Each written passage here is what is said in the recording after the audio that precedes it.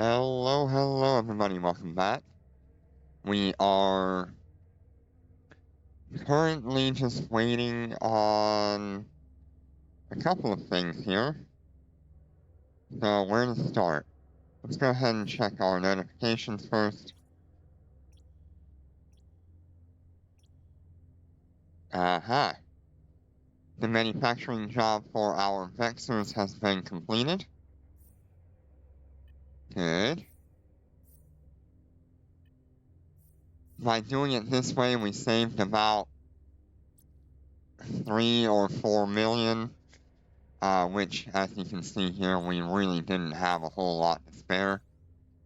We're left with 76,000 on one account, 1.5 million on another, and 3.1 million on the last. We're pretty broke.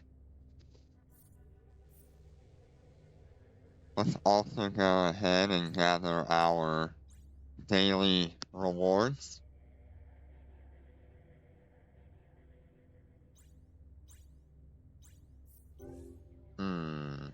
Probably shouldn't gather them here, but I'm heading to...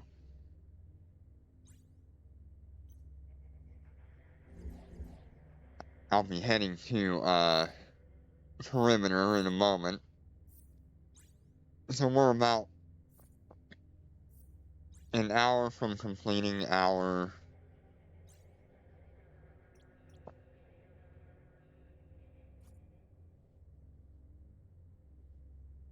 next skill.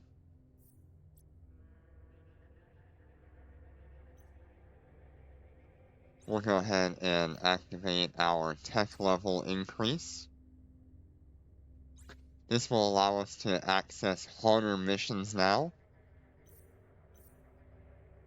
We also get access to more kinds of industrial ships, sniper modules, repairing things. We're gonna have the access to better cruisers, even though there are no better cruisers than our Vexer currently, other than faction stuff, and also remote repairers.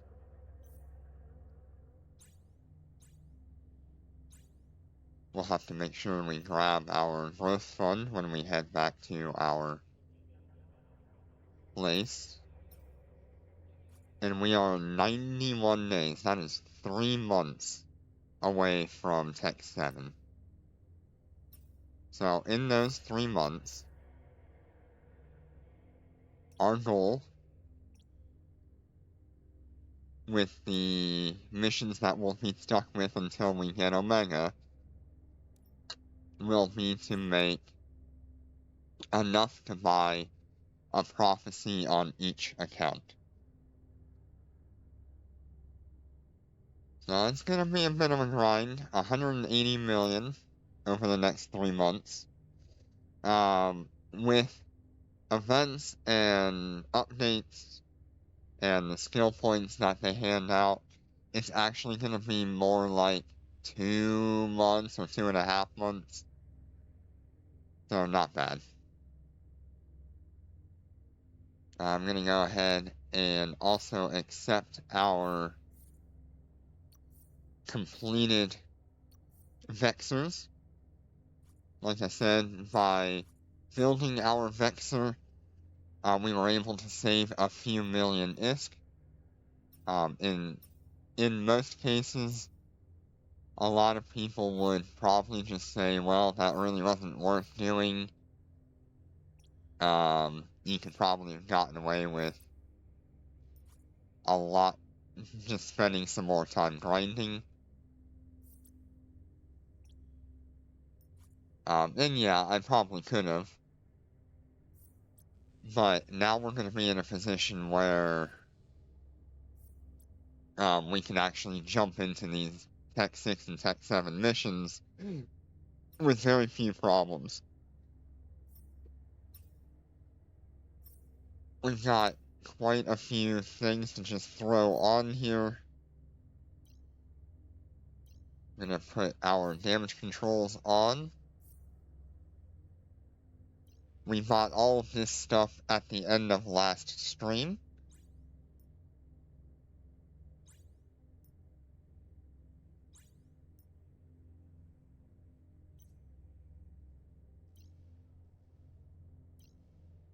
Okay, so we won't have anything left there. Go ahead and get our rigs on here.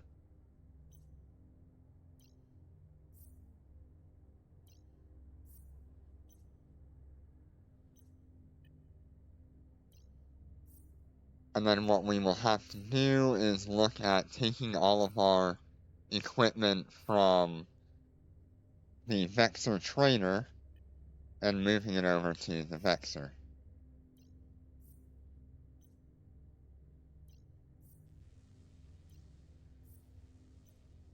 It's unfortunate that we could only step up to the Vexor, because it would have been really nice to have access to the Vexor Navy issue, but that Omega only still makes it a much worse ship for us until we get Omega. And at that point, once we have Omega, we're going to be in the Prophecy and trying to maximize that Prophecy. The Prophecy we will be stuck with through Tech 7, Tech 8, and up until the beginning of Tech 9, where we can finally step into a battleship. Alright, I believe that is all the equipment that we had just laying in our inventories here.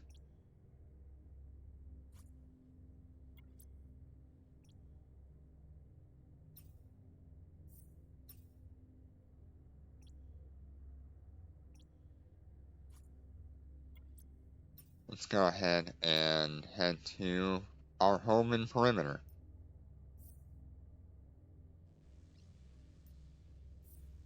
Because we're at Tech 6, we did not increase our... Autopilot engaged. We did not increase our Undocking. weapon tier level. Hey, Azim, how you doing? And so we will be able to upgrade to Tech 7 equipment by the time we are in our Prophecy. Warp drive. And by then we actually want to be looking at faction equipment to put on a Prophecy.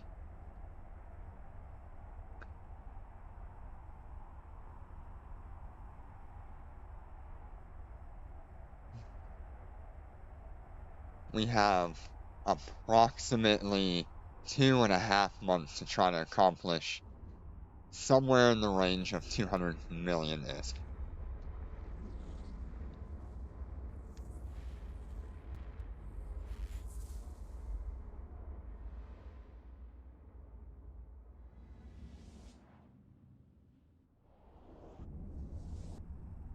Warp So drive. to give you an idea, in order to make 200 million ISK over the next 60 days,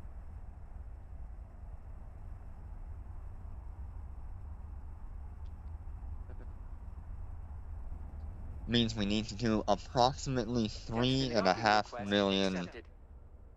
every single day for the next 60 days.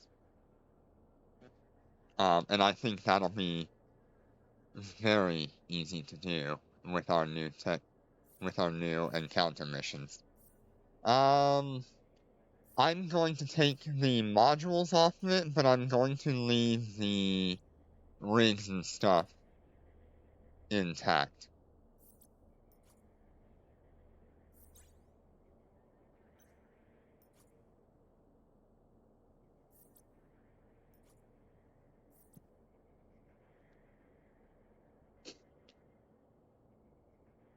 So the easiest way to take stuff off of a ship you currently own is to go into fittings, and where is it? Up here, I believe. No? Did they remove the strip fittings option?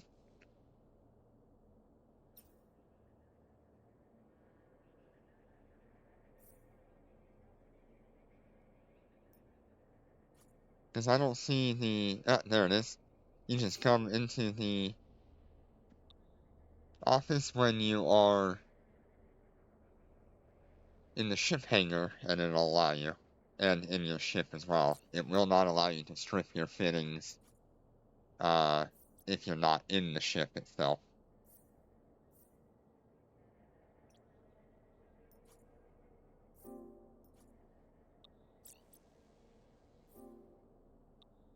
Are you hearing the audio currently?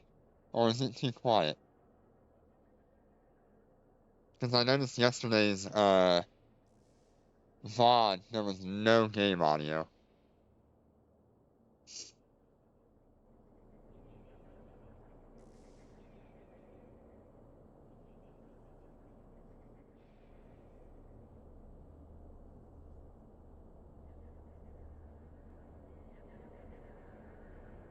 Is it a little bit better now?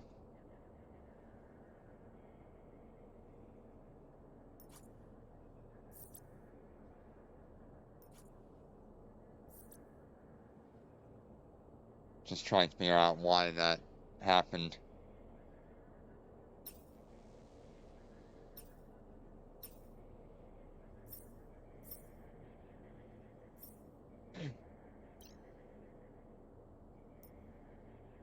Go ahead and equip our Mark V medium missiles. We're going to be staying with those.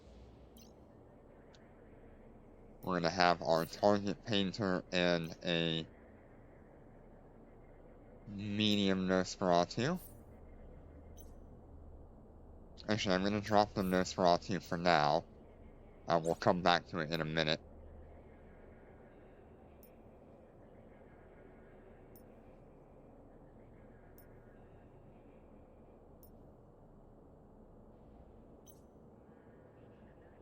Yeah, I don't want it to, like,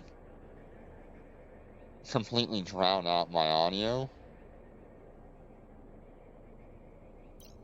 I don't know. Go ahead and get our Mark V medium armor repairs on here.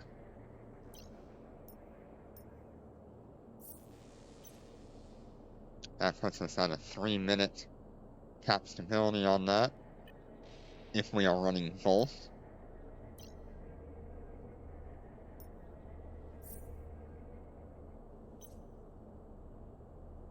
Which means we do need the medium energy Nosferatu. I believe we should be cap stable if I take off one of these. Yep.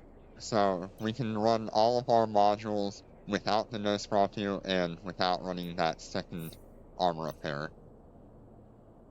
However, if we have the Nosferatu, we can actually be cap stable with everything active. That is a huge increase in ability.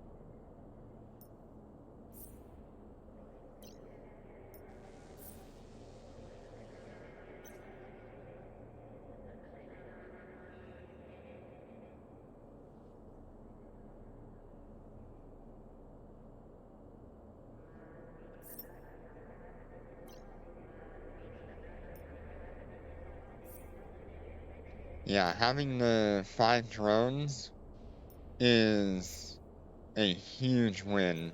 It's a massive increase in DPS over what we have been accustomed to with the Vexor Trainer.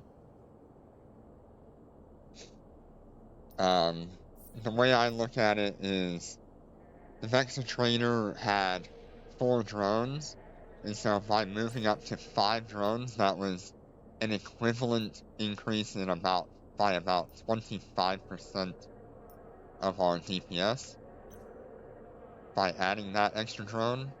And then we also got the increase from the skills themselves, which was an extra 2.5% times 5.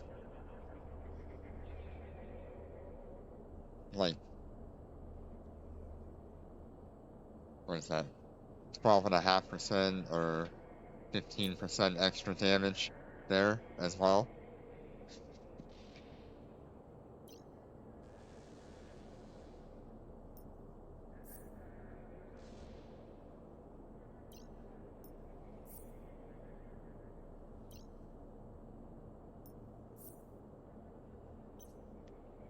So now we're sitting at 254 DPS on each one. How much more wiggle room do we have on skills? Okay, nothing really new to add here. And I believe we have the drone skills we're gonna end up with for a while. Yeah, we still need to do medium drone upgrade, which will give us quite a bit of extra DPS. I think I'm gonna go ahead and swap over to medium drone instead of missiles, but I need to finish off missiles.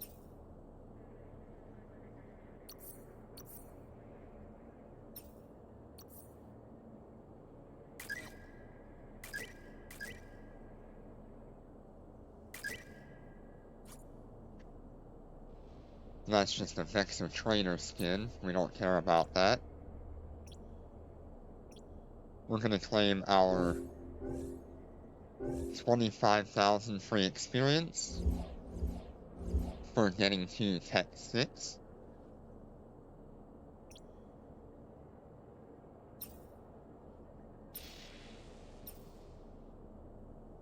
Yeah, about half an hour before those missile skills are complete, unless we fast forward them.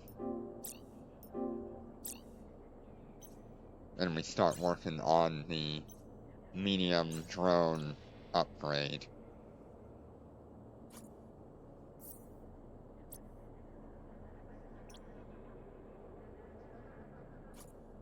More DPS is really nice.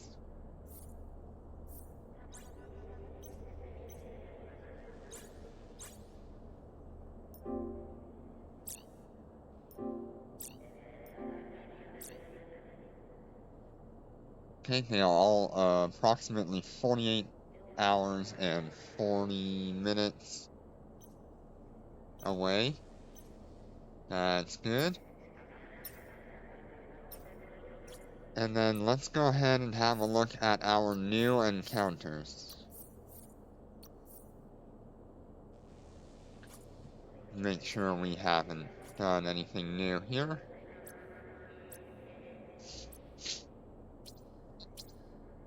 In order to get our new encounters, we have to come over to the right side here and hit Advanced. And then after that, we have to hit Refresh. And there we go. Look at that. Our first mission on the left is a 1.5 million-ish mission. That took us... That one mission is going to pay off more than what we would get for like an hour or half an hour of grinding in the previous tech levels. I don't know how well we're gonna do against that, because I want to see how we handle the standard missions first, and then maybe we'll consider jumping into a 1.5 million today.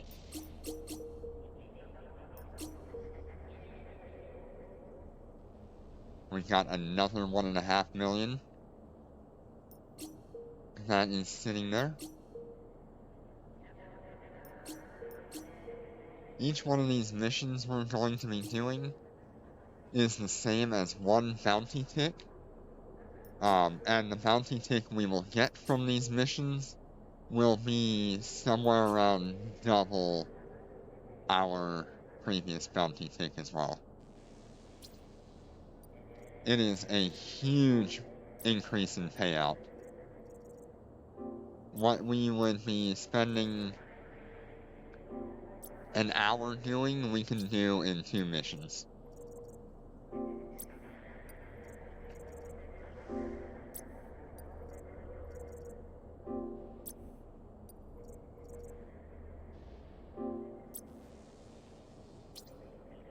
These shouldn't be, on average, they shouldn't be harder than the hard missions we had previously. However, the hardest mission we can encounter now will also include, battle cruisers. As you can see here, it recommends a Tech 6 cruiser to jump into these. So let's just check all of our stuff, make sure we drop off anything that we don't need.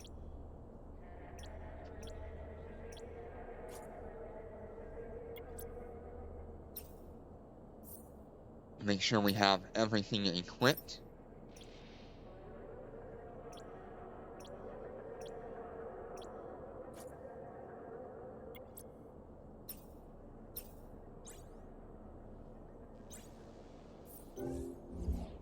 And I think we are pretty well prepared.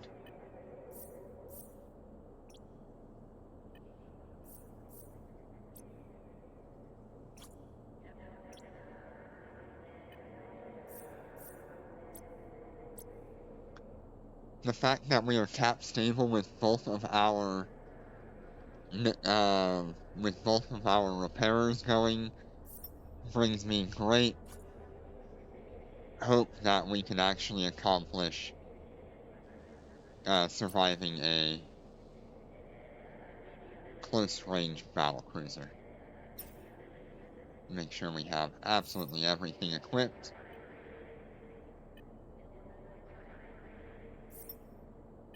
Yep, it all looks good. We're also going to set our orbit to 0 like we had previously. And I think it is time to see what these ships can accomplish.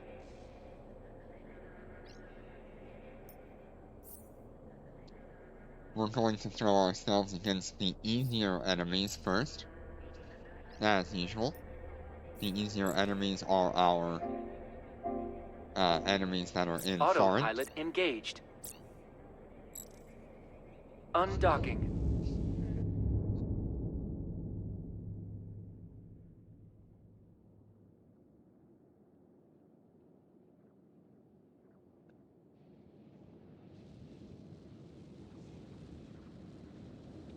Warp drive active. For whatever reason, I can't see that previous chat that you have. Ah, there we go. A huge increase over T5, yeah. Definitely a massive increase.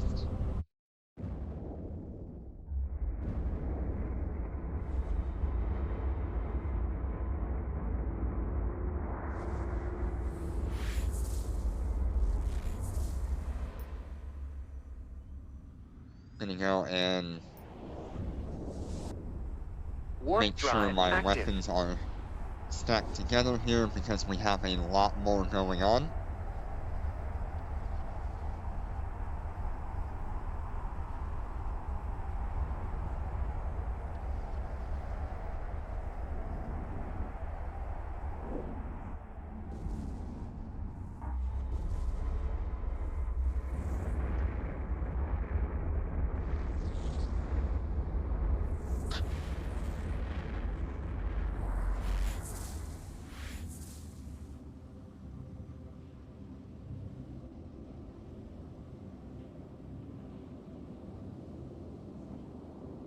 Alrighty, let's make sure we have our location set to a station. just in case things get a little bit out of hand, we'll go ahead and activate our armor hardeners.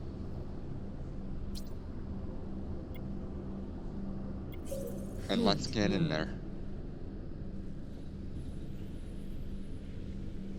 Warp drive active.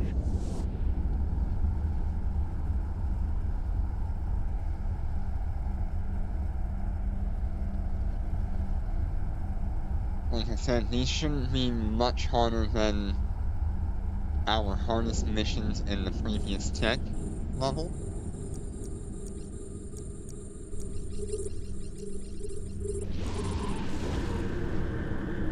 Another nice thing about the Vexor is we have more armor than we did previously as well, so we can take more DPS for a longer period of time.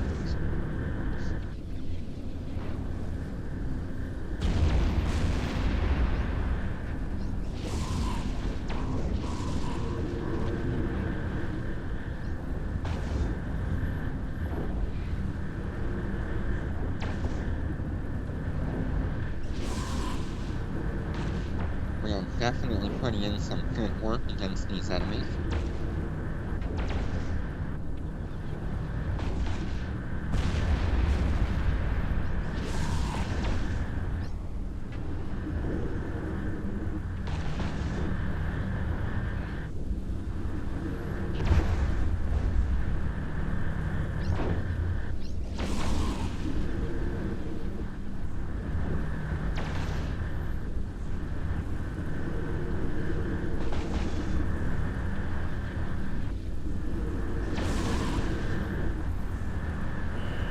Enemy ships detected.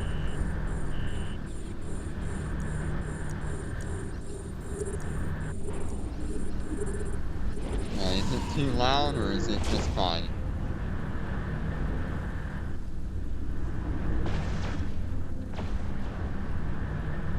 Because to me it looks a little loud, but I don't know if you can even hear it.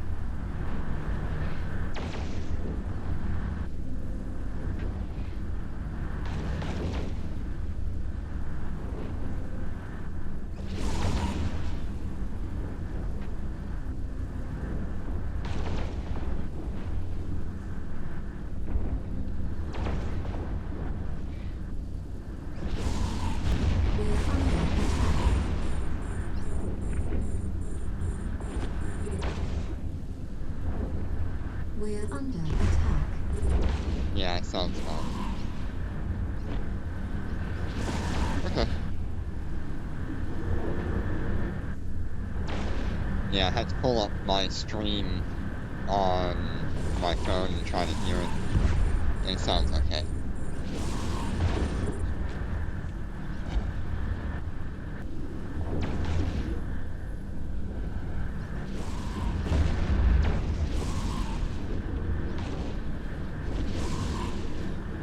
So now our total DPS between all three ships is somewhere around 760 DPS.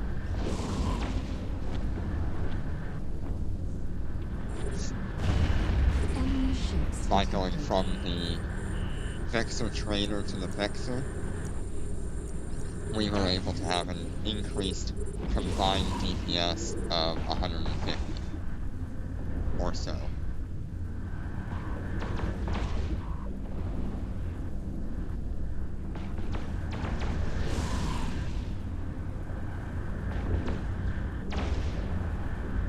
Yep, we are pretty comfortable in a standard mission.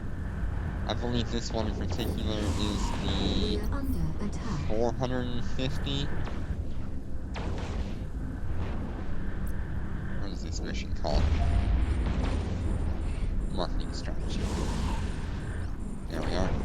It is, yeah, a 450,000 is mission, which is the harder of the easy missions that we can do at our tier.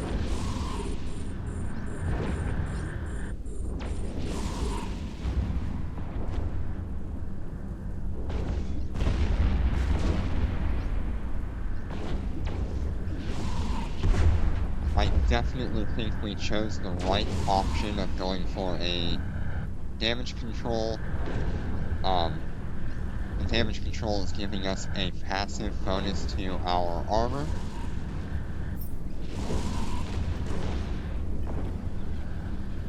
And it just makes us that much more survivable in many situations without taking up any extra capacitor.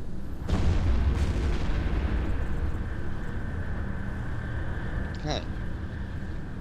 So, what used to take us 20 minutes to get a bounty tick that was worth 350,000 ISK, we have just done in like 3 minutes for completing a mission, not including the bounty tick that we're going to get from this.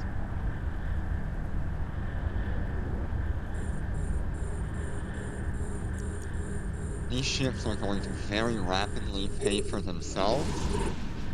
And so what I think we're going to do is we're going to prepare early to step into a battlecruiser at Tech 7 by buying all of our faction equipment and mounting it on the Vexor, so that when we get into a battlecruiser we can just move that faction equipment over.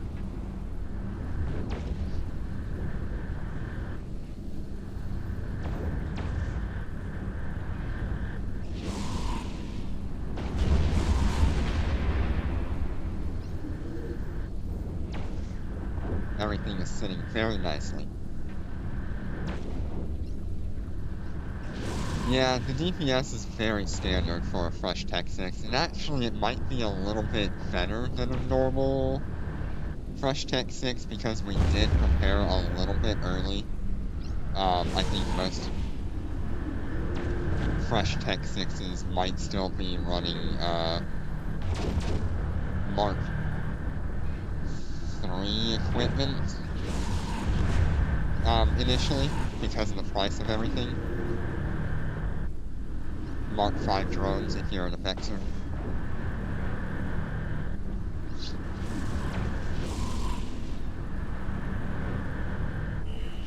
Enemy ships detected. It is just really hard for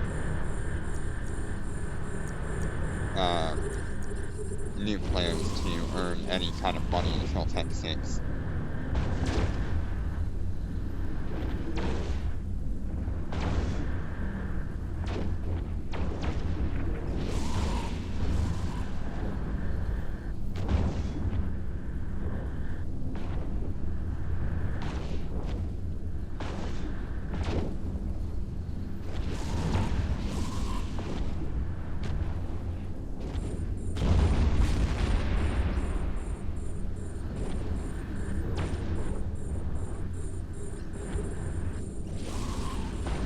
Are these going to be Tech 7 equipment in here? Or is that only going to be in the hard missions? No, Mark 5. So only the hard missions are going to have the Tech 7 equipment. We're under attack.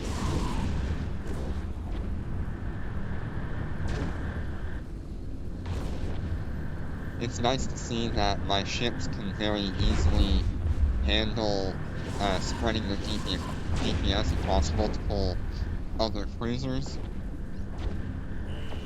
Enemy ships And they're not going to suffer in any sort of way. Yeah, having those commendations are going to be huge for us when we get that reset come through.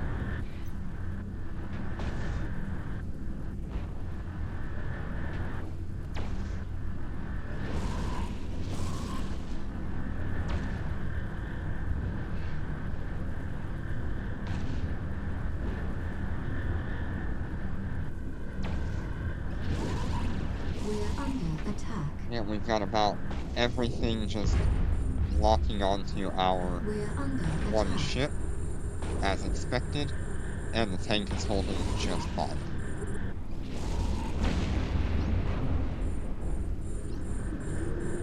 I'm glad we went and got our longer range equipment on here, because if something spawns in just a little bit out of range, our drones can get out there to 35 kilometers, and our missiles can reach 29 kilometers.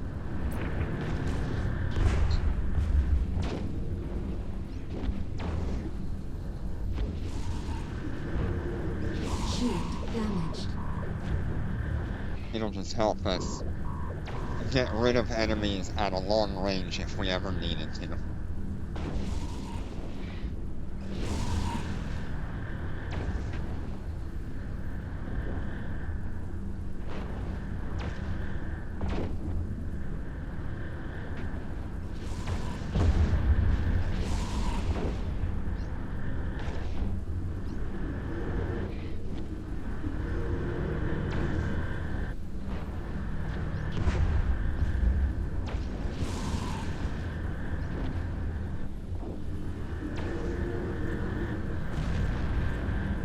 Nice and easy. Fleet rule.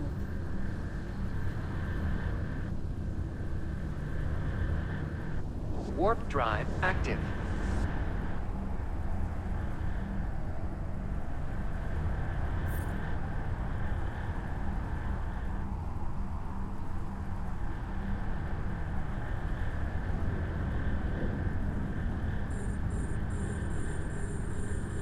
So over the next We're under 2 months of attack. being stuck, 2 to 3 months of being stuck with the Vexor, we're going to have access to 3, We're under attack. upwards of 2 or 3 other Concord passes, which will give us the Concord points to afford either a battlecruiser nanocore or a cruiser nanocore. Armor damage. Taking a little bit of heat here, Armor so we're going to go ahead and turn on our second armor repair. There's that battlecruiser that we were a little bit worried about,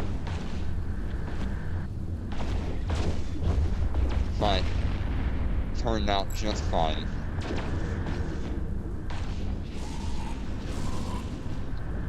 Between the 750 DPS that all 3 ships had, we quickly removed it from the field.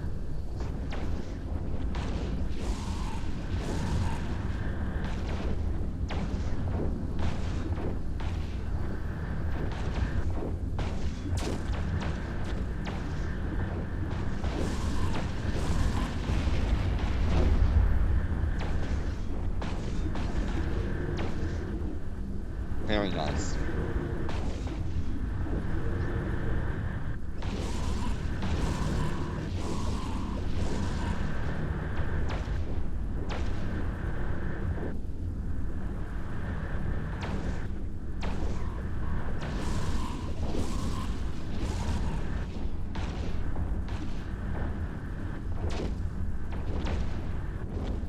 I definitely think that as a single player, the setup we have here is more than capable of handling a solo running of these missions.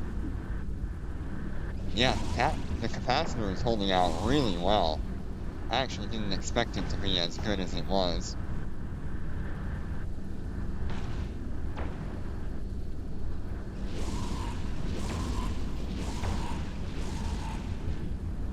Yeah, we're also going to be wanting to buy some very expensive equipment for our battlecruiser when we get there.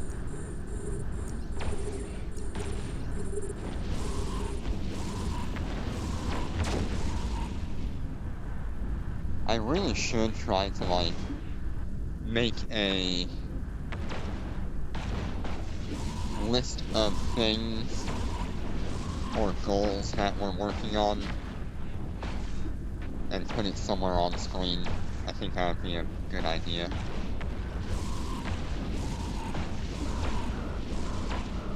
ships taking damage. We're under attack. Okay. Right now our ships are not targeting a battlecruiser that's on the field, which is kind of clearing things out.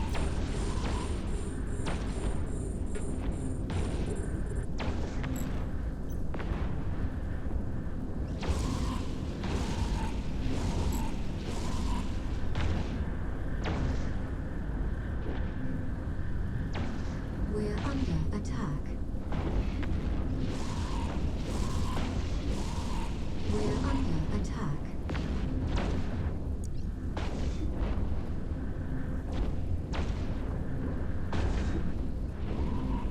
Armor damage. Armor damage. Yep, there's gonna be moments where the battlecruiser does quite a bit of damage to us in one shot.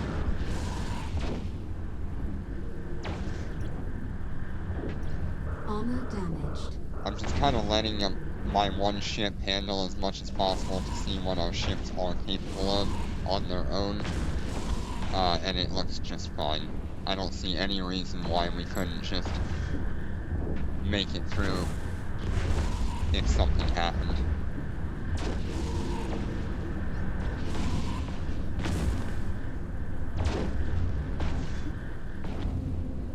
I think it could be a little bit sketchy as a single ship,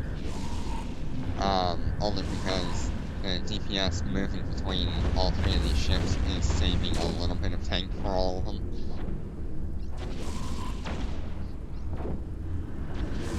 But as a single ship, I don't see why they couldn't do it. There's our bounty tick. Our very first bounty tick in Tech 6 has given us 1,129,000.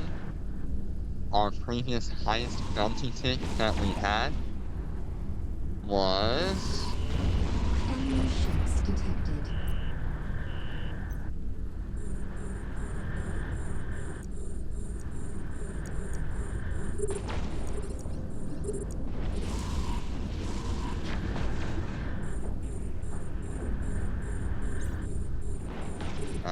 Let's see here.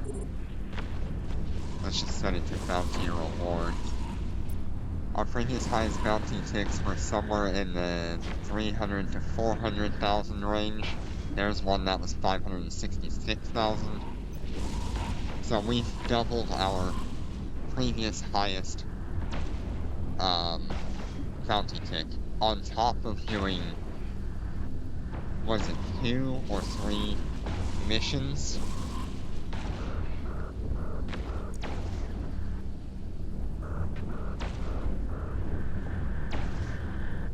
Yeah, the damage control unit is going to save us a lot, because if we start getting in trouble, we can activate that, and it will increase our damage resistance to a huge amount. Let's see if I can pull it up here.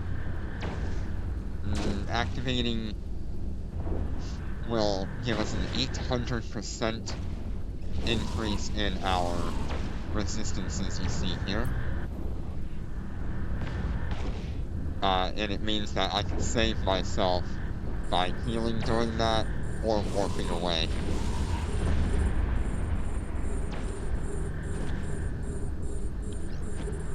It is crucial for our survival if anything goes wrong.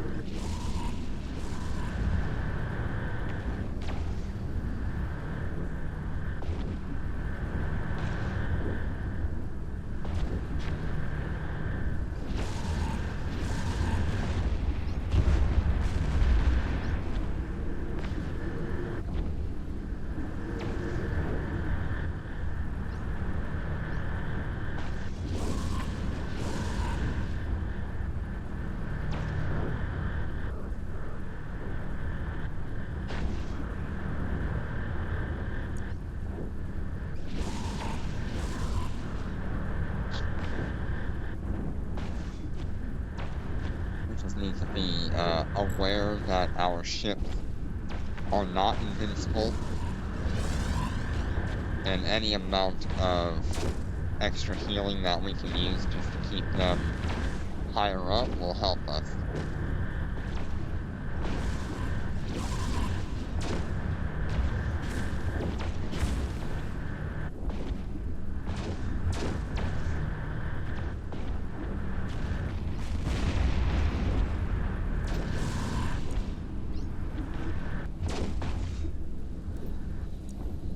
We're under attack.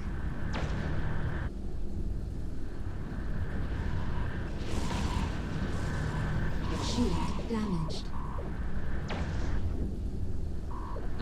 I forgot I even had that second armor repair on over there. But we're only at half capacitor on it, so that's fine. Okay, that was the 1.5 million mission. That was super easy. Warp drive active. We literally just gained 3/4 of our ISK as a mission reward for that. Very nice. We don't have to worry about We're under the hard attack. missions now, and we can just go straight into making sure we just keep our ships alive We're under attack. without worry. We can spend more time focusing on our modules and less time on what our ship is doing.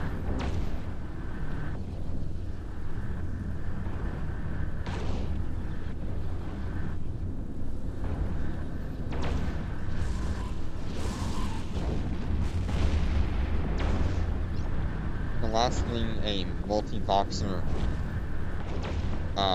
should ever want to do is manually pilot 3 different ships to try to maximize their damage resistance and things, or their incoming damage. And so being able to just ignore whatever the ship is doing and just focus on the modules is a huge win for someone managing a fleet of ships.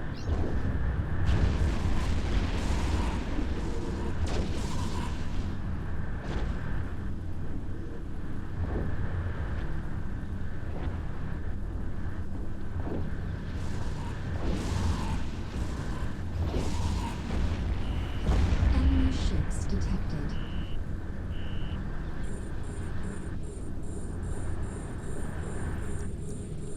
It'll be interesting to see how these ships handle the Caldari enemies, or the Caristas enemies. Because the damage profile, or damage resistance profile of these ships is a little bit weaker on explosive than the Vexor Trader was. So that could be a bit of a sticking point for We're incoming under damage. attack.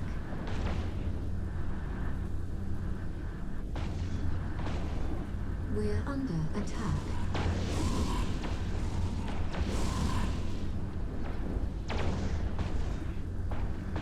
We're under attack.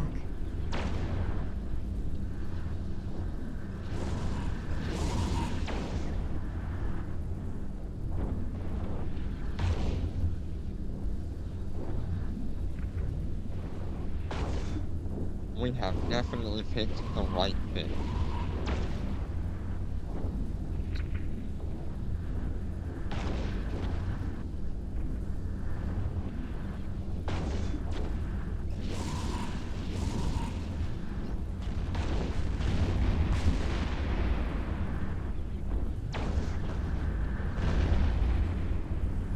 Yeah, it really does depend on what kind of battlecruiser is in the 1.5 million encounter, or just in any of these missions in Enemy general. ships detected.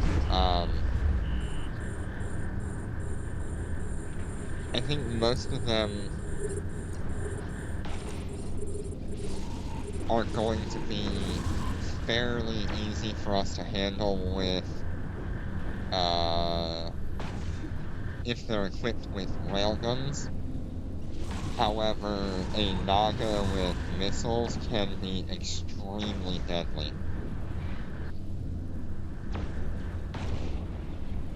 it's in the same vein as the double ropes or double Hyperions as battleships in Tech 10 missions. They can be very deadly.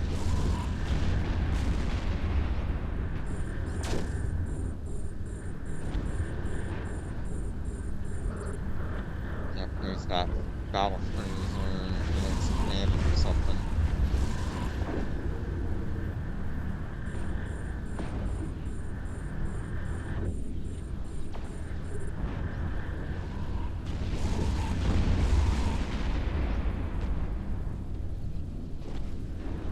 I think the first thing I want to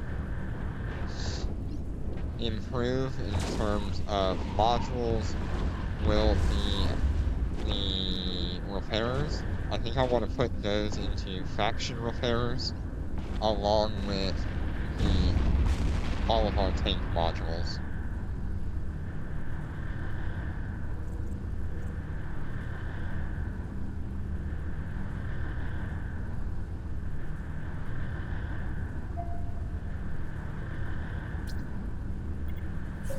Fleet warp.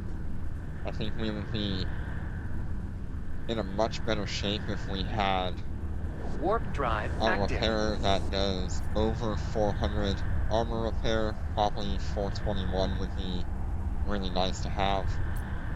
It's gonna hinder our capacitor a little bit, but that shouldn't be a problem considering our current capacitor usage is very minimal.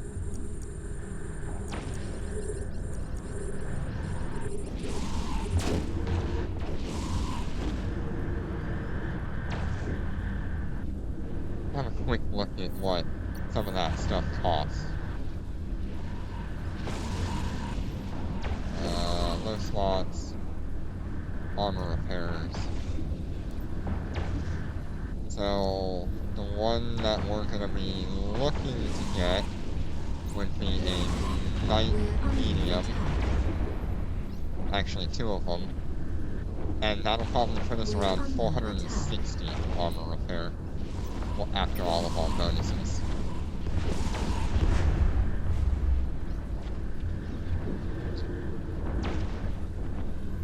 Compared to the 399 we normally have. So 8 million's not bad. Shield damaged. Yeah, if we do end up getting Mark 7 modules, we can't even use them until we get into the battlecruiser. Because at Tech 7 we'll be stepping into the battlecruiser.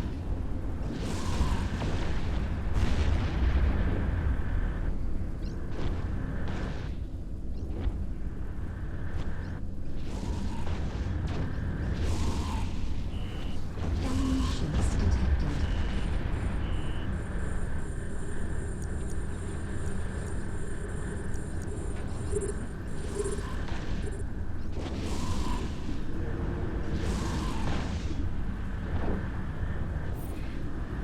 I wonder if we can...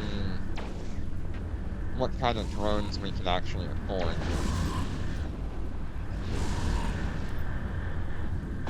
Because I wonder...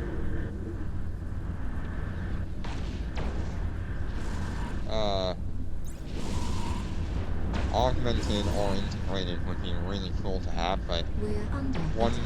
1.4 billion ISK just for medium drones that are dead space equivalent is a little bit We're crazy. under attack.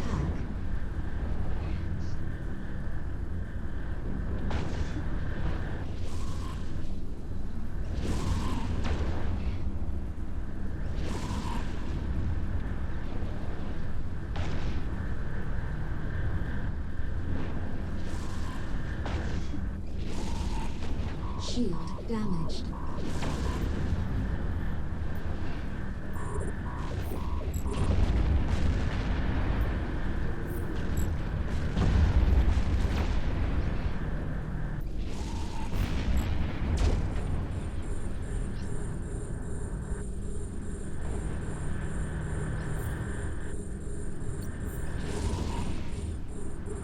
else we need to look at? Come on, you. You're fine. Oh, come on. Enemy ships detected. Of course it warps it off.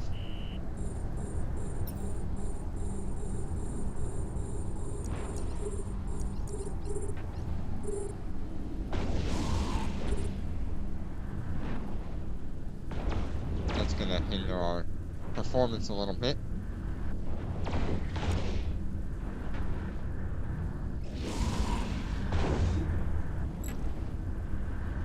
Come on. Get back in there. What in the world? We are under attack.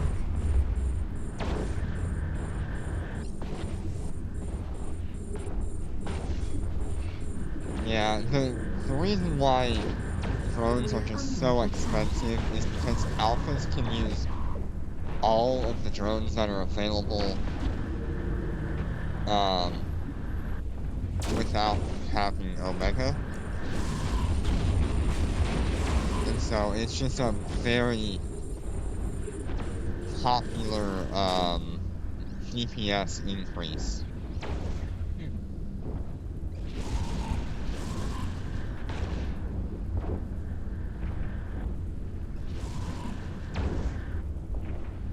For the cost of one of those drones, that is 1 month of Omega.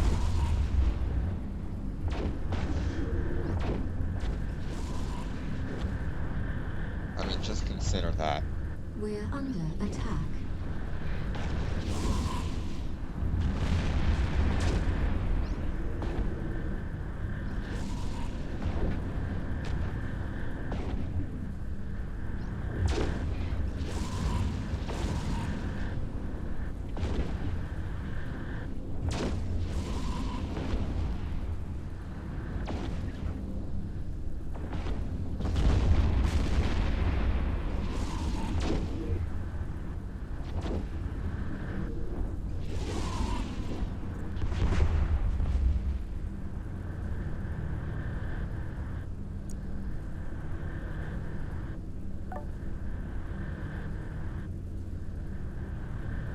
Next mission. Fleet warp.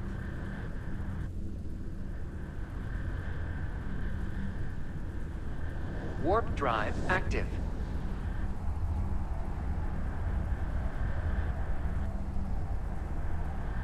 I think now that we're at Tech 6, we can consider dropping some of those time online missions for bounty related missions. We're Since our under bounties attack. are going to be in the 1 million to 2 million range. We're under attack. And we're going to get a lot more bounty ticks than we will time online.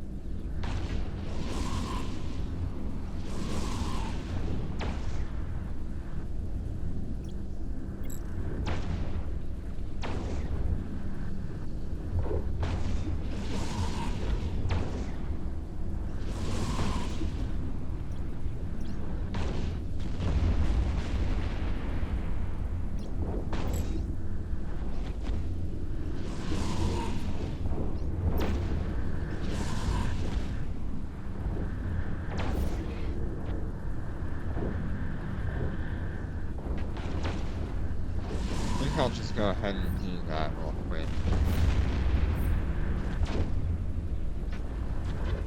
Check our missions. And we're going to change out the 60-minute option for the 5 million, which is 15 points.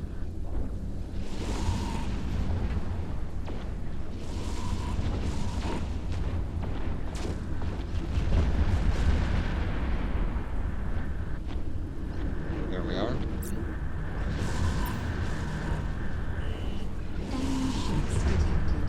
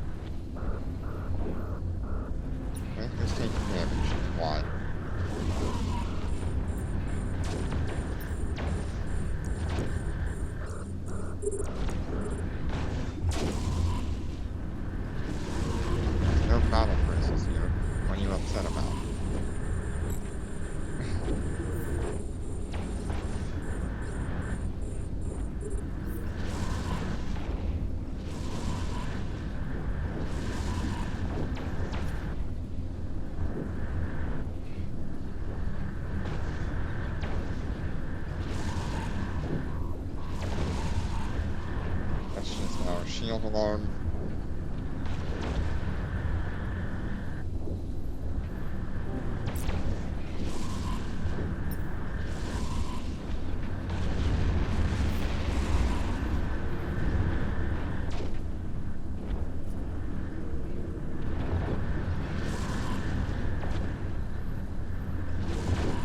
We're under attack.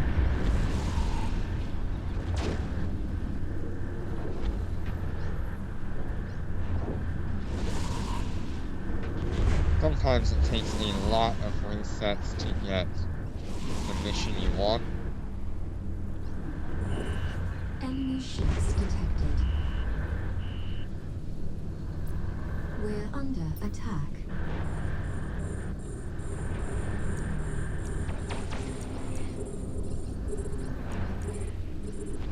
We're under attack.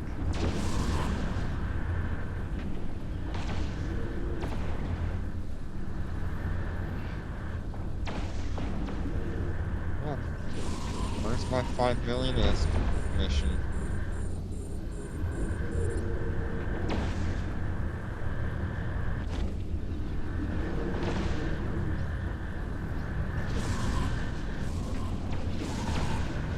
Also, sometimes the mission that you want just doesn't seem to exist. There's the 50 million. There's the 50 million. There's the 10 million, again, for the third time we've seen that.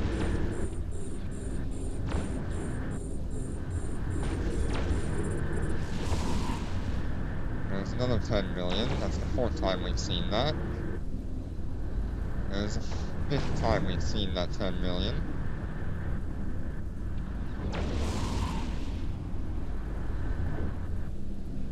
Ah, we're just gonna go with the 10 million. That's annoying.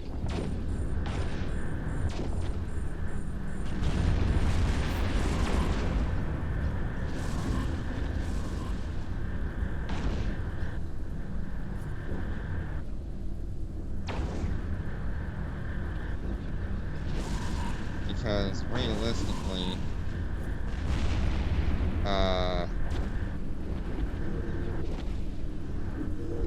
yeah, see? It's in there somewhere. You just don't know how long it's gonna take to get there. Russian roulette. Yeah, it would be really nice if maybe if you paid some ISK that you could choose whichever missions you want rather than the constant waste of 5,000 ISK when you don't get a mission you want.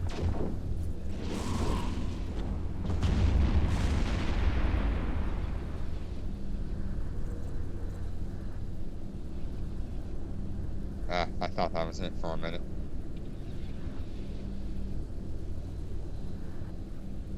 Come on, I know it exists in here. Come on, I know you can do it. There it is. Hey! Woo! We got it. Okay, so this will be another hard mission with a battlecruiser in it. We will have to use both of Warp our drive armor active. repairs for this mission. You know, it only took, I don't know, like 50,000 ISK or something like that. No, more than that. Probably took like 150,000 ISK just to get that mission.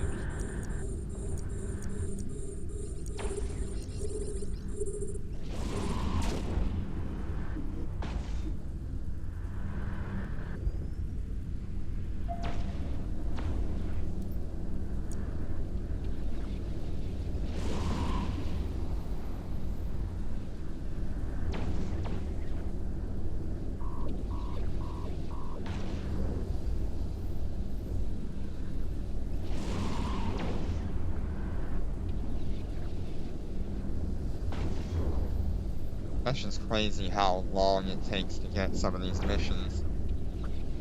I have had times where I have re-rolled a mission for like 2.5 million ISK, just doing the re-rolls. and still never got the mission I was looking for, even though it was in the list.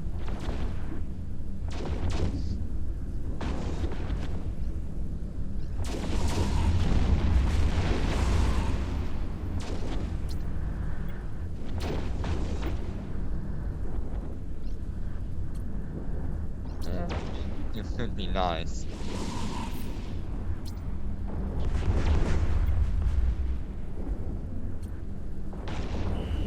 Enemy ships detected.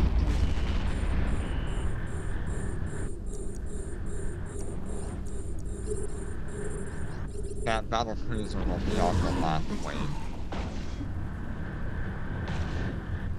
Why?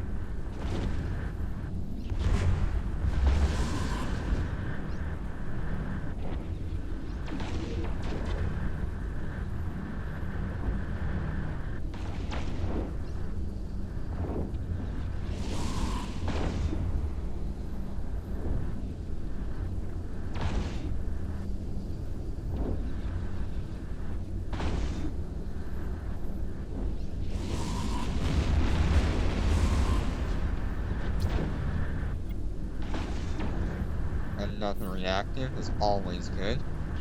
I think those medium armor plates are also okay on the market. Yeah, that's not bad.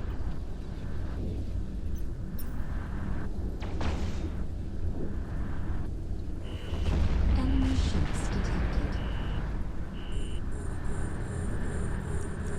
We're under attack.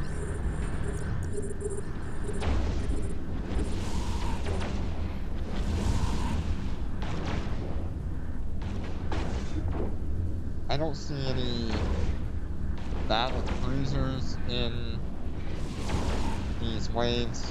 I don't know why. There should have been. But there's just not.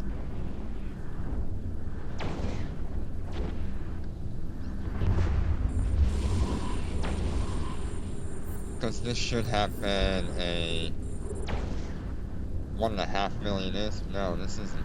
I thought it was.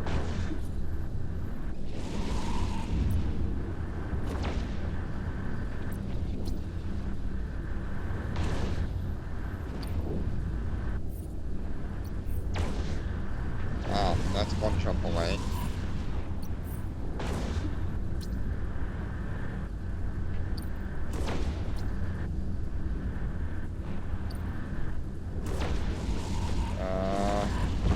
Let's think.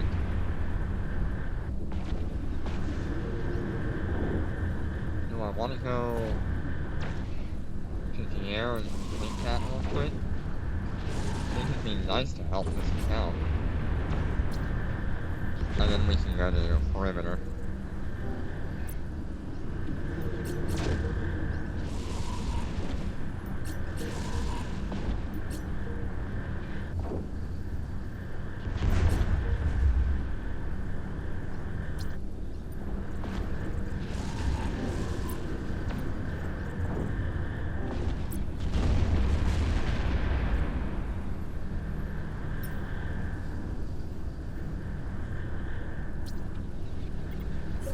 Fleet warp.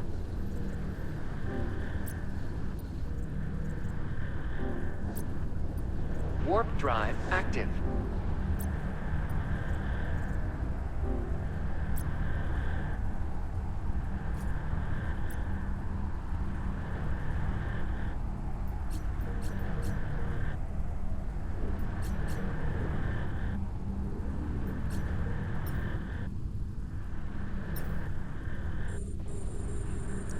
Well, we'll have another 1.5 million is mission in perimeter as well.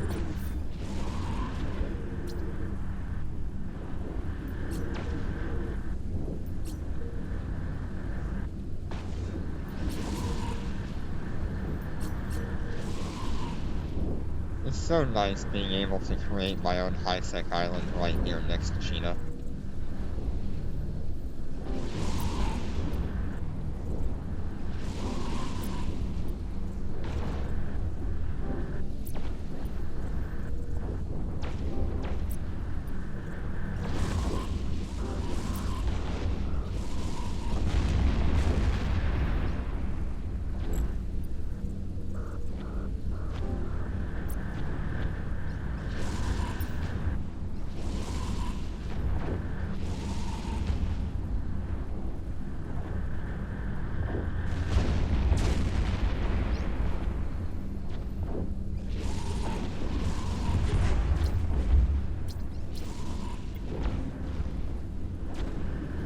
Another armor repair.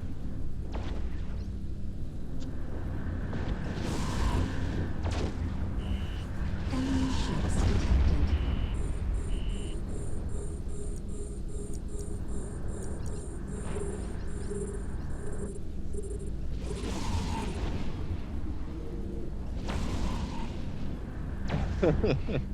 Yeah, have you found a bunch of labs in the same spot?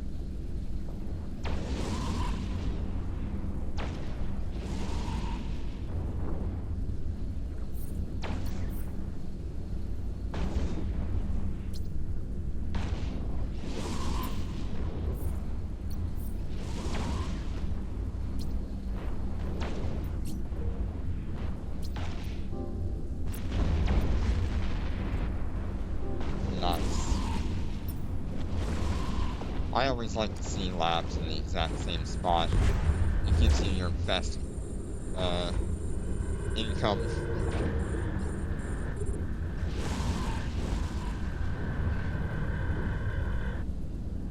We're under attack.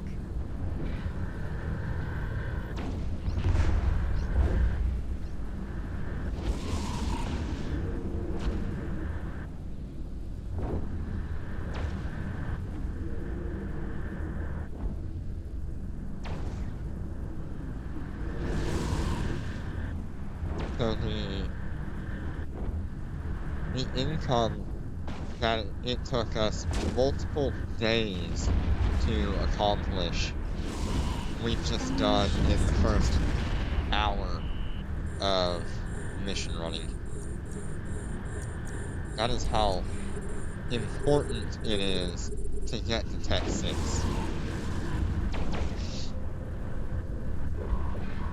And be able to hit those missions as hard as you can and as early as you can without losing your ships.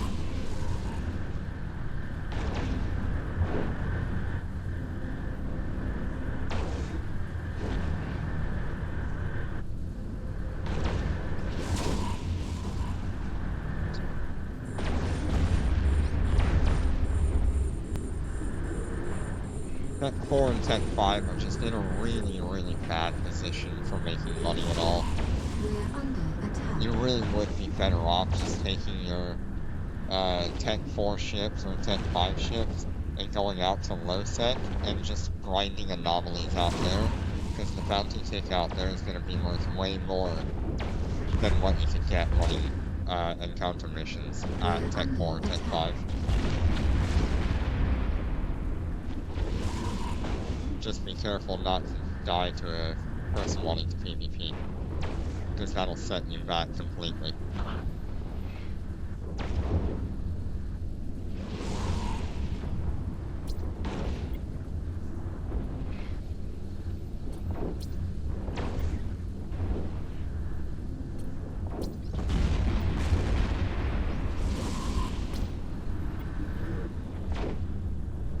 Mark 5 active.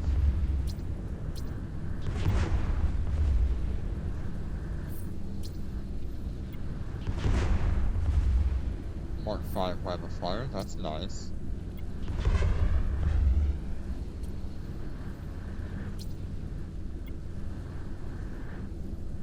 Another reactive, just in case we want it.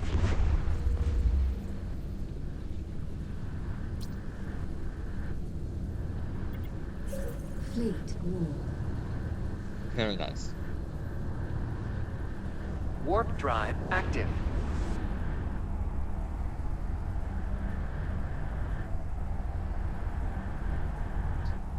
Yeah, if you feel like you can complete one of those storyline missions, before someone comes in and tries to kill you or, We're under attack.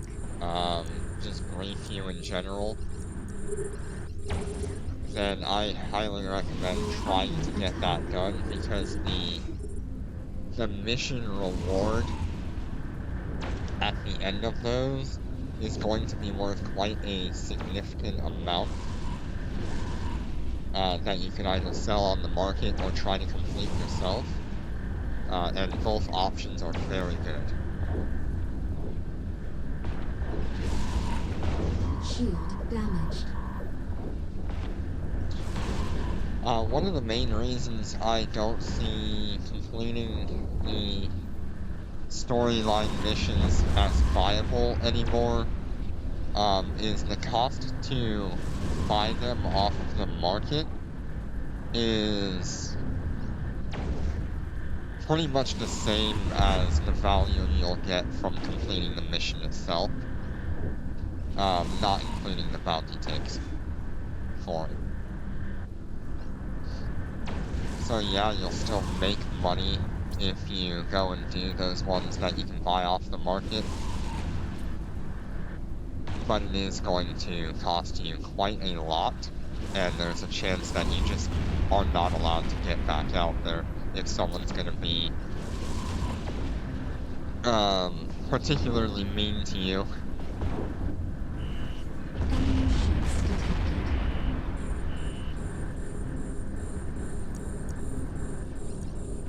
It's one of the many reasons they give you a few days to try to complete those missions rather than a couple of hours. They know people are gonna want to stop you from completing those missions.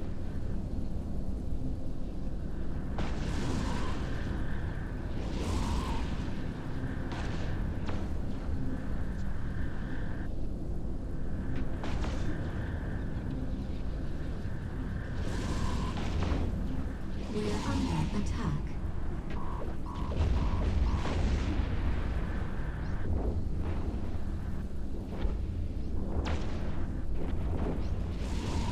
Now, this has been relatively calm for being our first day in Tech 6, so I have high hopes for our future.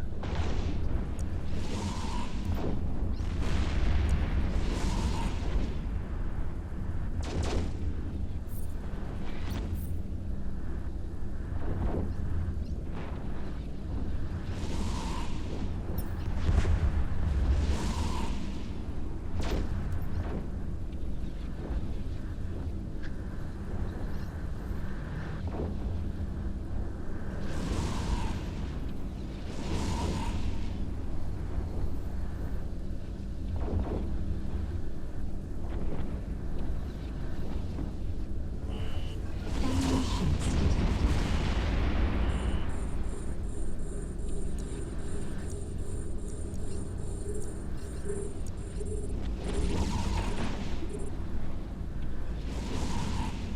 Hey, I'll be back in just a moment.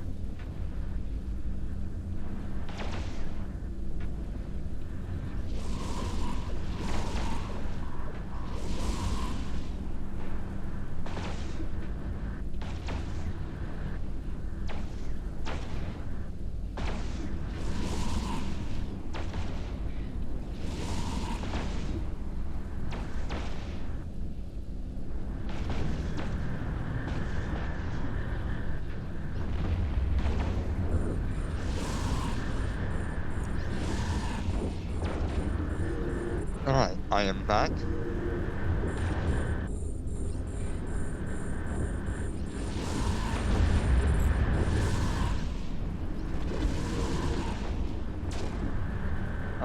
So on my top left account, we've gone up by 4 million just today. On the right account, we've gone up by 4 million, and on the bottom left, we've gone up by like 2 million. Because of bounty ticks.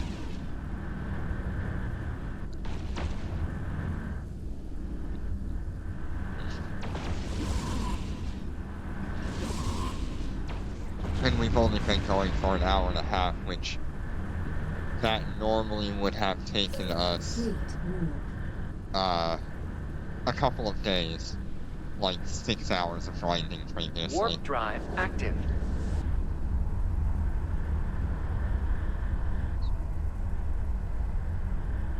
It is such a significant jump in income.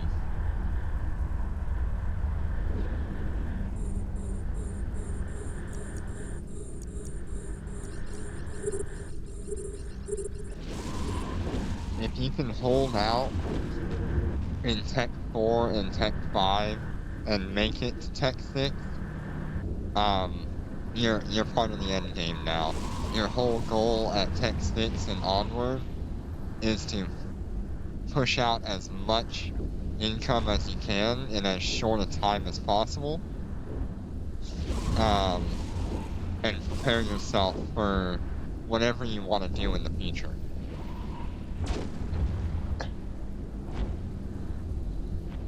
That was a 1.3 million bounty tick.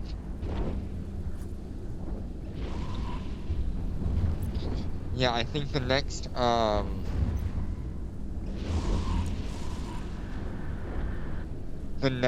upgraded ship is going to be the Prophecy. And with the Prophecy, we'll be able to sit somewhere around 430 DPS or 411 DPS, if we do not have a nanocore. We're planning on having a nanocore for it and teaching a little bit about how nanocores work as an alpha.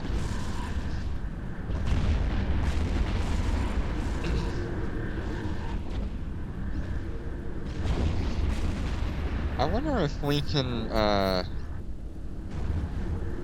buy a Prophecy, or not a Prophecy, a Vector nanocore off the market.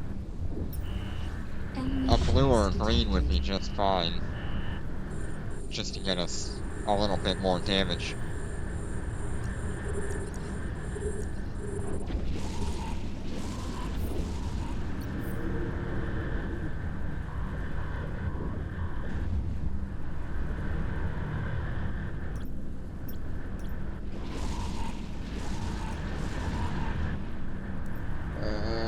Galente, let's see, 12% drone damage, 14% drone damage, and there's not really another option. That's almost a billion ISK right now? What in the world? 249 million is what we're aiming for, kind of, to get into the Prophecy. That's insane, the prices on those. I guess they're not that common anymore.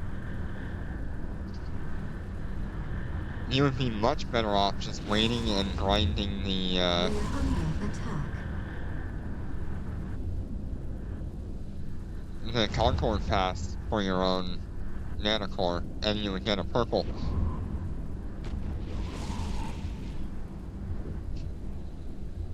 Why would you spend that much ISK on a nanocore that you can't upgrade? We're under attack.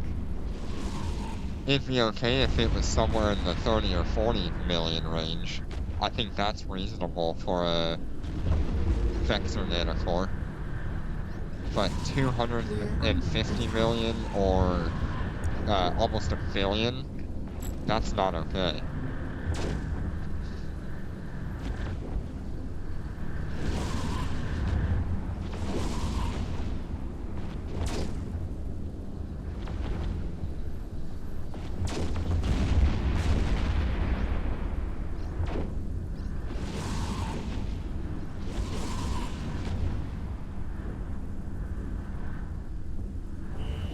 Enemy ships detected.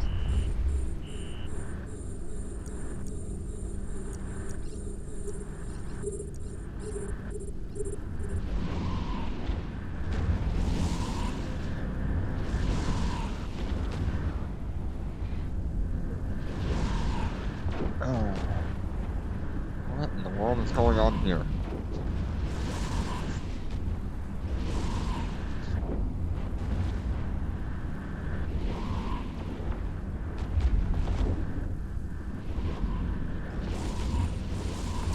Something's doing some damage.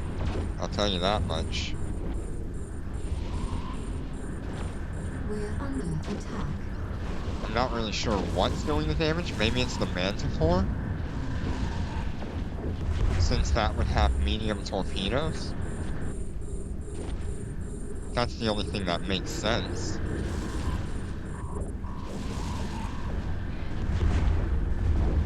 Maybe it has railguns? Because I didn't see any explosions. So maybe they mounted medium railguns on a... on a Manticore?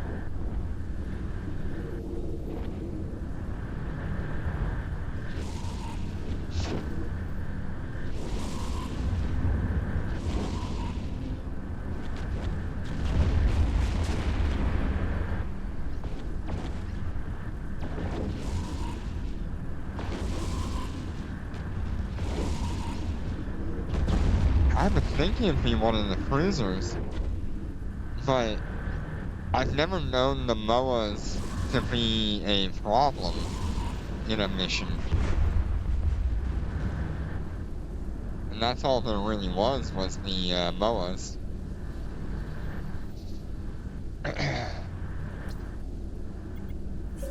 Fleet war. I don't know. Just kinda weird. Warp drive active.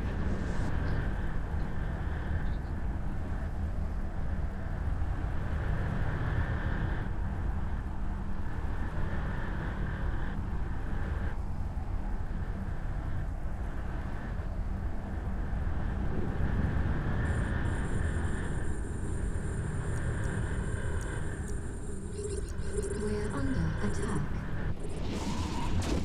Turn that down just a little bit. We're under attack.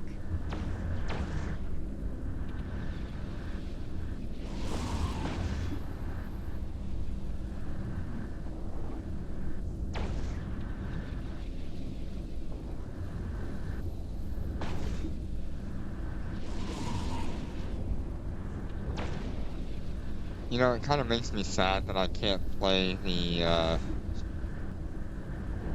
Eve Echoes music in-game because it does get copyright flagged.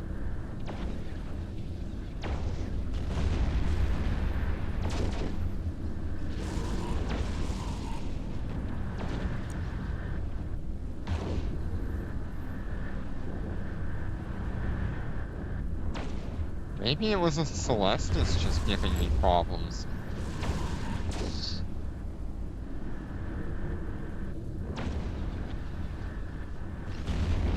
Because I think there was a Celestis or something in that previous mission. Or they've updated the MOAs to be the actual problem. Enemy ships detected.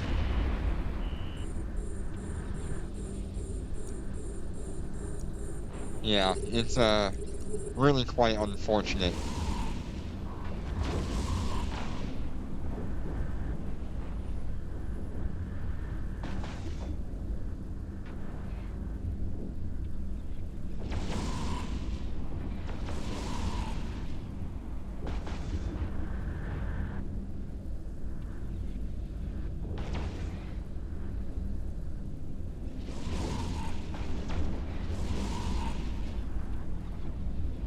We're under attack.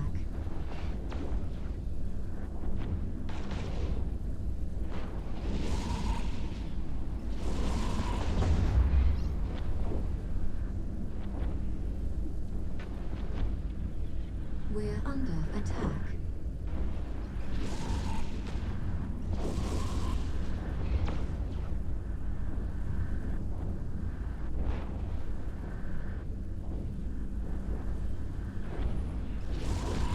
So it's a little bit funny, when the game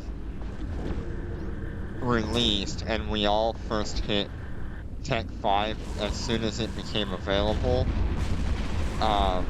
one of the first ships I gravitated toward was the Mela, and so did my friend. We got absolutely ruined in a, I believe it was a Tech 7 mission. It was worth like 1.5 million like we're doing on some of these missions. And we had like full tank. We just couldn't handle our capacitor very well at the time because we had no idea how everything really worked together. And we just got absolutely ruined. It was one of the best times ever. That early Tech 5. You would come out of a station and see someone with a... We're under attack. With a, oh, what the hell is it called? A Gila? It would be like the very first Gila in the game, just sitting around outside of, Pater.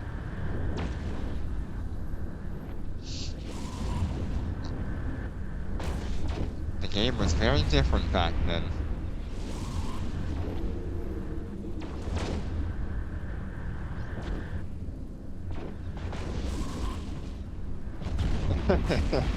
Oh god, it hurt before insurance points. Oh my god, losing a ship was painful back then. It really set you back. You would be grinding for months just to afford the ship that you would want. You would get it out to a mission, and you would just happen to choose the wrong mission, and it would smite you. And then you'd have to go and do it all over again. Fleet warp. It was painful. Warp drive active.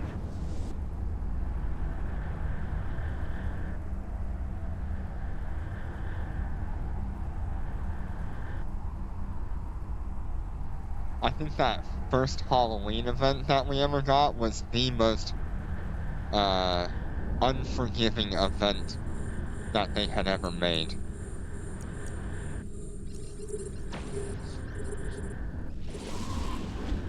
During that first Halloween event, they had released disruptors for the first time into the world, and I think they also released warp bubbles for the first time during that event.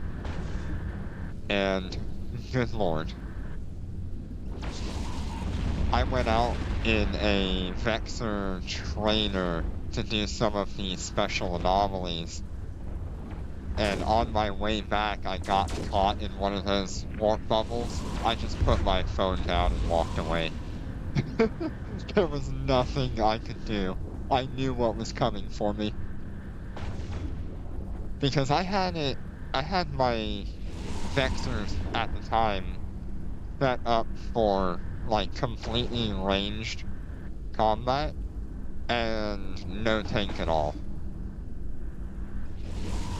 Insurance points were not in the game at the time either. And so everybody who got caught in a warp bubble gate camp, they just lost their ships outright.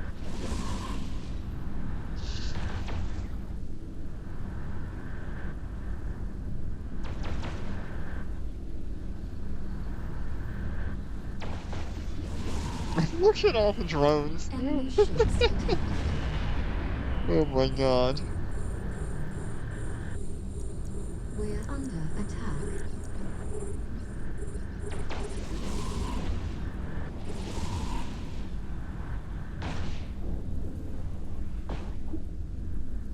Shield damaged.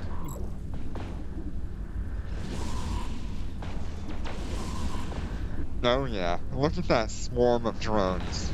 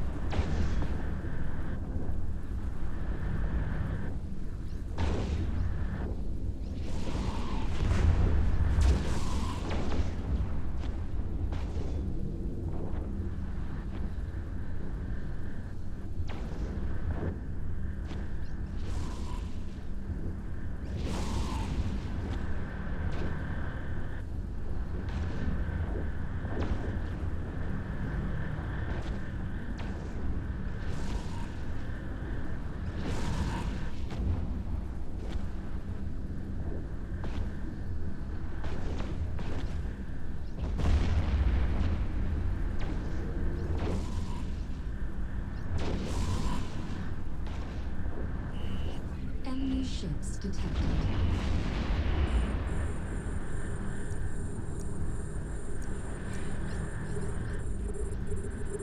Oh no, Gina to Syndicate, I know that.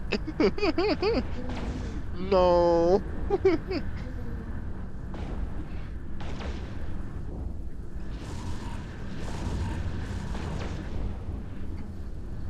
God, the big camps that were along that route were insane sometimes.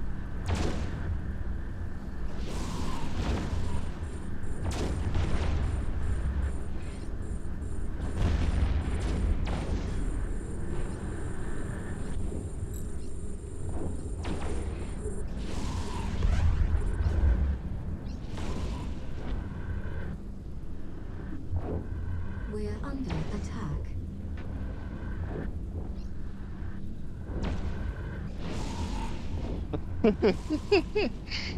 Yeah, it was bad at that time.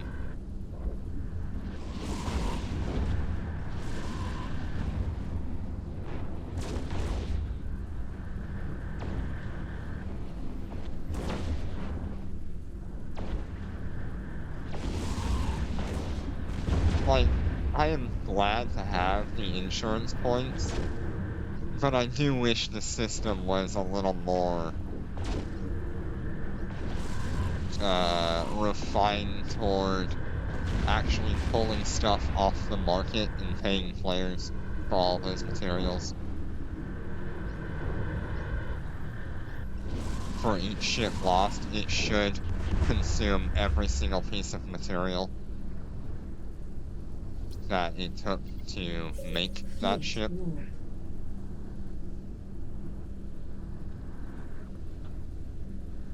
Warp drive active.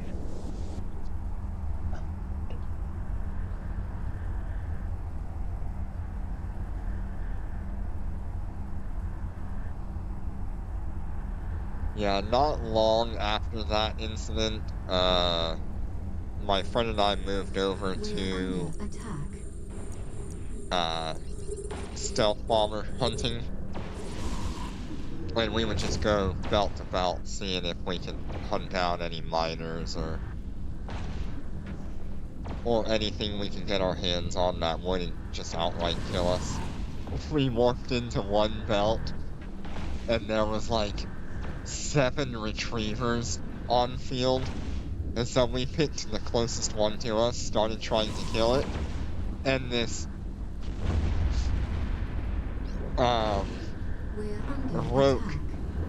warped in, or uncloaked, we're not really sure. He just showed up. And at first we were like, okay, we'll just handle him. There's no way he'll catch up to us. The fucker had a micro warp drive on that, and he just got right on top of us, locked me down. I told my friend, get out. And so he got out. I died. But that was funny, seeing a freaking rogue with a micro warp drive. It was so unexpected.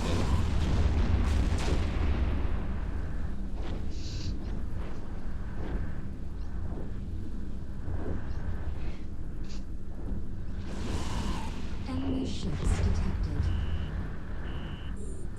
We're under attack. We're under attack. I mean, I think he like 2-shot me, because his first shot like glanced off.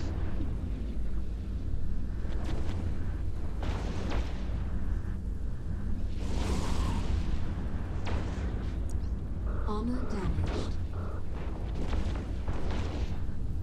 Yeah, they must have increased the capabilities of some of these Tech 6 cruisers that are in these missions.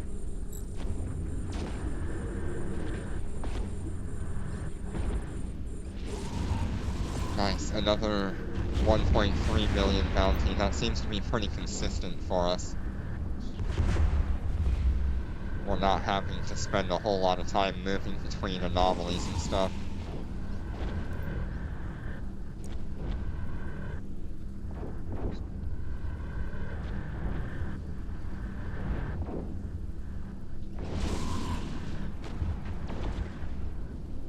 Look at that. We are now up to 8 million on each account. That took us like, Enemy ships detected. yeah, that's true. The buffs also apply to the rats. We're being warp scrambled. That is very true.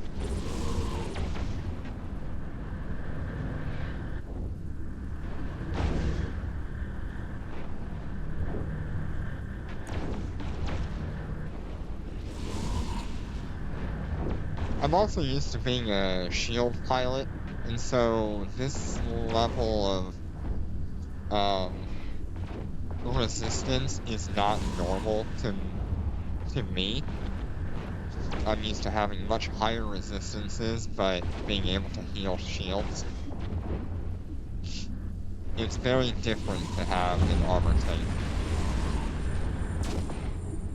And actually being able to double repair is also really nice.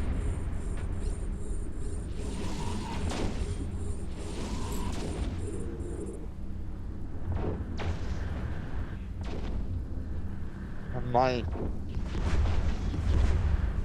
favorite and least favorite glitch that Eve Echoes had ever had was when the NPC elite ships could have double modules of the same kind. For example, they could have 2 micro warp drives and active at the same time, so instead of getting the bonuses from just one of those, they would have both of them combined, and they would just like cross 100 kilometers in like 2 seconds.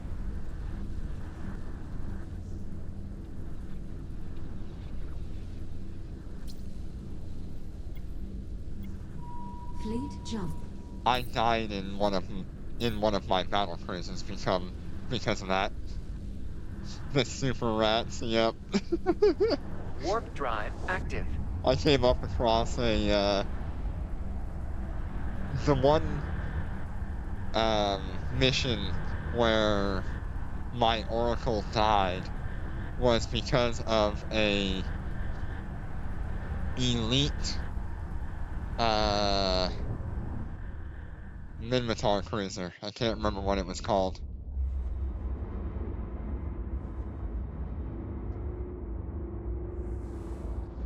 Shield damaged. It was an elite Minmatar cruiser with 2 micro warp drives at the same time and 2 scrams. So there was just no way I was getting away.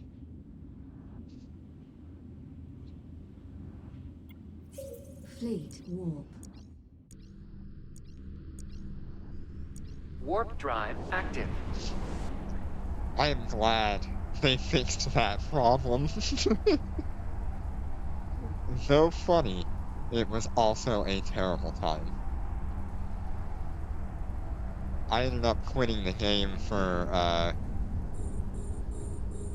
about 6 months after that happened. I was so upset. I literally took all of my stuff and I gave it to my friend and said, "Here, take it. I'm not playing this damn game again." And here I am playing the game again and making content on it.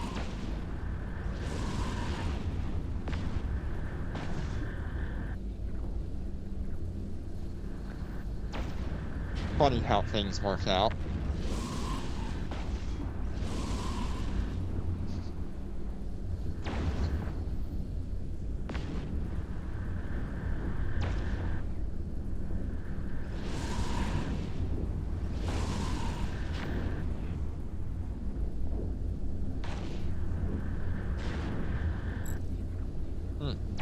This, Myrmidon's not doing, like, anything. What does he have on that thing? No idea, but it wasn't doing damage.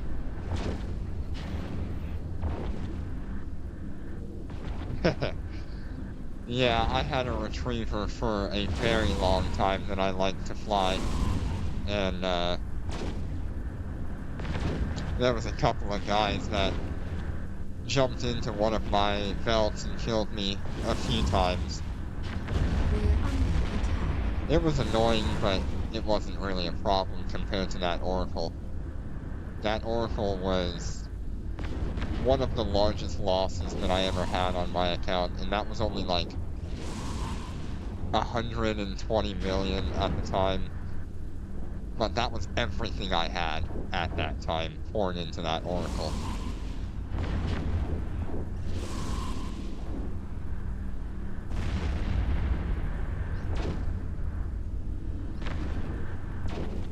I got back 6 months later after that, and the first thing I did was buy a Drake.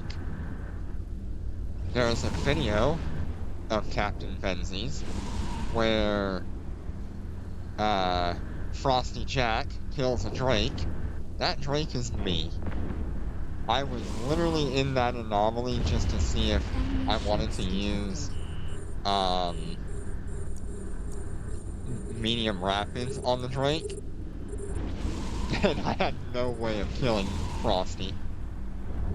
There was just no way in hell I was ever gonna touch him.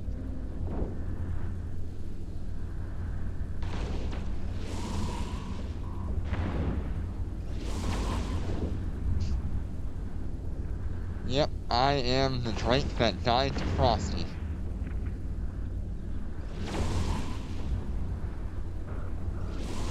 I was kinda salty for a little bit, but I realized my mistakes. And I forgive him. He did what he wanted to and he had fun. That's all I care about. Hey there, Jenner. Good seeing you. We're under attack.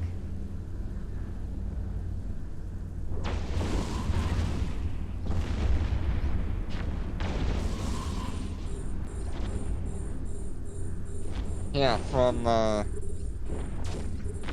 from that moment, I moved into Void, where I spent about a month with Void.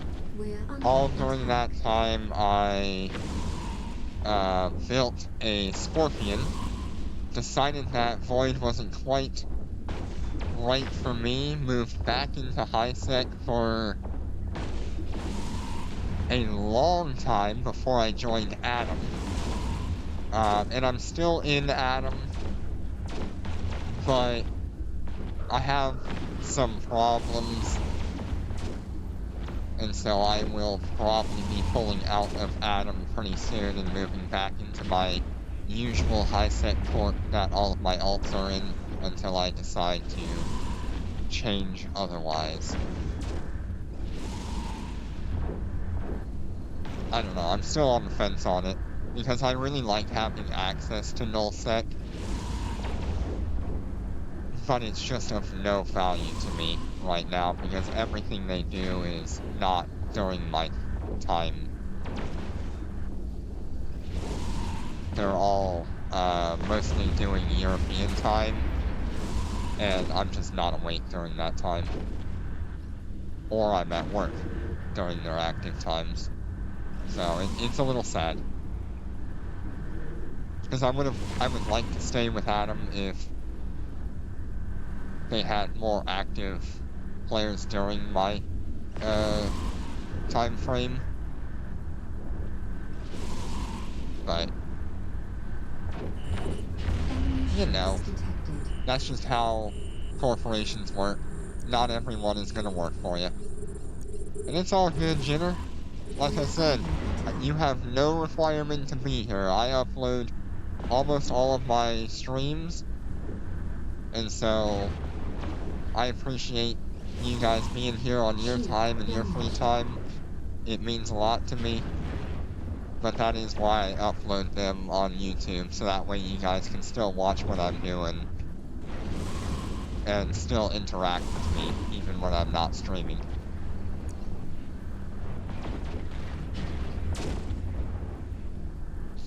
Noel is a great time. You definitely have to be extremely paranoid to be out in Nullsec. But it really is a good time being able to sit in mining belts for like an hour and a half, or being able to jump anomaly to anomaly with the bonuses of corporation citadels and things like that. Pretty soon we'll start seeing content for Titans, because they have put Fortizars into the game, so after that it is Titans We're under attack. as the next big ship, other than faction We're dreadnoughts. under attack.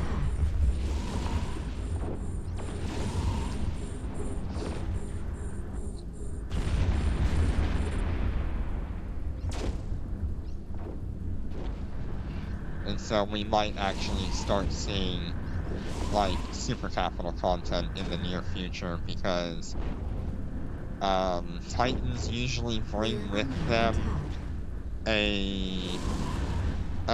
a sort of mission or anomaly that will spawn an NPC Titan to fight.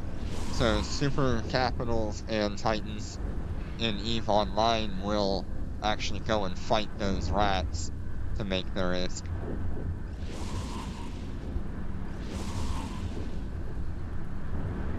So I really can't wait to see that content being run. See how EVE Echoes handles it.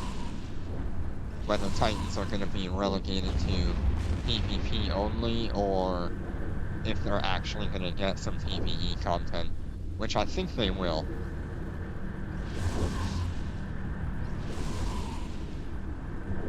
I'm also excited to see like the first Titan loss,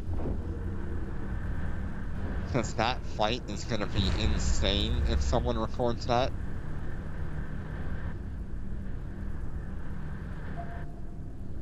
Autopilot engaged.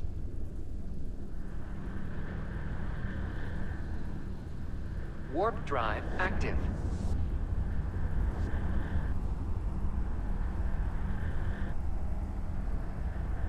Yeah, Titans and faction Titans are absolutely the end game for EVE.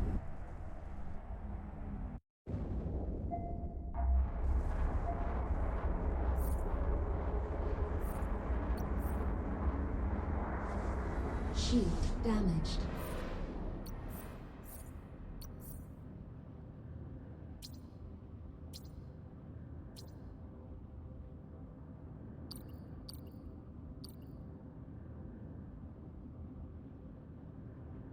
Few more missions there. There's a 1.5.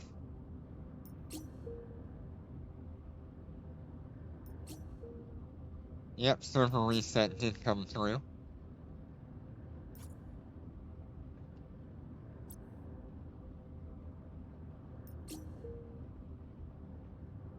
We're gonna grab our loot after we do our perimeter missions, which there's quite a few here. It'll probably be another hour and a half doing those.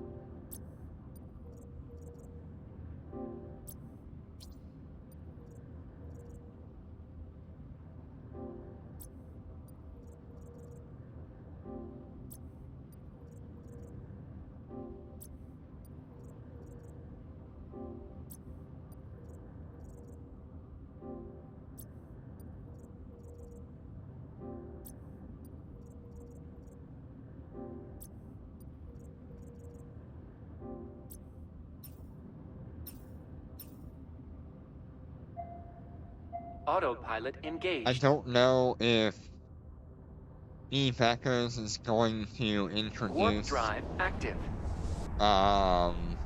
world ships from EVE Online lore. I highly doubt it, but that would be wild if they did.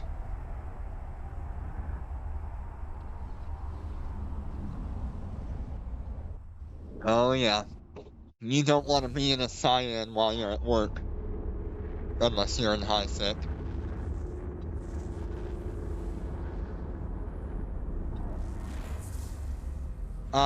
If you're looking for a high sec VAS, look at the Lucent Moon because Warp drive it active. can actually use light fighters and destroyers. Well, it only uses destroyers, but you get what I mean. That'll be your high sec Crystile Assault ship. The Lucent Moon is fantastic for that.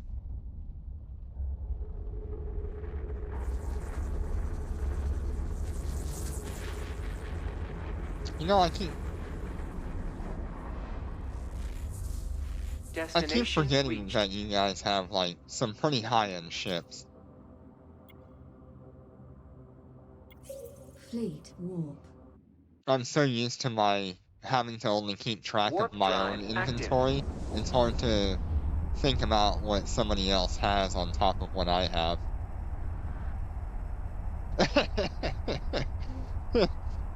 Concord. Crystile Assault Carrier, oh god.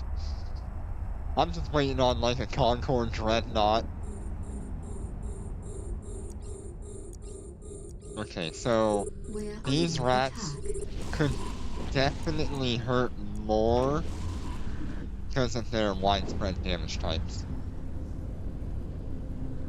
But they are shield tanks, and thermal is going to do just fine against that.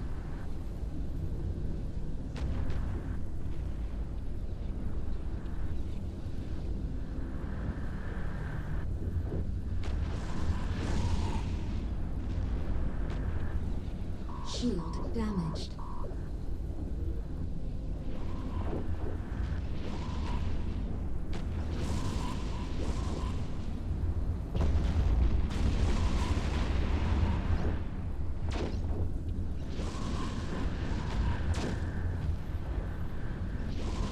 Are you guys enjoying the Alpha to Omega series? I know it's not exactly the high-end content that I'm currently known for having very expensive ships. But I feel like, in my personal opinion, I feel like it's a nice change from the same exact content every time, just flying the Marshalls.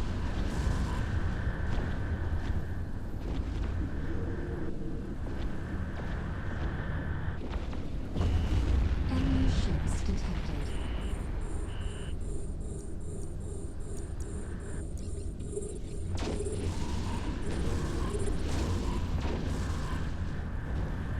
Ah, okay. So you've spilled out of everything and went into capitals? Or do you have, like, battleship skills as well?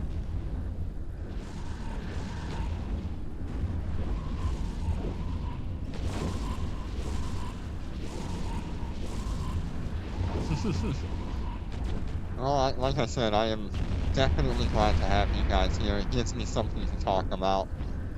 It really makes it can be very hard to find something to talk about when I'm used to doing just everything in my head.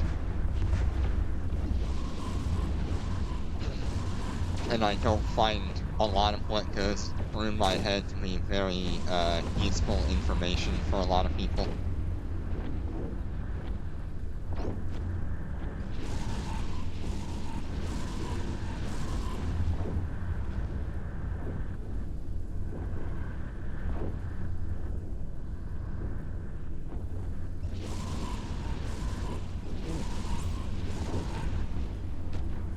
So that bounty reward, Enemy ships. that is the basic bounty tick for just that one mission that we did in the air, which was a 1.5 million-ish mission. So that's actually really good to know. That means every time we're doing those 1.5 million-ish missions and we complete it within a bounty tick, we're actually going to be receiving 1.7 some odd million for that one mission alone.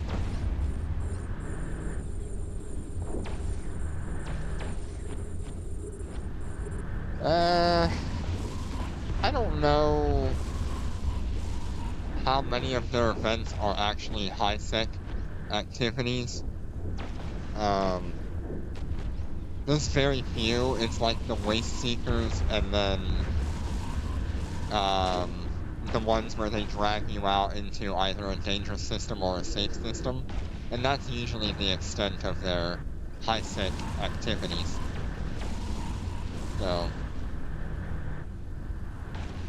maybe we'll just get a reprise or an extension on the Waste Seeker event. But I am interested to see the new ships that they're planning on bringing to the game.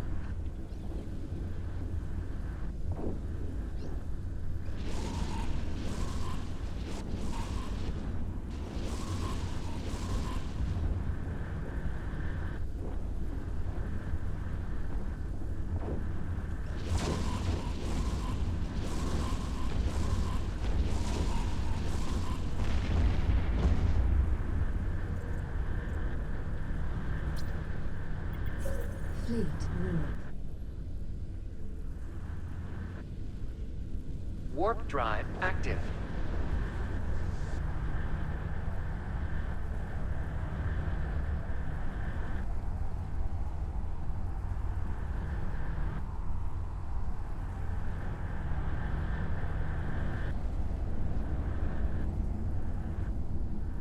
We're under attack.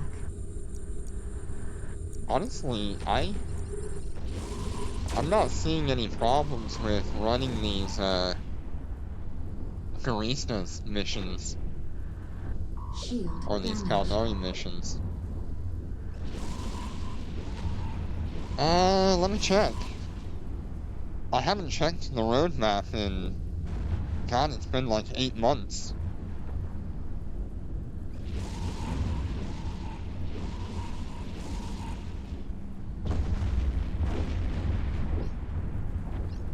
It's on Trello, right?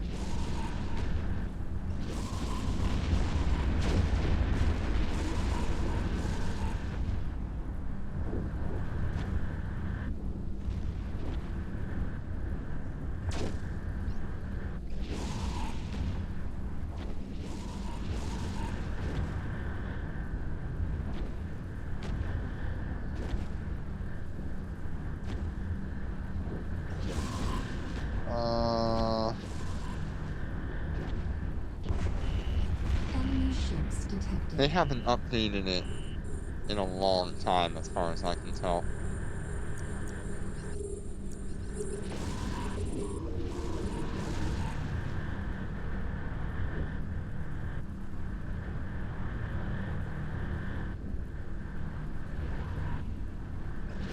Yeah, they haven't updated it since 2023 on Trello.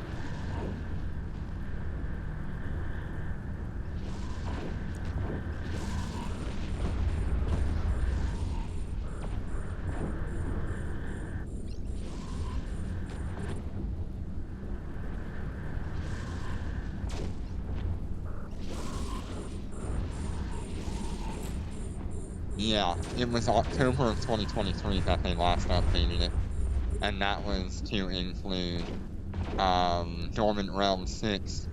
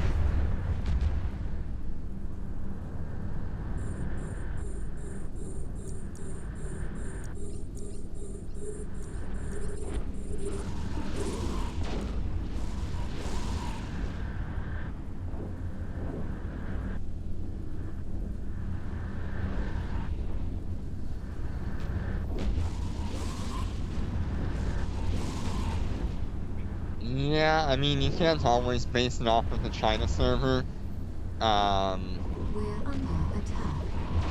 because I think sometimes, that particular server can be hosted by a different company other than NetEase, and they can create their own content for the game. A perfect example of that would be a couple of months ago, we were supposed to get a special type of ship that allowed you to upgrade certain capabilities of the ship itself, kind of like a nanocore. But you could also have a nanocore on top of that. And those ships never actually ended up coming to Ebekos on the normal servers. So I don't know if they were ever released on the Chinese servers, though. I think they were.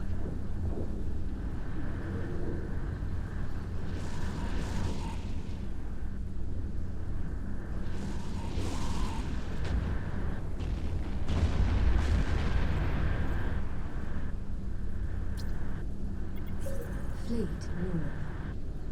Yeah, those special ships, you could upgrade. Warp drive I think the active. options were mobility, firepower, defense, or capacitor. And each one of those had multiple tiers of upgrade to them, from what the images looked like. And each tier would be more expensive to upgrade into, but would increase the capabilities by like a further 5% per tier or something like that.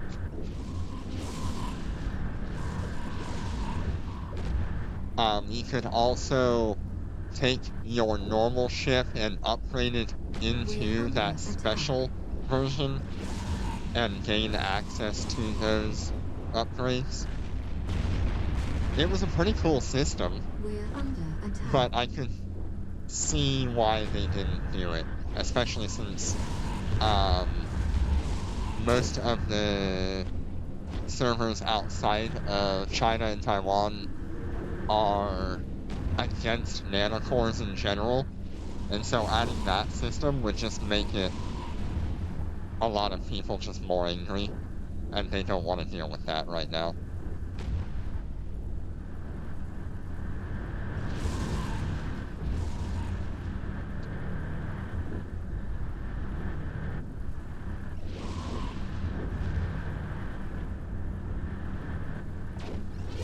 No, I'm still here. You might want to try refreshing.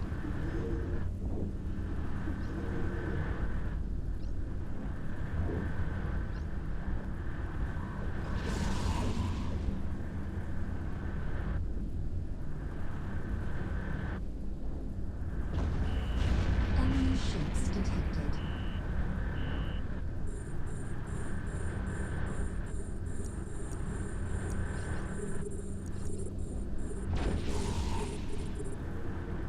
Let me see. You can hear me, right?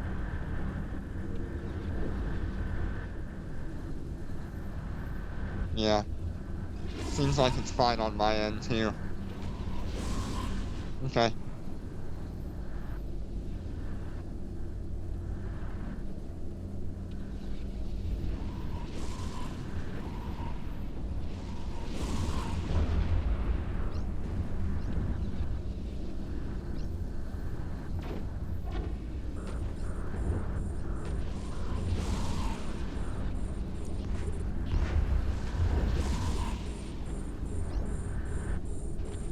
Weird. Weird internet things.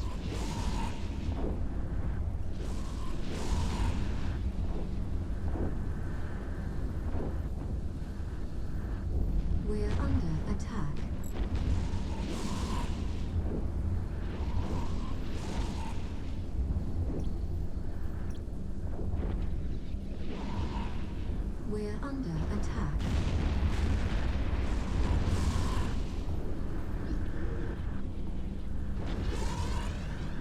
maybe I'll go into my Twitch VOD and find 2 different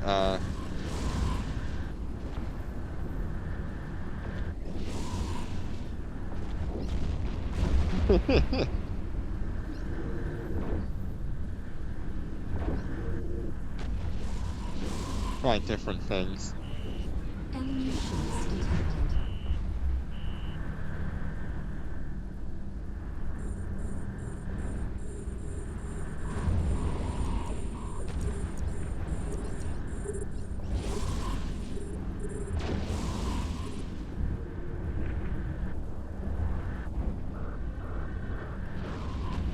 Man, these ships are just not making my poor Vexor happy.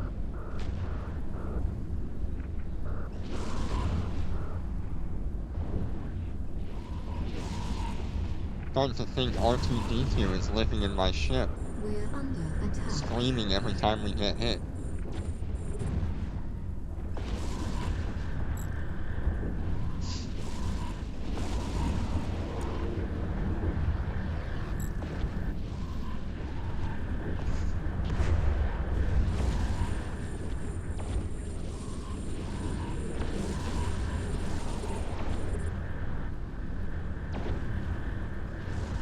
Yeah, this is really nice that we've been able to step into Tech 6 and not have to worry about anything, really.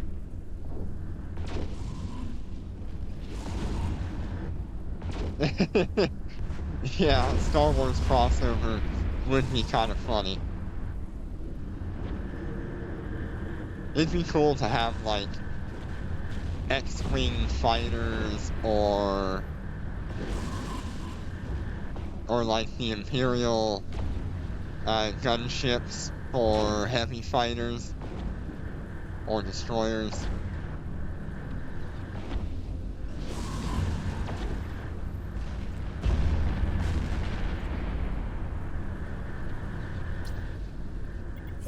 Fleet war.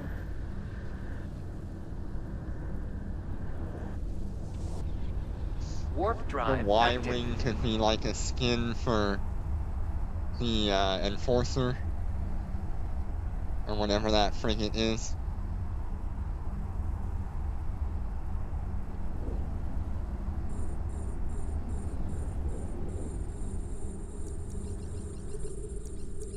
Oh god, getting that as a crossover would cost an arm and a leg. Oh my god. If you've ever seen the cost of those kind of crossovers in other games, most of those crossovers are going to cost you the same as a modern AAA title, just to get one piece of content.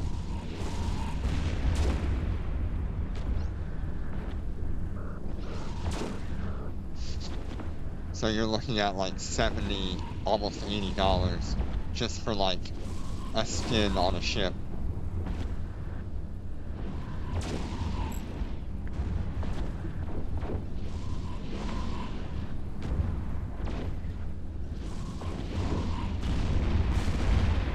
And at the end of those events, usually the company hosting that crossover does not make much at all.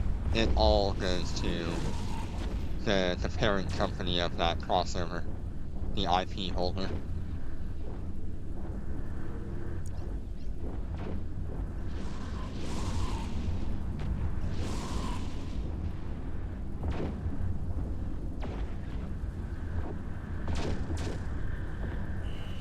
Enemy ships detected. Yeah, so the 2 crossovers we got were We're under attack. God, what the heck was that robot crossover? And then we got Starfleet, I think it was a crossover, right?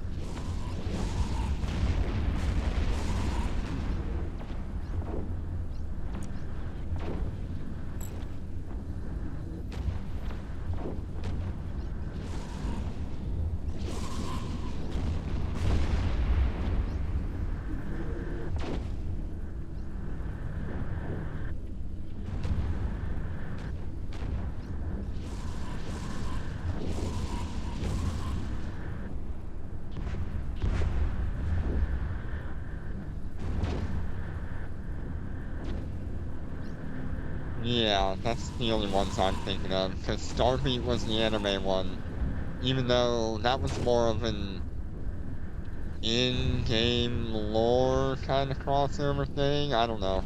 They just kind of weaved it in pretty well, I think. But the robot one was definitely a crossover. And actually, that one was a pretty successful crossover, I think. I think both companies did really well with that one. I don't know if we'll ever get it again, because those kind of events are just kind of hard to do. We might get, like, an Interstellar Bazaar reprise of it, where you might be able to buy the boxes again or something, but they would have to have permission from the parent company.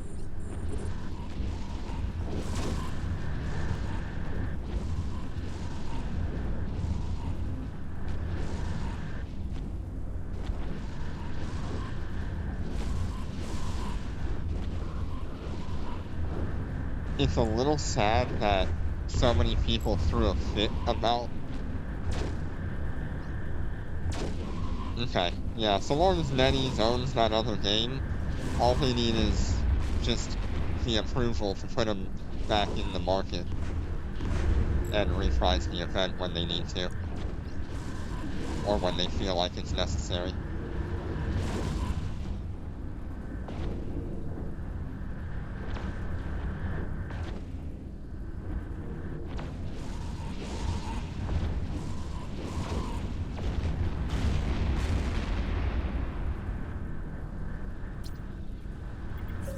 Fleet War.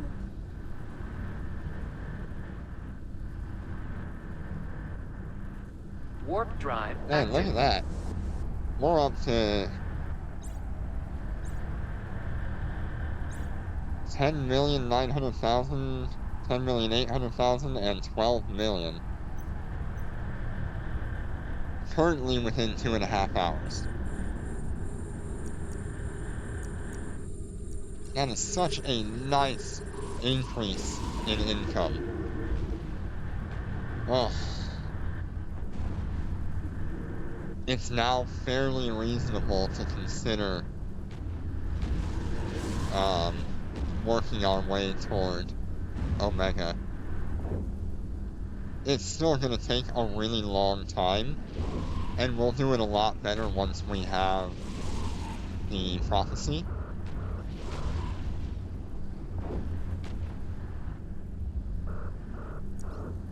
We're under attack.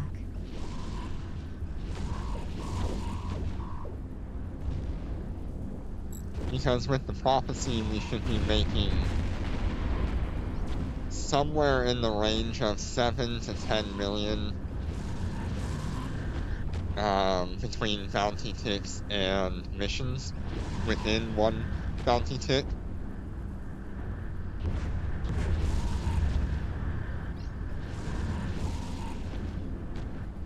Yeah, we actually started at 76,000 today on this account, and we're up to 10.9.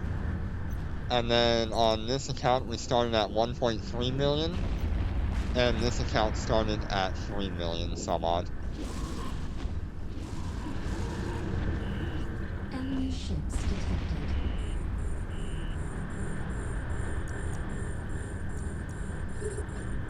It is crazy having that increase in income.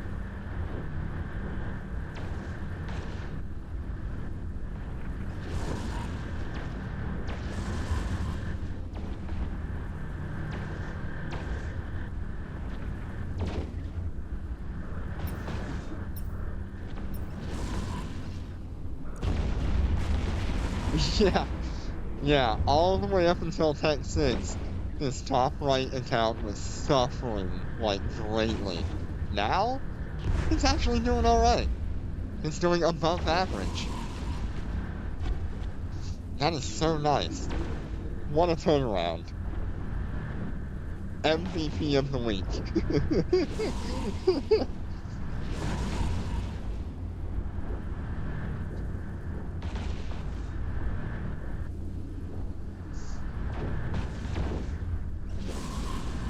We're under attack.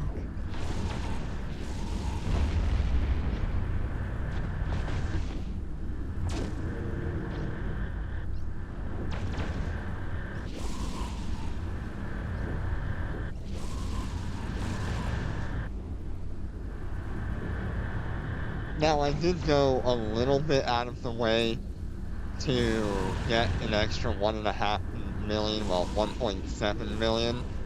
So, Enemy ships realistically, it's only slightly above average.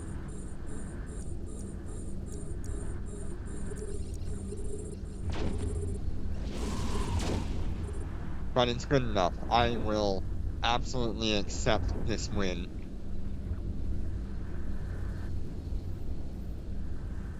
I forgot to turn off my second armor repair.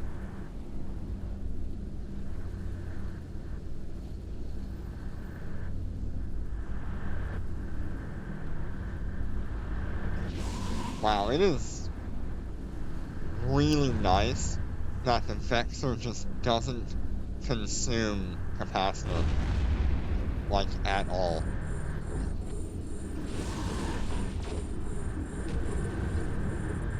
I can just forget my armor repair being on.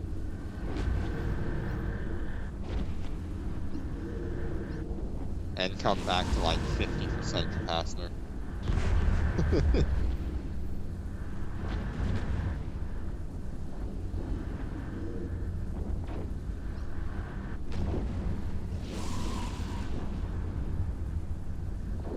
Wow,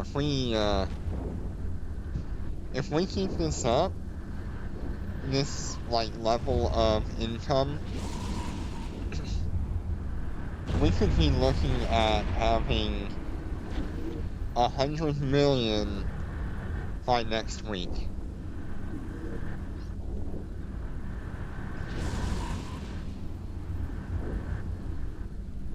And that's only playing, like, a few times a week on stream, and maybe, like, once or twice off stream.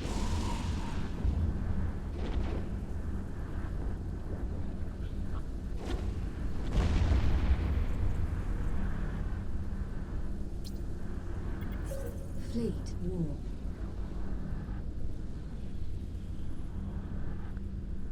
Warp drive active. Realistically, by the end of next week, not this upcoming week, but the week after, we would be able to purchase and completely fit and rig a Prophecy with level 3 rigs and faction We're equipment under attack. by the end of that week, with this level of income if we play every day. Shield damaged.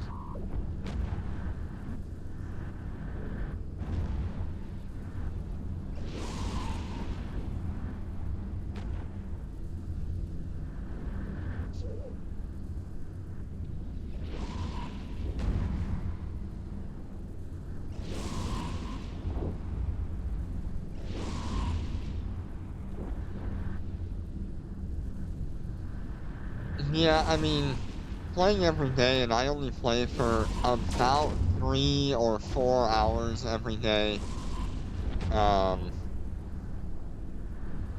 That's not bad. I mean, when you're considering 7 days a week, that's a part-time job right there. A little bit over a part-time job. But as a gamer, we already play that much anyway. When we're, like, not having anything else to do.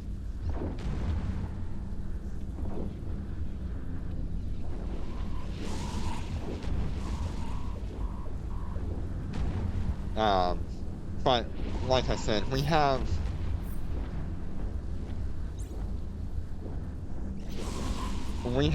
90 days at maximum right now to try to make like 300 or 400 million is at Tech 6.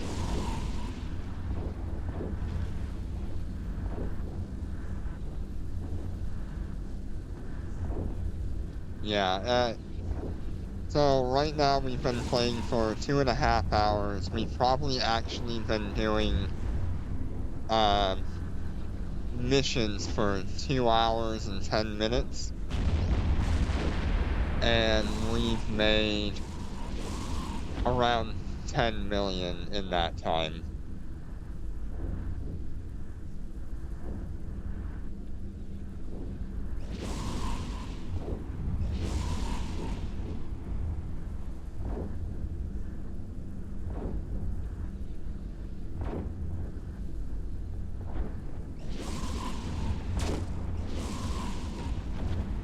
So 10 days at 10 million, not including bounty tick duplication, which we can also do. We're under attack. That's 100 million right there.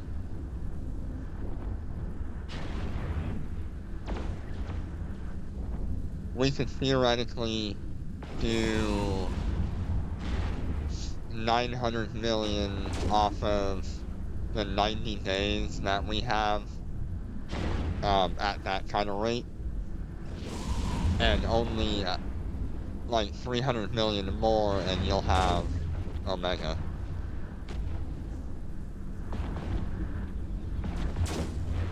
But there's gonna be days where we get really good RNG, and then there's gonna be days that we have kinda poor RNG or average.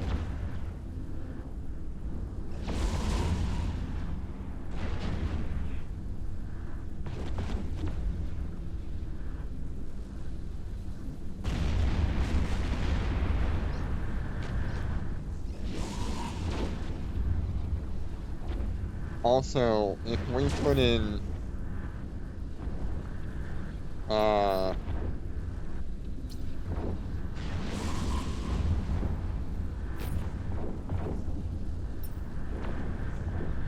if we put in one, they are capped at 40 per character.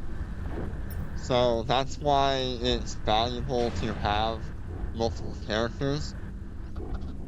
That means you can, between all 3 of these characters, I have 120 encounters that I can do every day.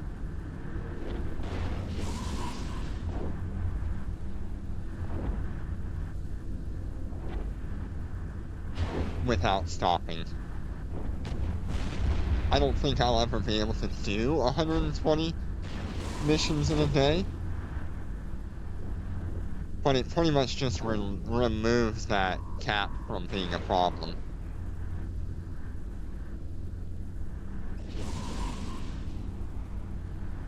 It's also the reason why we split bounty ticks equally among all of our ships. So that way they're always earning something, even if they're not the ones with the mission.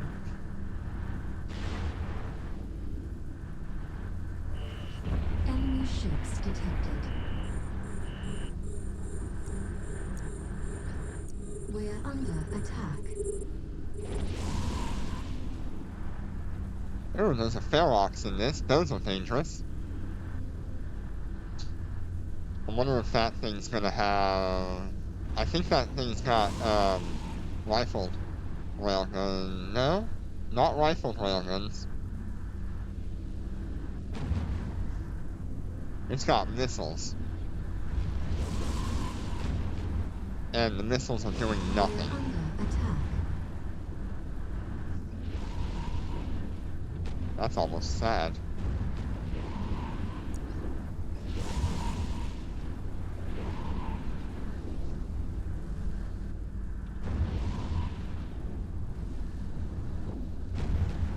We're under attack. Ooh, that'll be a great screenshot for the first day.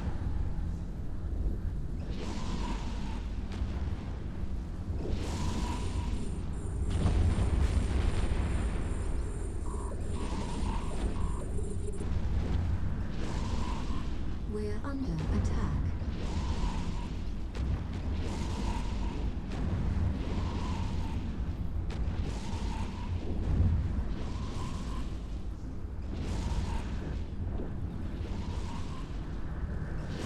Yeah, NPCs always using the wrong weapon system.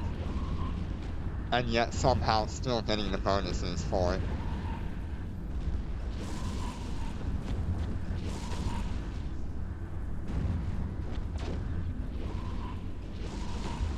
We're under attack. Oh, now we're having damage coming in on us?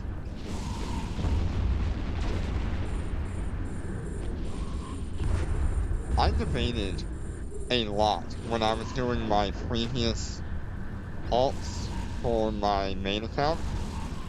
I really heavily debated between the Ferox or the Cyclone.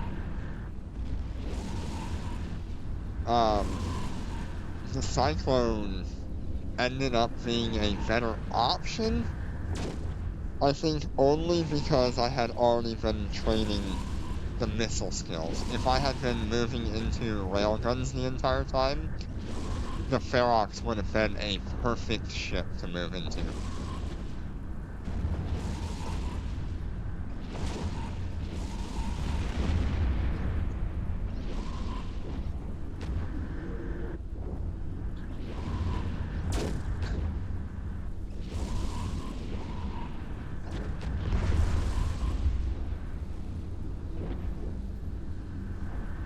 We're under attack.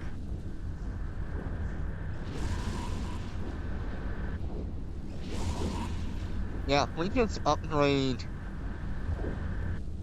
our repairers to faction repairers. We are going to be good for a long time. Fleet warped. I don't think we'll even need the second armor repairer Warp if we drive upgrade active. some of our low slots to faction equipment.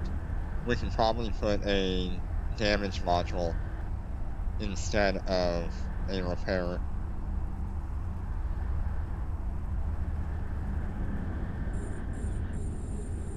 We're under attack. Because right now we're only needing that second repairer for like 1 in every 5 or 6 missions that we run.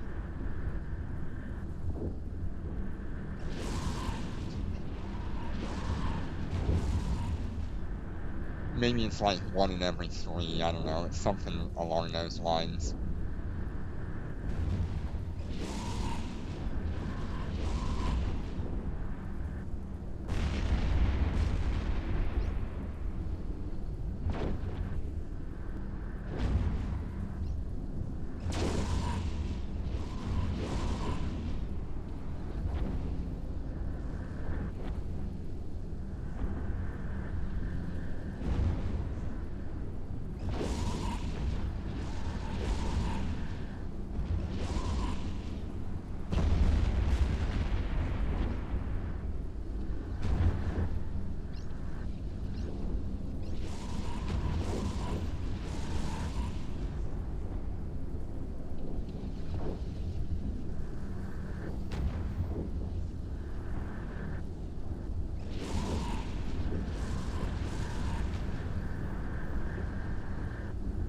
Here's another 1,000,000.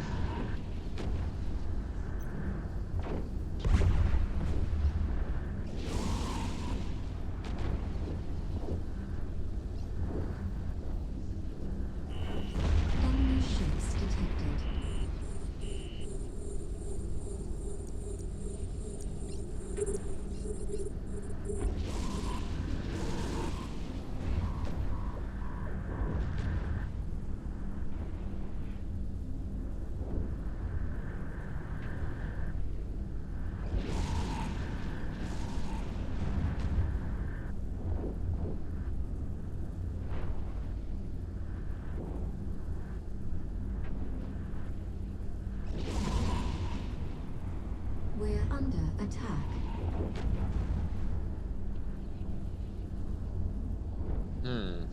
under attack. So it's gonna cost us 8 million in order to upgrade that repair to the best repair that we can afford.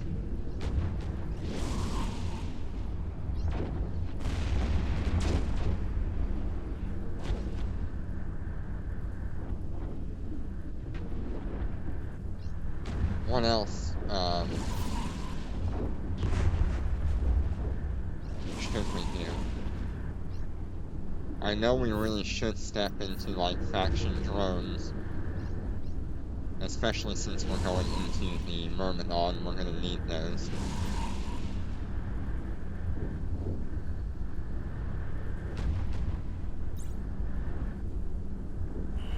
Wow, those got expensive. We might not be able to afford faction drones for a long time.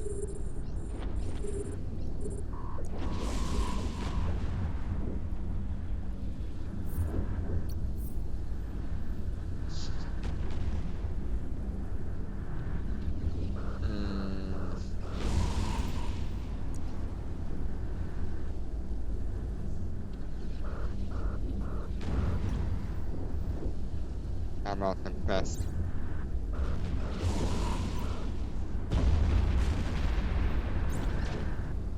That's not bad. That is not bad at all. 2.5 million to get decent repair.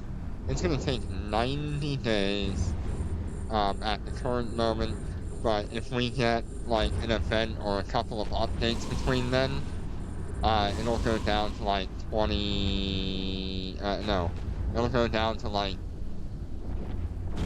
70 or 65 days, somewhere in there, by the time we're actually ready to hit Tech 7.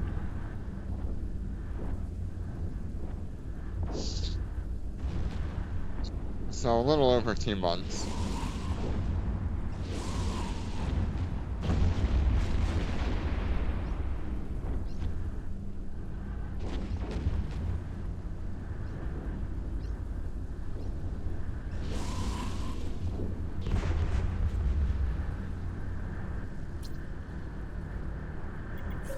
Fleet warp.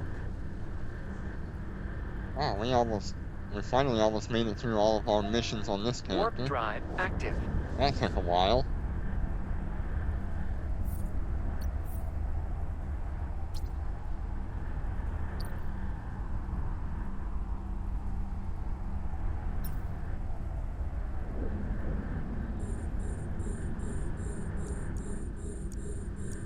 We're under attack.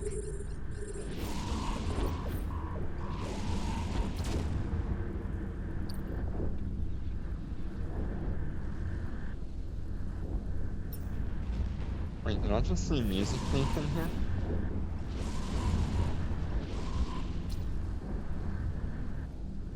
Uh-huh. Seems like we're not going back to foreign after this.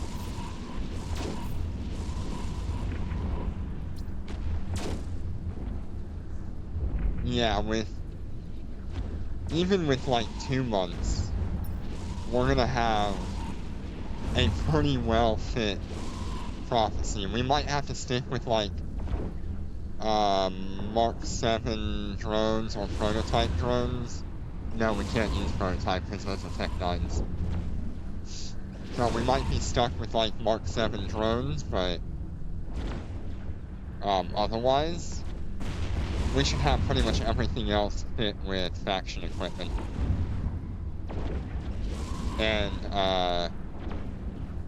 We're under attack. we should also have level 3 rigs. On the Prophecy, because it's a battlecruiser, we will be moving from tank to DPS. Ships detected.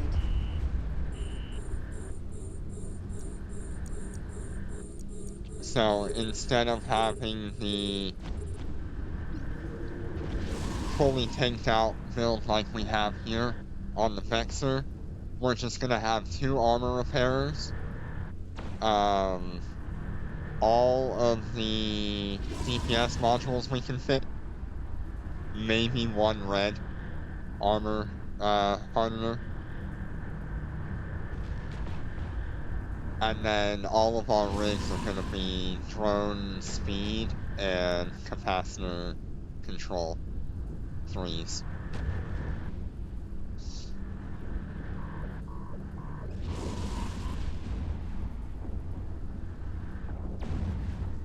So we're going to be sitting somewhere around 500 and something DPS on it without our Omega skills. And once we have Omega, it'll probably be sitting somewhere around 900 DPS. I'd have to check that. We're under attack.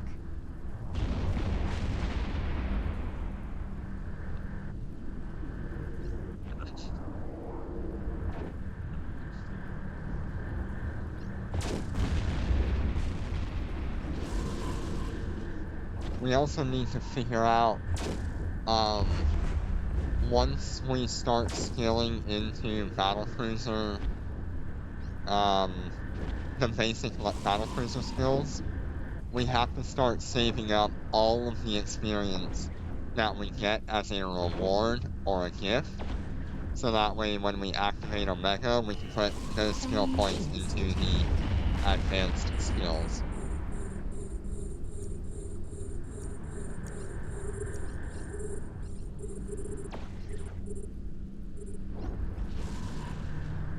Since alpha players do not gain skills unless they have a skill active, they can't build any skill points in the background.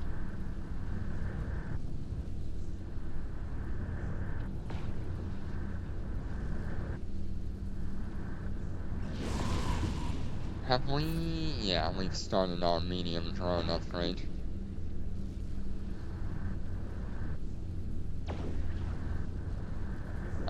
By joining the Corp, that's Concord.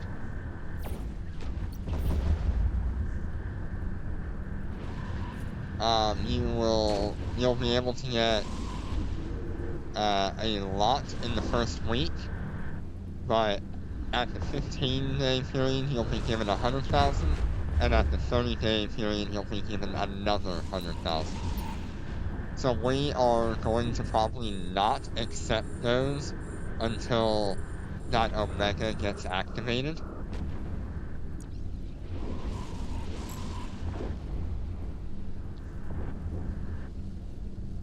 And that way we'll have a backup of at least 200,000 SP that we can put into advanced skills.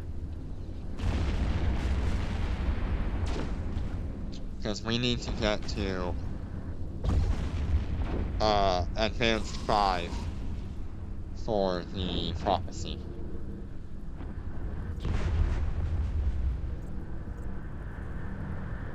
And if we can start with advanced 4, that would be a huge increase in DPS and capability. Warp drive active.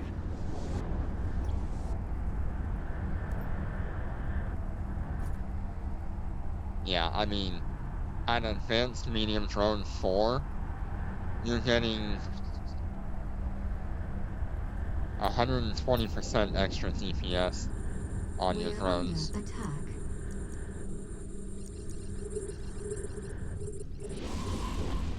Shield damaged. I'd say DPS, it's really 120% damage on your drones. And then you have to put in the drone speed in order to get it to be a lot higher.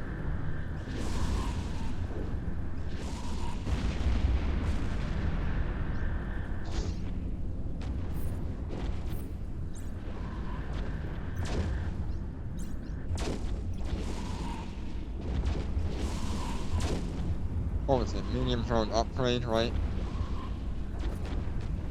It doesn't tell me how many experience points that's gonna take.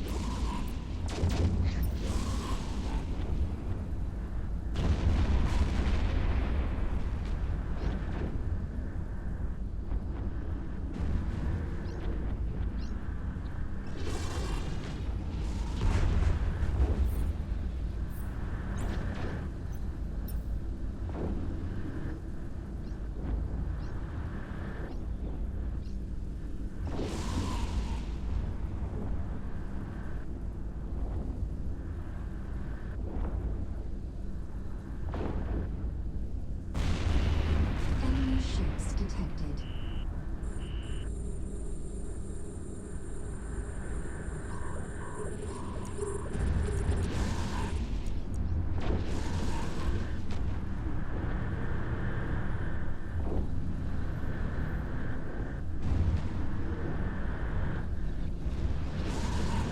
Yeah, this is a little bit of a tougher wave.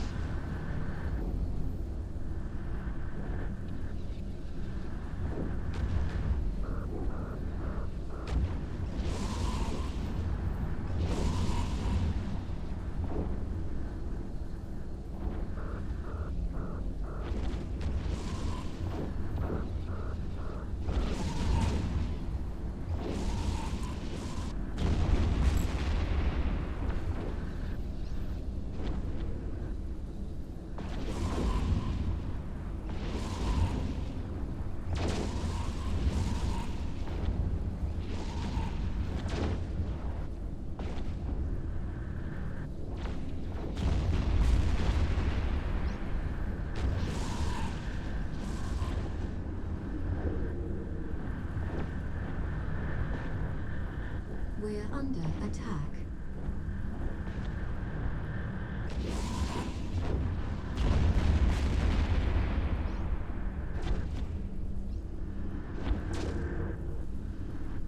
We are almost at 15 million for this top left account. Enemy ships detected. We're under attack.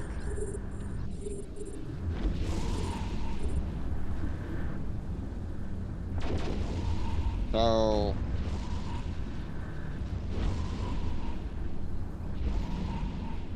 Army by the end of all of these missions that we're doing, we should be capable of hitting a little under 20 million.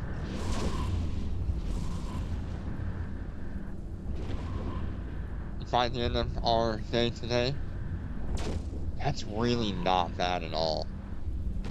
Especially considering how we were struggling to even make 3 million in a day yesterday.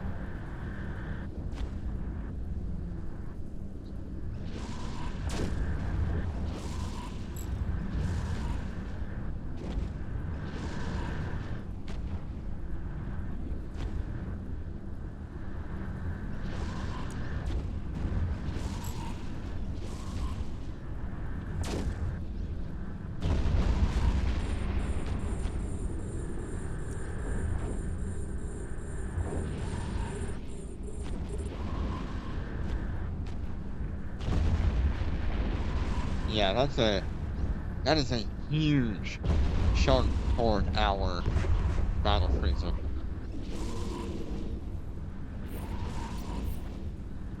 I mean, like I said, the Prophecy is currently like 180 million on the market. fleet warp. I think we'll be able to very comfortably Warp drive active. be able to afford everything before we hit Tech 7. And then Tech 7 is just a straight up grind for Omega. And by the time we hit that final tick of Tech 7, we should be able to actually afford Omega, which will then put us into Tech 8 missions, and Tech 9 missions. But we're gonna need a very tanky Prophecy by that time. Because we're stuck with the Prophecy until Tech 9.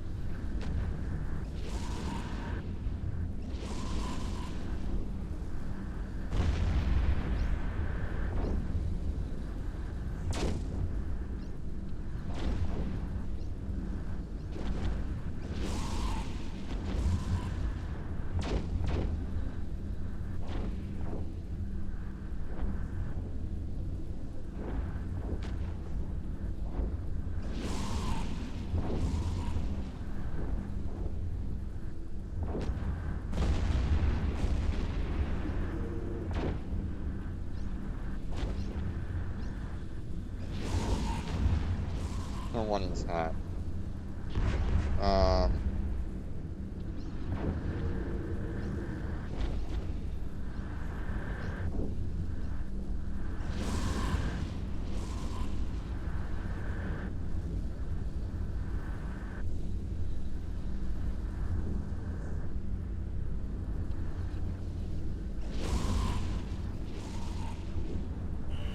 Okay, so Enemy ships realistically, detected.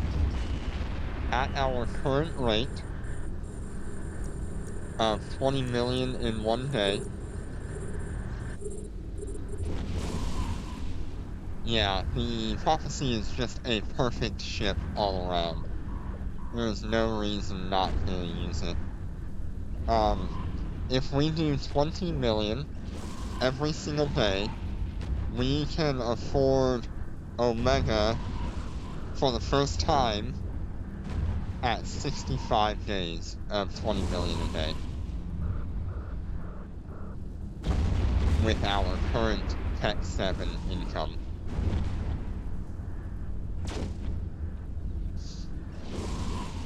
But I believe when we hit Tech 8, that will go down to, that'll go down to like We're 35 under days, attack. unless we can do some things to speed that up. So it's right on the edge where you almost couldn't keep Omega for that second time. But judging by how long we're gonna be Enemy in, ships detected.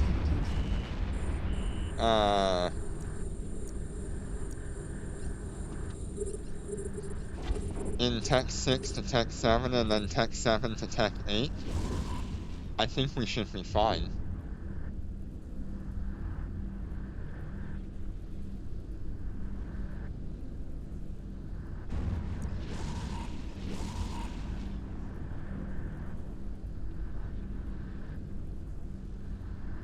And then Tech 8 to Tech 9 is gonna be multiple months in between. It's like 6 months in between, so you've gotta keep up Omega 6 times in a row.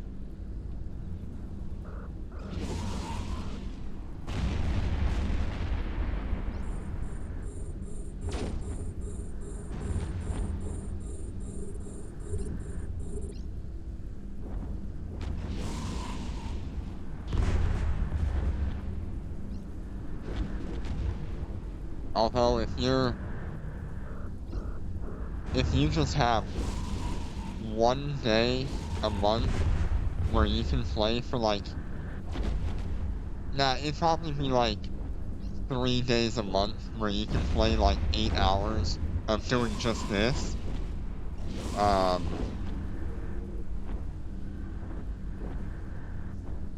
You're looking at very comfortably affording Omega every month. It's a lot of work to play 8 hours of Eve Echoes and just sitting here doing this, but that's why we have nanocores and being able to run AI on days where you don't want to play.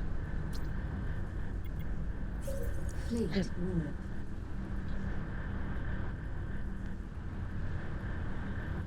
Warp drive active.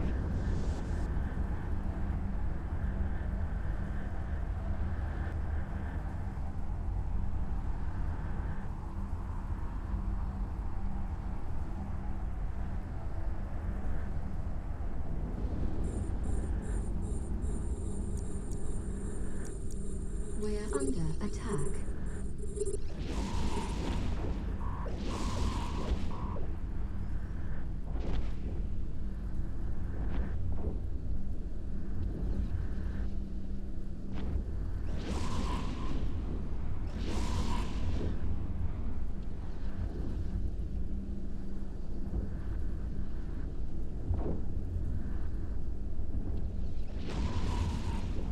I think once we step into the prophecy, we're gonna start looking at an income of like 30 million, 35 million a day if we do exactly what we're doing here, where we do all of our missions in perimeter and all of our missions in foreign, and that's all we do. We should be able to do somewhere in the 35 million to 40 million ISK a day with only playing the same amount of time.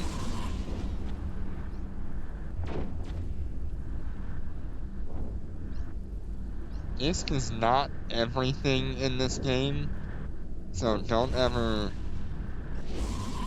compare your ISK income with somebody else's ISK income. Just look at how you do and how Enemy ships. comfortable you are playing the game at your current level, and whether you want to do more or less, just to enjoy the game. And you need to put yourself in a position where you're enjoying the game and still being able to have enough income to support whatever it is you're enjoying doing.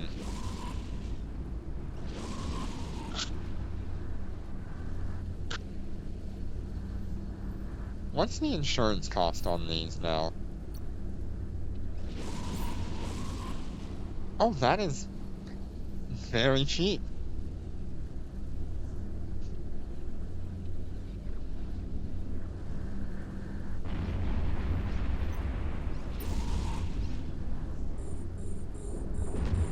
Yeah, so many people can make a wild amount of money in a day, but they've also put in thousands and thousands of hours just to get there.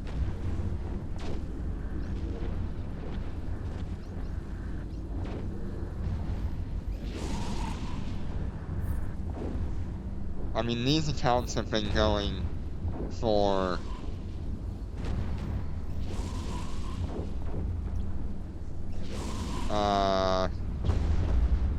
11 days. And we went from making jack squat to 20 million a day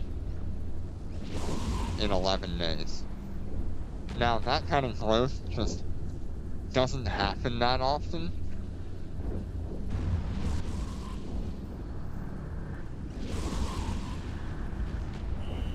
Enemy ships detected.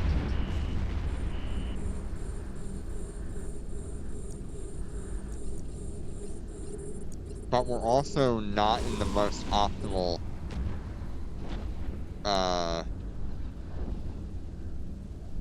condition.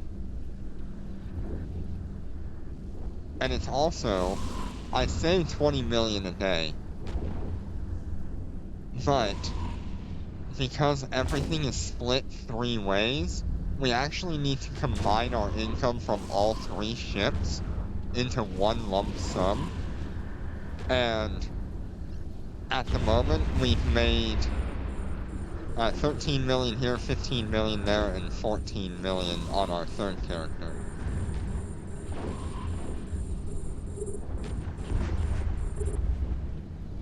We're under So we're attack.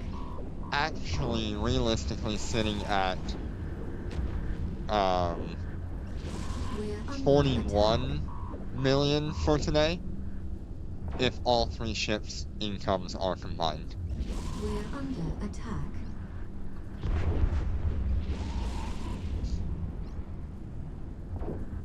At the current moment.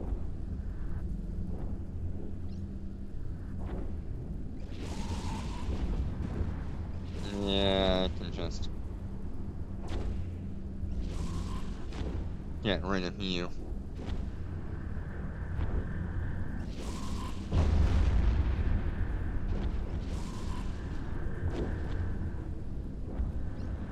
Yeah, I do not support people fighting their viewers. Or moving over to another platform to get more viewers. I'll be okay if someone wants to, like, include Fleet warp. YouTube into their current streaming, or if they start on YouTube and they want to include Twitch Warp drive as active. a secondary stream that goes at the same time. But when you have a bot that comes in, spams just whatever they want for some company that makes money on moving you over, yeah, no, you're gonna get auto-deleted.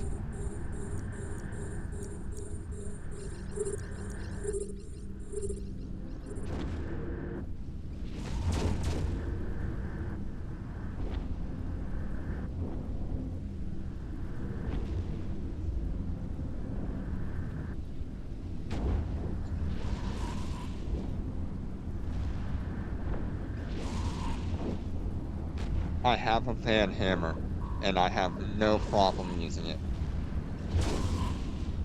We're under attack. We're under attack.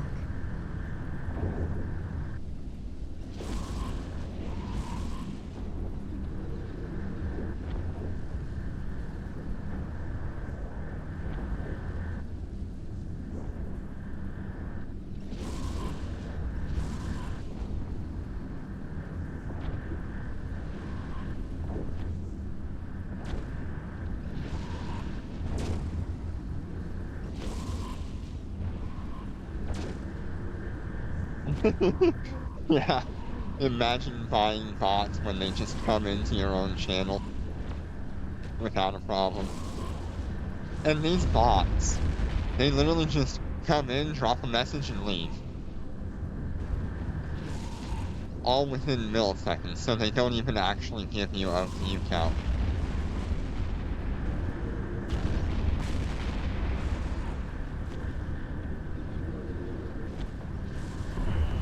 Enemy ships detected.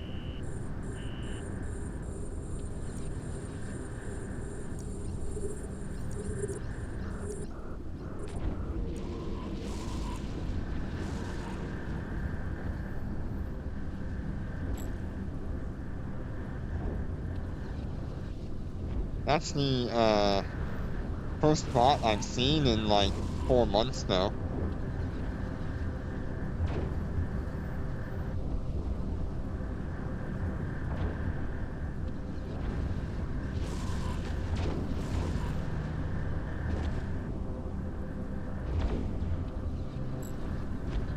Thank you for being here, because it keeps the bots away. I don't have to look into chat and see that message, like, every other day.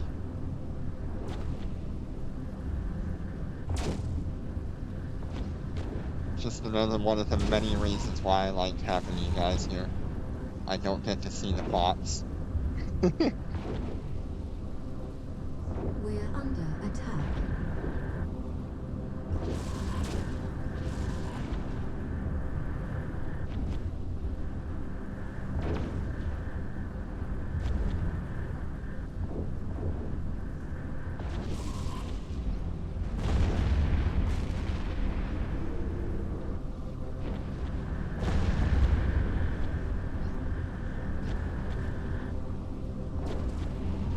Man, I'm having so much fun with Tech 6. Enemy It's so ships nice. detected.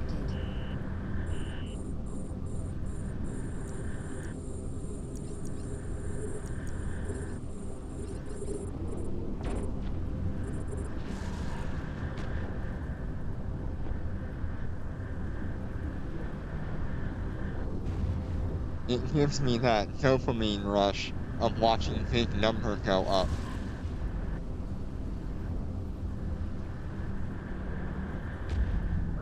And there's also just so much that we have to accomplish now. We're under attack. It's like a world of opportunities has been opened up, and things that we can try to accomplish is now available.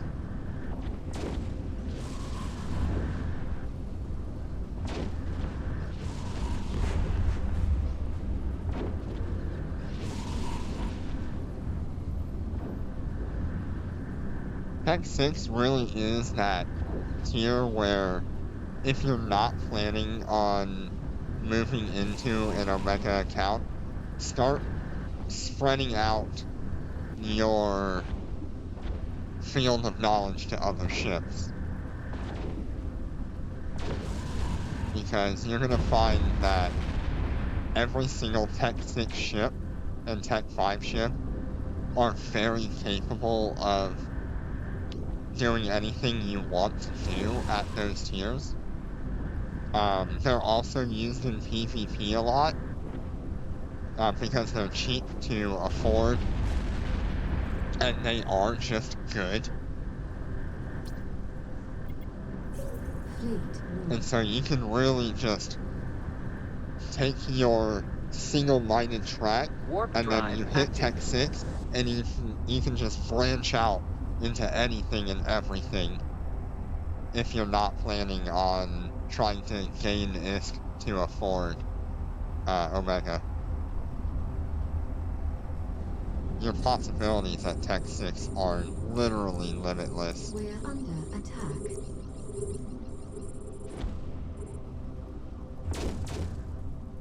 There are a lot of fleets that will accept Tech 6 ships because they are so good for their tier.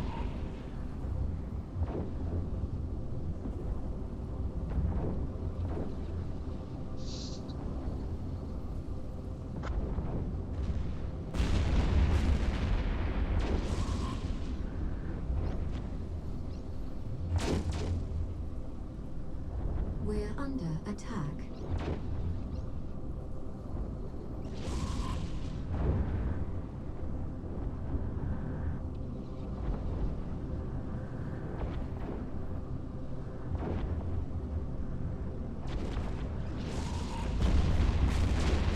Something to consider is if you are willing to run 4 accounts, you can actually solo Abyss content.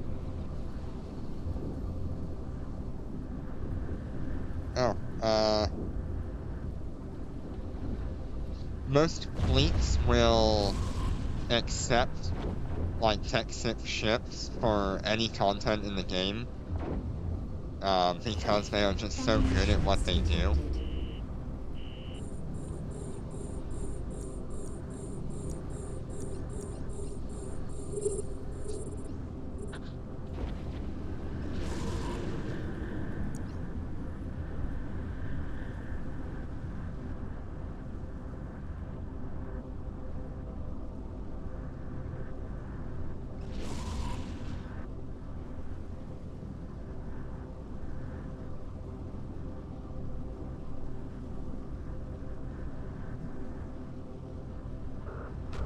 I call it Abyss, but it's actually called Dormant Realm. But if you have 4 accounts, you can solo Dormant Realm. Now you can do some Dormant Realms with just a worm.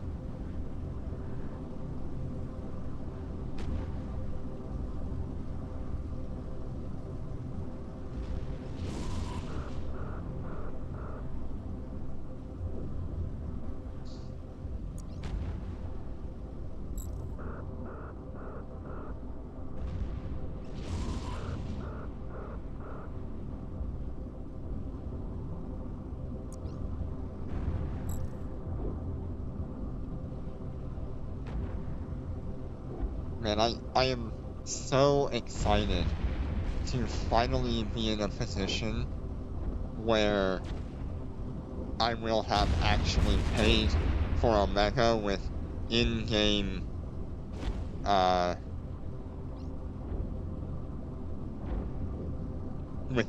currency instead of my normal real-world currency that I have on my main accounts. Enemy ships detected. I've never personally done We're Dormant under Realm, attack. and I would love to. I just have never done it because I don't have that kind of outreach to people who want to do it and are willing to completely teach me literally every aspect of it.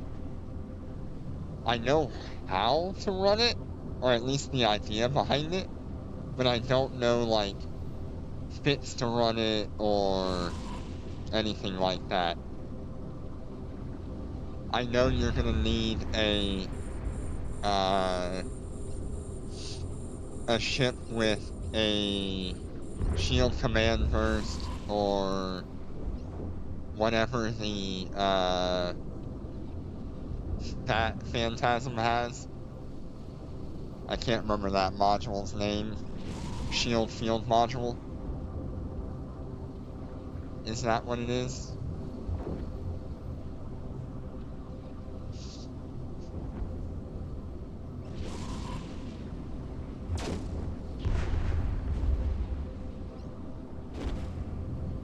I don't know. But I would love to. I'd love to be able to show off the content and actually do that.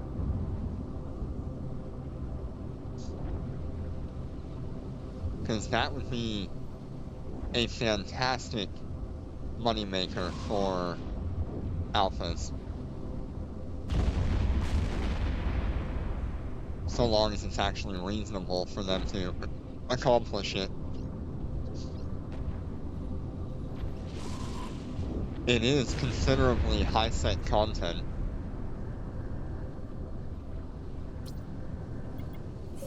Fleet war. With extra risk. Warp drive active.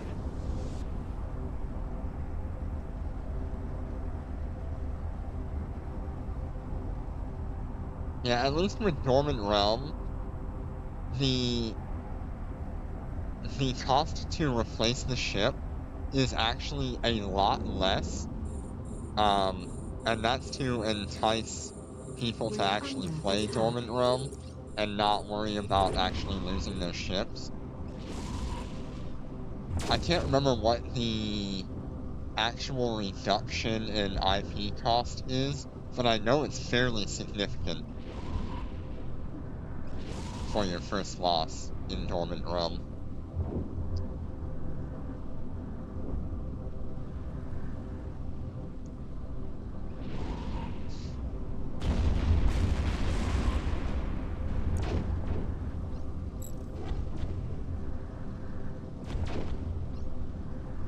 I really like watching Salvor Hardin do his multi-boxing Ravens in Dormant Realm.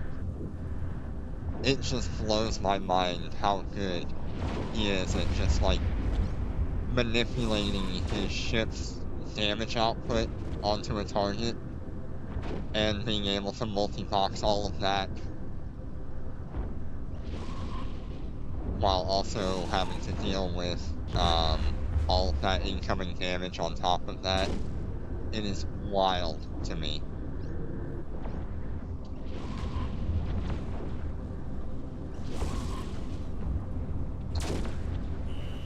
Enemy ships detected.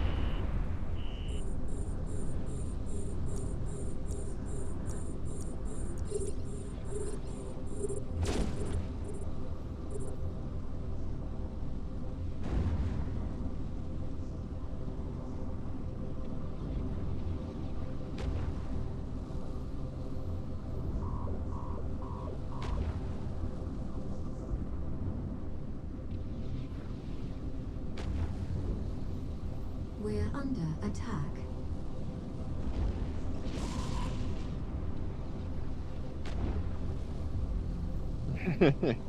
Yeah, I mean, he originally started with just regular Ravens.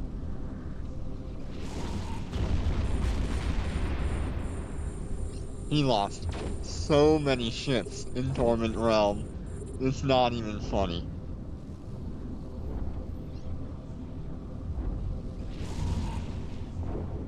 I think he's lost, like, 5 or 6 of his, like, extremely expensive Raven navies in Dormant Realm.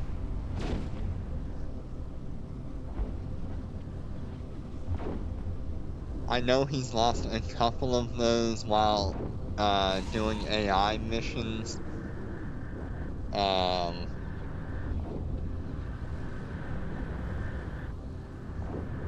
And then he's lost like 3 or 4 Ravens when he first started.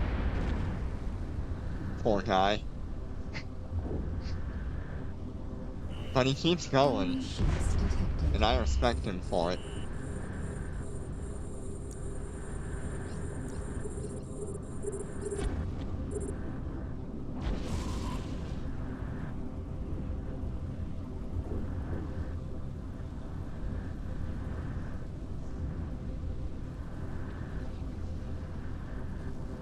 Just threw my headset off of my head. Went to put my hand down in my lap, caught the cord and just ripped it right off my head. We are under attack.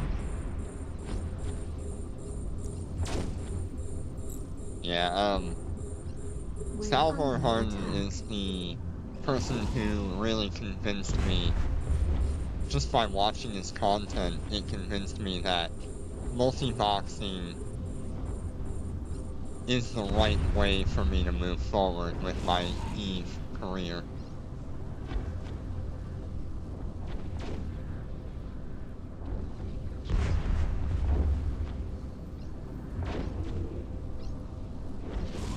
Oh god. Yeah,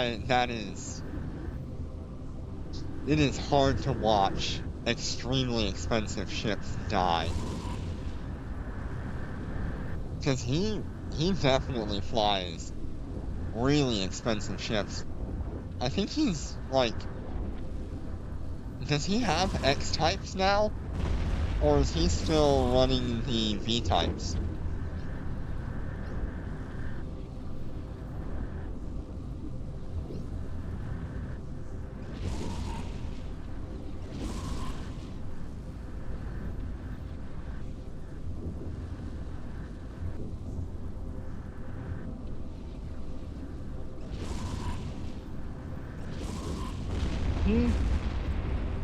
He used to love torpedoes a lot, but I noticed he moved over to Rapids for a while, and now he's using large missiles. Fleet war. You think he's on A-types right now? On his Ravens? Warp drive active. I don't remember. I can't remember what his last video was. I think it's been a while since he uploaded. He did leave a comment in one of my more recent videos. Thought that was fun. That made my day. It was about the,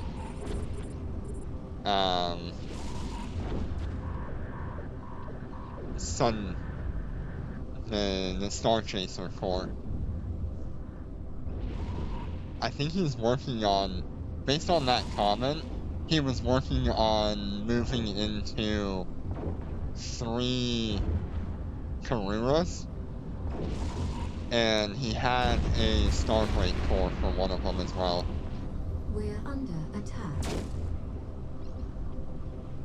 So that might be why he hasn't uploaded in a bit, is he's kind of focused on that.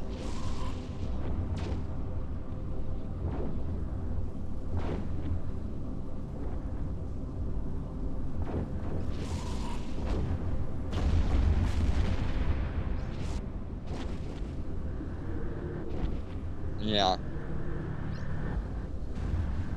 Yeah, it's definitely been a while since he posted, and he's a really busy guy. Between his family and his work, he has very little time to actually play.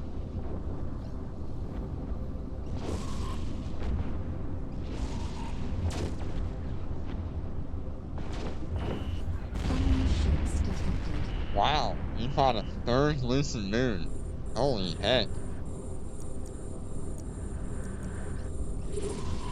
That's a lot of money tied up in 3 Lucent Moons.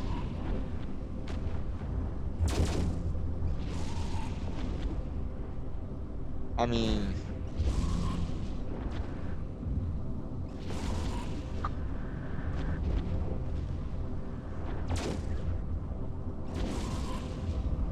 what is that?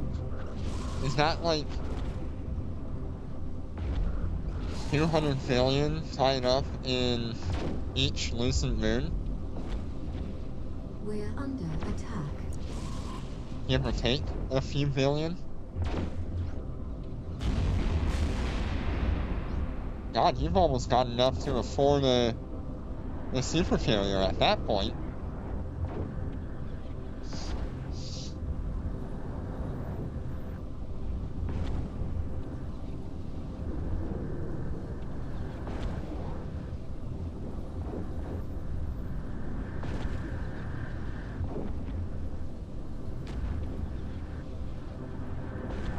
What kind of deal did you end up with on the, Lucents? We're under attack.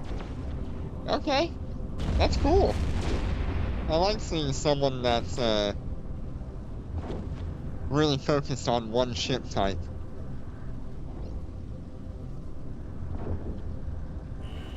Enemy ships detected.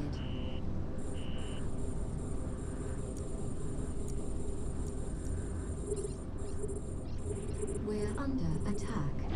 Yeah, right now, my end goal is to make a battleship that is worth 1 trillion ISK. But I don't want to start that journey until I get my hands on a Golem. Or some ship that I just absolutely love. I've debated starting it on the Marshall, but it's not quite where I would want to do that.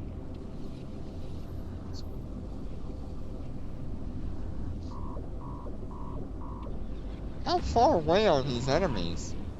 That my drones aren't even, like, doing anything. What in the world?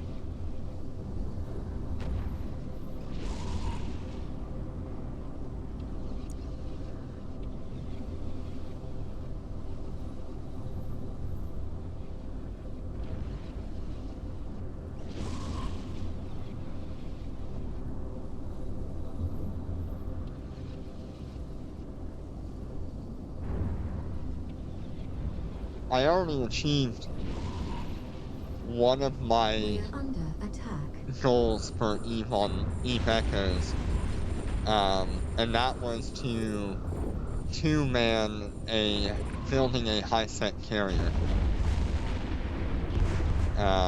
Me and my best friend, who we share my alt port,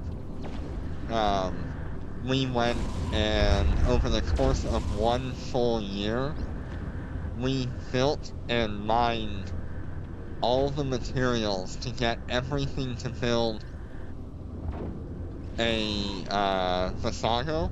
No, not a Visago. The regular one. I can't remember the name of it right off the bat.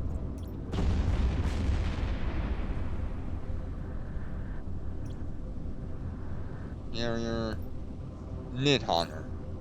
Yes. Yeah, we went and built all the materials and mined all the materials, and whatever we couldn't get from HiSec, we bought off the market in Gina. And we got all the way to the end just for the game to tell us you can't actually build a carrier in a high-sec station. Warp You have drive to have active. a null-sec station to build it. And then we reached out to Adam, got accepted into Adam, and built our carrier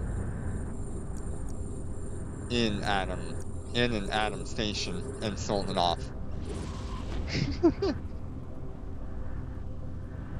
But that was our goal achieved. We built a carrier with just 2 people in HiSec, and then completed it with a nullsec station.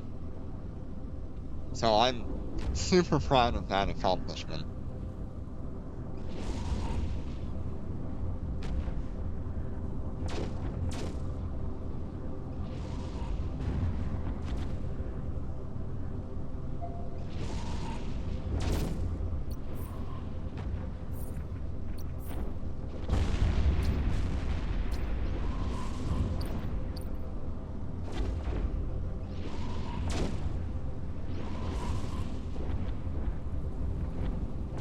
Yeah, I mean, it really was just an on and off project. I think we spent the first part of 2024 for like 4 months working on it, and then we put that project away for another 4 months, and then when we came back to it, we spent the rest of 2024 like hammering it out. And then as soon as we were accepted to Atom, we transferred all of those materials with a rented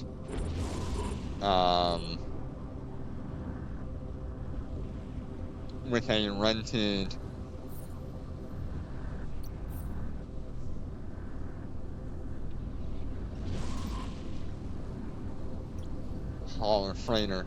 It was a jump freighter.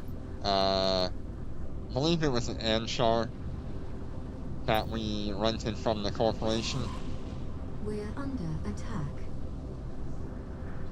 in order to move everything from HiSec into nullsec to build it. It cost us another 500 million just to rent that Anshar for a couple of hours to move all that product.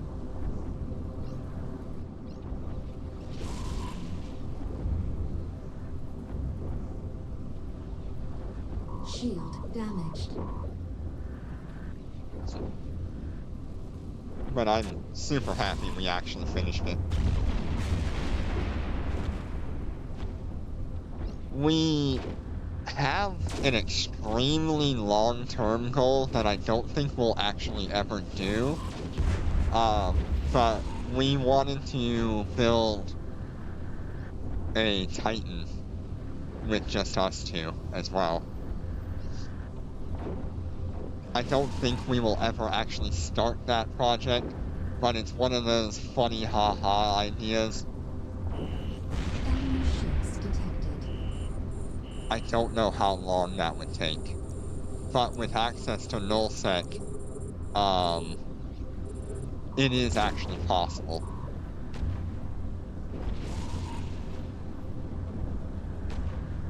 It's why I got a Rorqual in the first place, is to be able to fund all the mining and minerals that we would need. Unfortunately, like, the one thing that's actually stopping us from starting that project, and the reason why we probably won't ever start it, is the cost and upkeep on a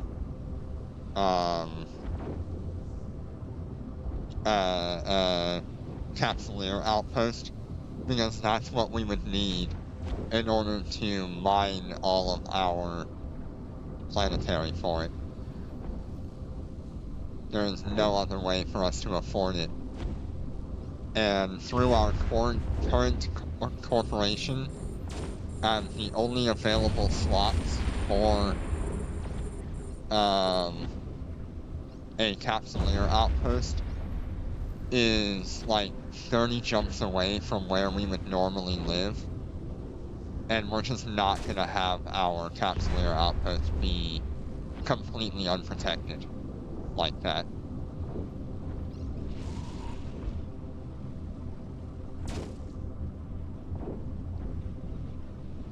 if we could each have one in like the home system of a corporation well protected, I would absolutely start that project.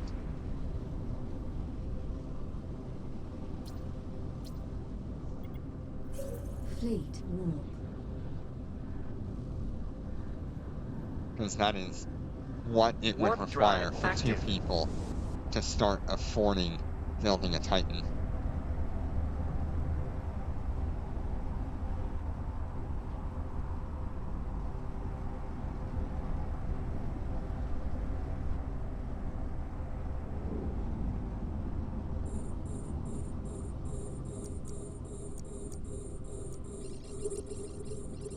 We're under attack. Wonder if I still have my notes and stuff from when we were building the Nidhogger. Let's see here.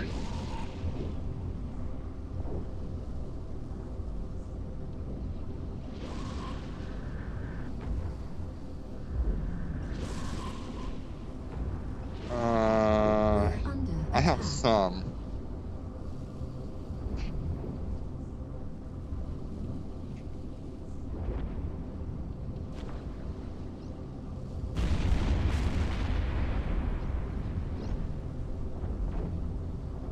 I don't even know what this page is about anymore.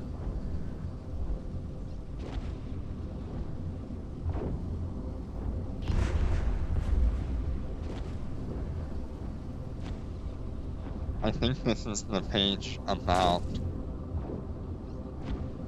all of the cost of just outright buying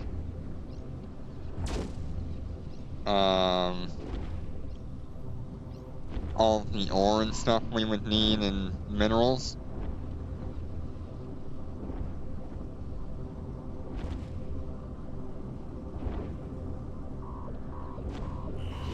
Enemy And ships it was detected. a whole lot.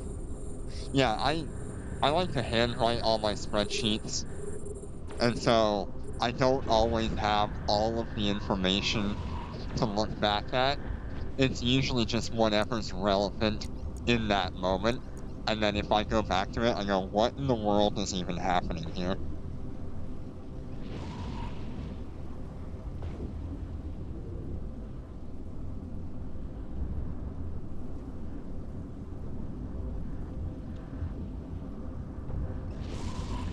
So, to give you an idea, when I started this particular spreadsheet, we were left with 19 capital drone bays and 4 capital propulsion engines to try to complete before we built it. And the total tritium that we needed, titanium, was 111 million units. We needed 27 million pyrite, 9 million We're mexilon, under attack. 1 million isogen, 494,000 noxium, 148,000 zydrine, 78,000 megasite, and 26,000 morphite. And that is just for those Enemy ships detected. 25 components that we had left We're at the under time. attack. There are, I think, 60-something components on the Nidhogger that we had to try to complete over the course of that year.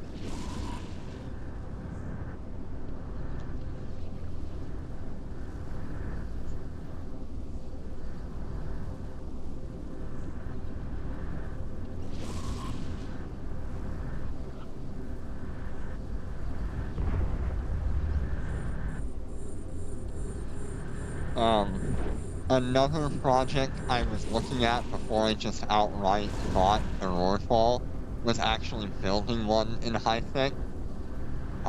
since I had an Orca, it was technically feasible for me to build a Rorqual in HiSec, but once again we ran into that issue. We don't even know if you can build the ship in a HiSec station. So I gave up on that and moved over to just outright buying the Rorqual off of the market.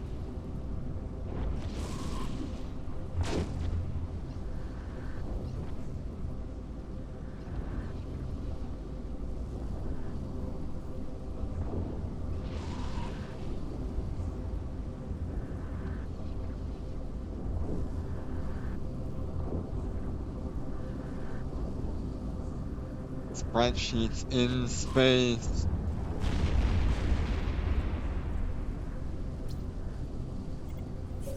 Fleet mode.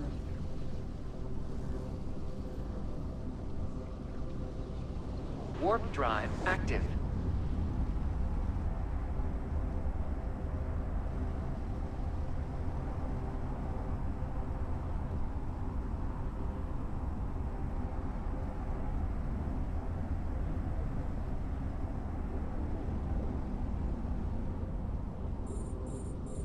Yeah, I mean, we did consider a fast, but when we looked at the fact that we needed, 2 Nidhoggers, was it 2 Nidhoggers at the time? We went, yeah, no, 1 Nidhogger is enough, we're not doing this again.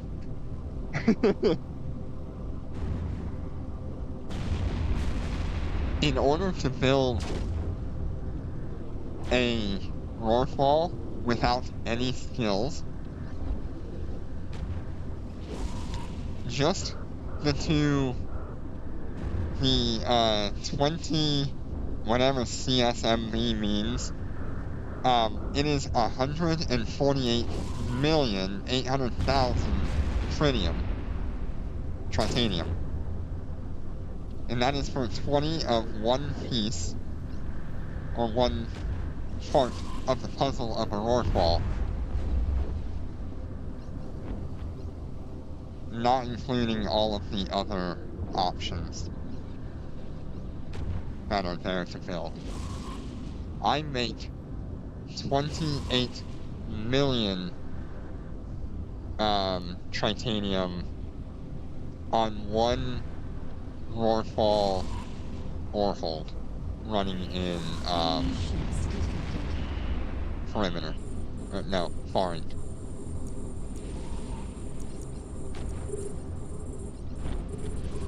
Which is 8 hours of work.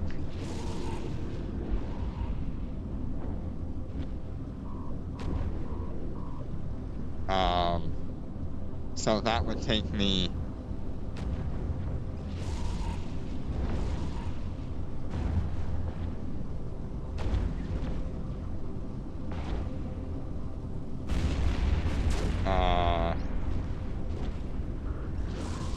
eight trips, 8 full Orholds, I think. Let me check real quick.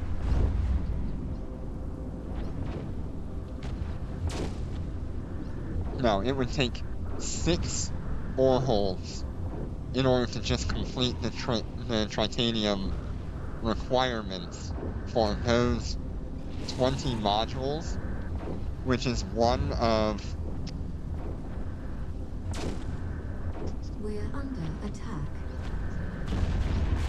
1, 2, 3, 4, 5, 6, 7, 8, 9, 10, 12, 13, 14, 15 separate modules, and each module has anywhere between 20, or anywhere between 8, 5, so some of these need 8, some need 5, some need 6, some need 14, a few of them need 20, and one in particular needs, 22 in particular need 27 modules.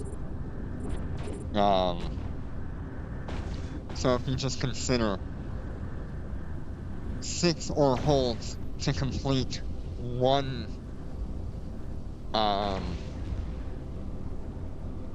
set of modules for a Roarfall, which is 20. We're under attack.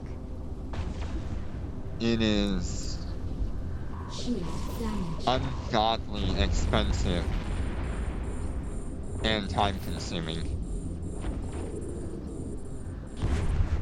So if I just go to industry and I find our lovely little Roarfall, these capital ship maintenance bays, that takes me 6 trips or 6 full ore holds in order to complete those at 8 hours per ore hold.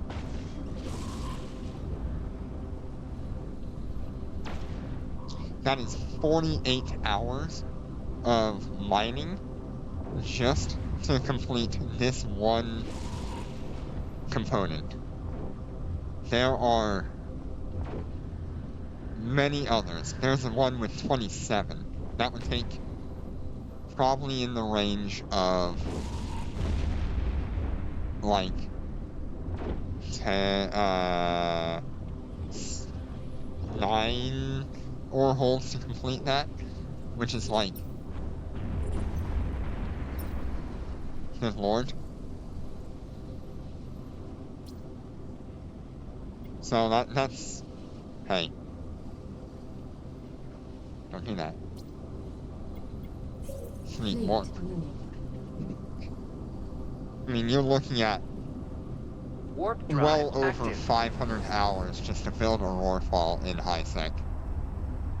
And then you also have to buy any of the materials that you cannot get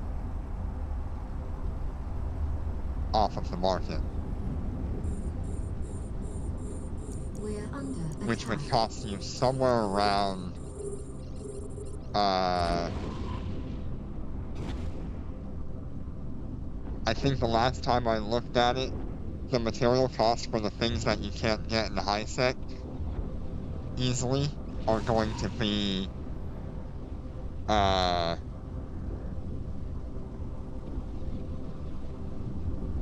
want to say it costs like 35 billion just to do the materials that you can't get.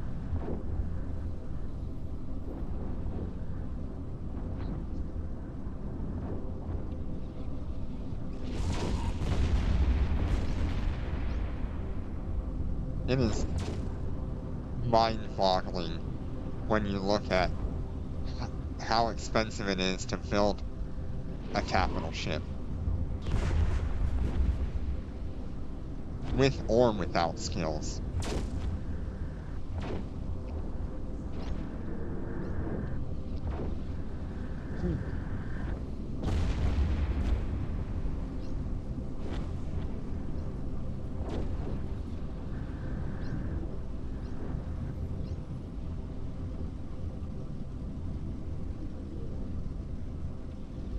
A Titan would be every bit of like 1,500 hours Attack. for just mining as one person. Enemy ships detected.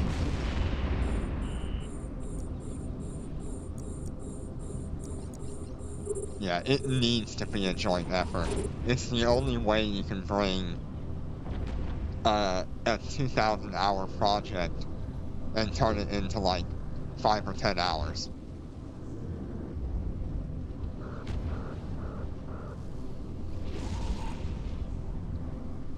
You need to have entire corporations dedicated to just mining and planetary, and then you need a corporation dedicated to the industry side of things, where they take those materials and use them to build the ships and the stations.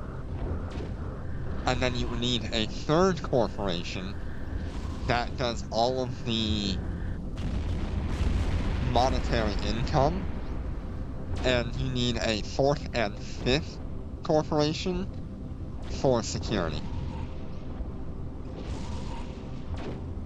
That's the minimum of what you would need if you were going to be a corporation or an alliance that is dedicated to building capital ships.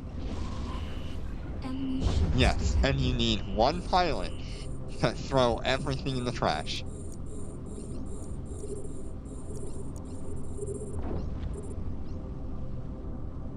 And find some way to just destroy everything.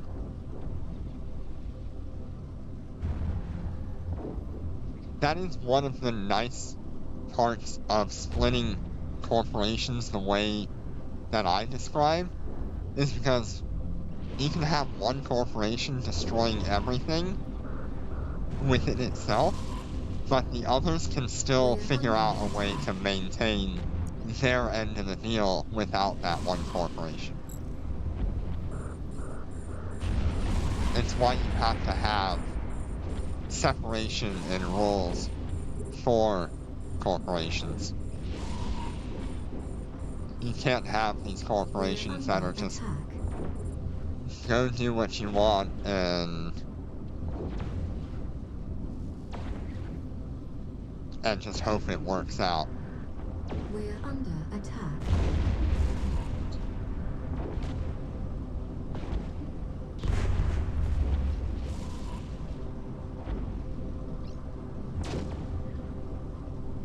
Like, that income corporation needs to be feeding that ISK to themselves, the builders, and the miners.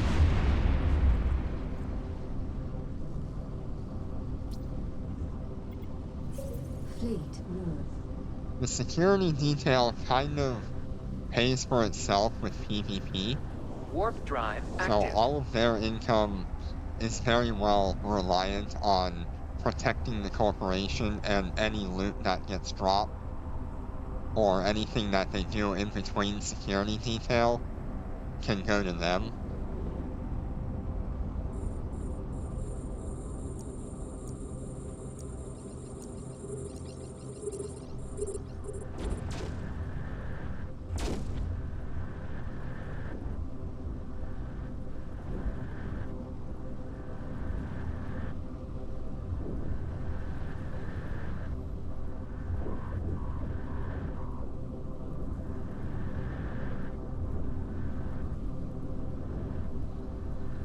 That's why I'm so surprised at all these alliances filled with corporations that are just multi-role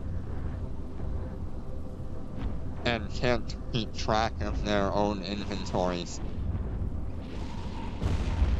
I say that because Adam had its own problems recently, and it was very easy to notice. I'm not sure why they didn't notice it. When everything goes through one guy, and he's a smart guy, and no one's going back behind them to check to make sure that what is happening is actually what is going down, it's hard. Enemy Yeah. ships detected. Yeah, corporations can really hinder progress with their own rules. For like 2 months, Adam has been under capital lockdown. And so people just can't fly their capitals. Unless they're with a battle buddy and in a group and in Discord, and there's just too many rules around it. Just so that way we don't have people dying in capitals on their own. I don't know. It's one of the many reasons I have considered stepping away. Because I fly a Rorqual. And if I can't use it in nullsec because capital bans, why am I even flying a Rorqual at all? I could just go to highsec and fly it there without all those rolls.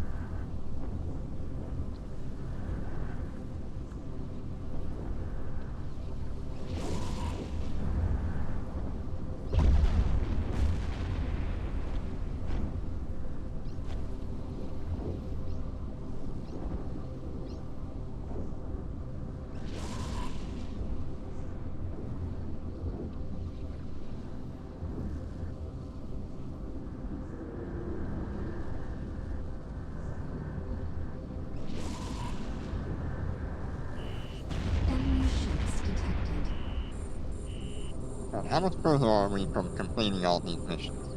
We've got 1, 2, 3. Wow, look at that. There's a Lost Waste Seeker Extra Large here in Perimeter.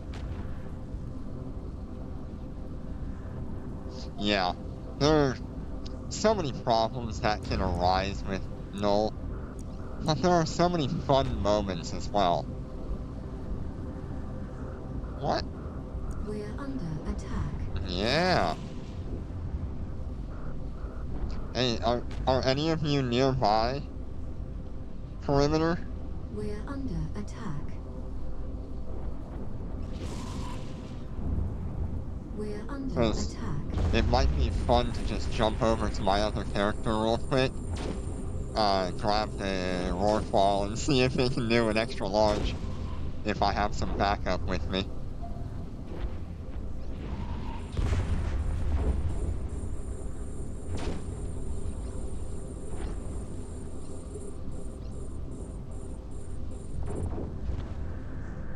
Ah. That's too bad. Yeah, that's true.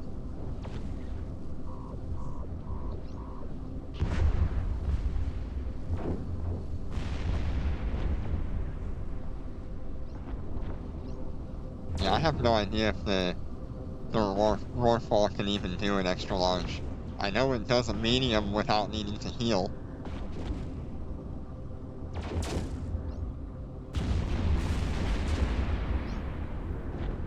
I'd hate to lose a Roarfall because I'm being stupid too.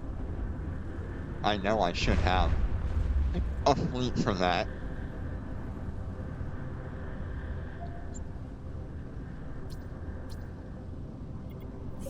Fleet warp. Alright, we're at Warp drive active. 19 million, 17 million, and 17 million.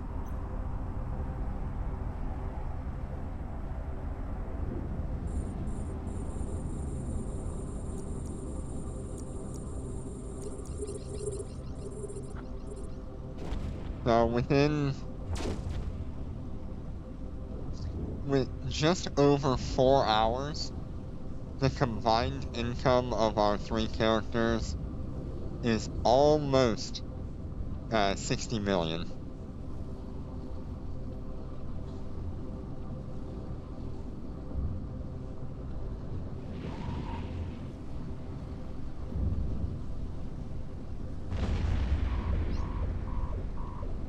Yeah, and a whole lot more in combinations.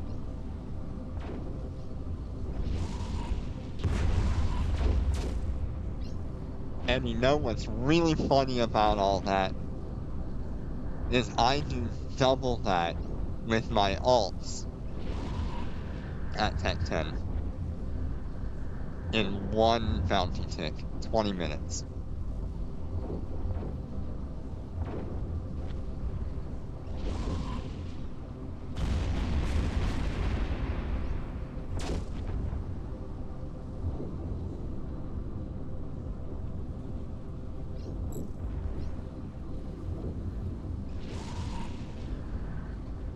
It is so crazy, the difference between mid-tier content, low-tier content, Enemy and Tech ships 10. detected.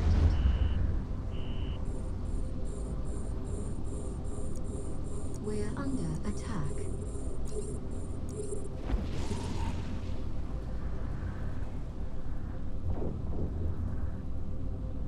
Shield damaged.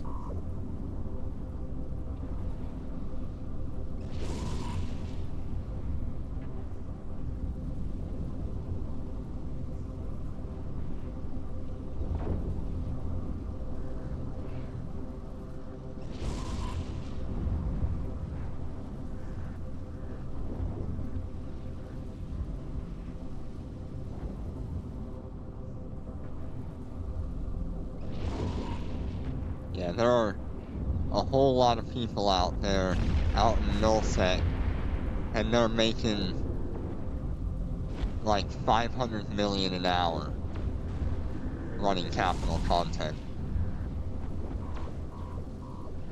but I just don't want to be in that position to lose a capital ship like that and then have to go and figure out how to fund everything again.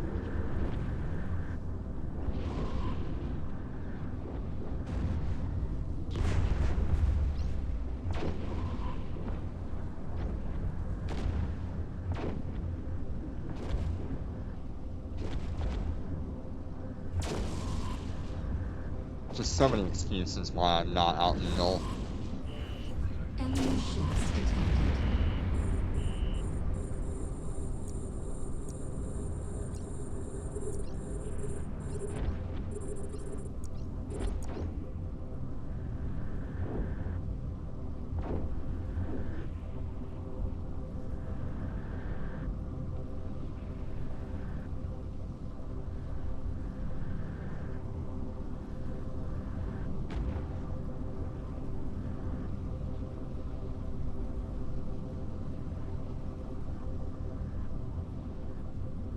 We're under attack.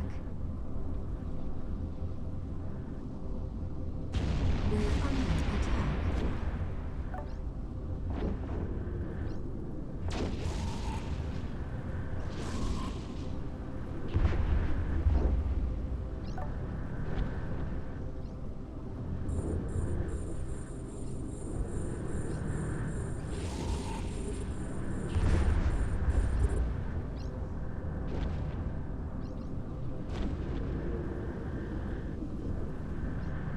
It has been a very productive day.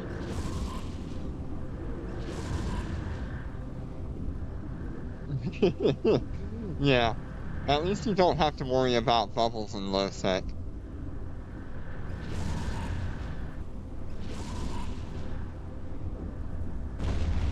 Bubbles are terrifying in Null. Because you know dang well they're gonna drop a damn capital ship through that bubble.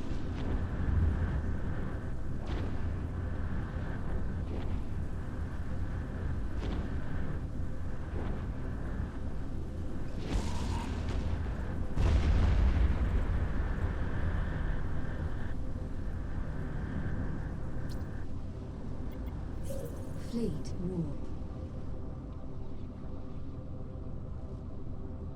Warp drive active.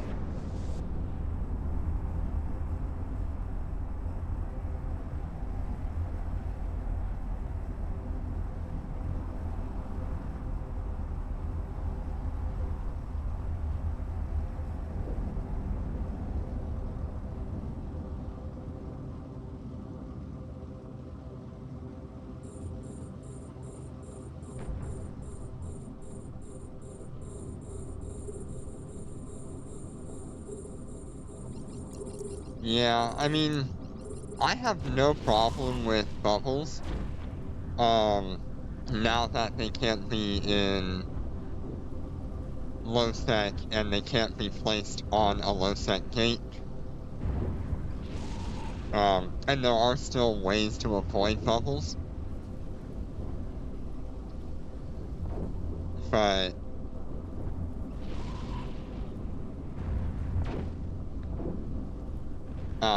absolutely scanners are the worst thing that was ever added to Eve Echoes in the condition that they were added. There is no counterplay against them.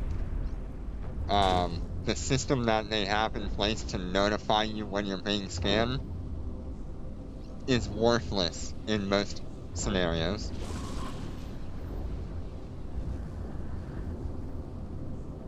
If there was like the EVE Online directional scanner in-game, I think everyone would have no problem with that. You can see them, they can see you.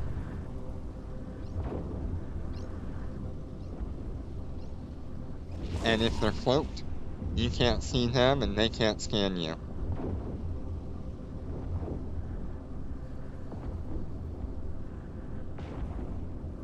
So, Enemy ships detected. I think EVE Online had a much better system for scanning down ships. And then on top of that, once you found out where somebody was, you still have to throw out combat probes, and you can see those on your directional scanner and know you're being scanned down. So, the Eve Echo's scanners are just terrible. I have no problem with the PvE one where you can scan down anomalies and stuff. It's just the PvP scanner, the combat We're scanner. under attack. Shield damaged.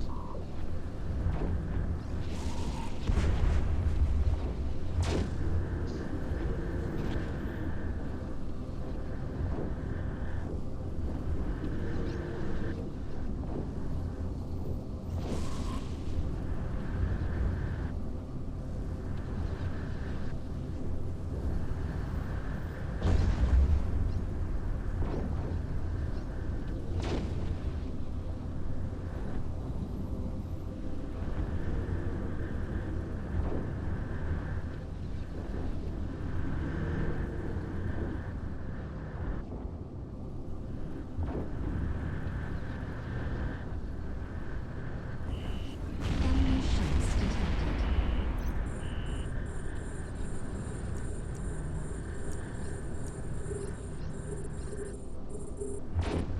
I think if it was like half a year ago, the second most hated thing in Eve Echoes would have been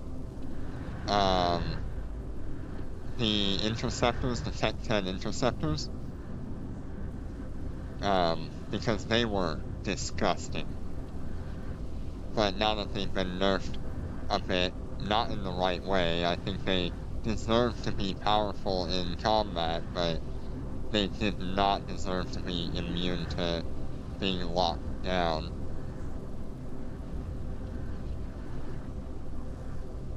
They should have just removed that instead of their combat capabilities.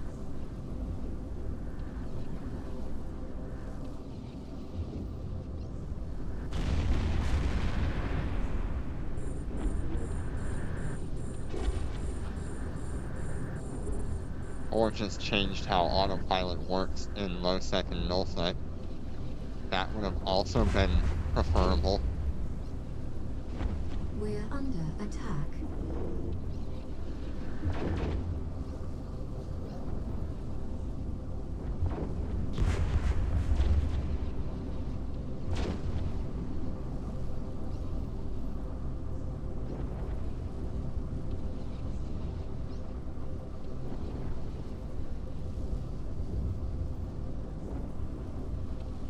Ooh, we're almost at 20 million on our left and right, our left and top and bottom accounts.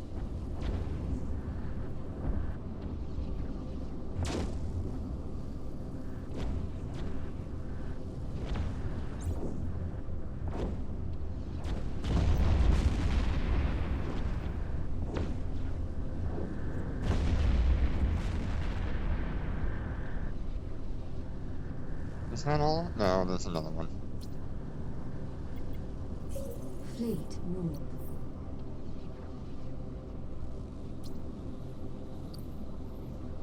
Warp drive active.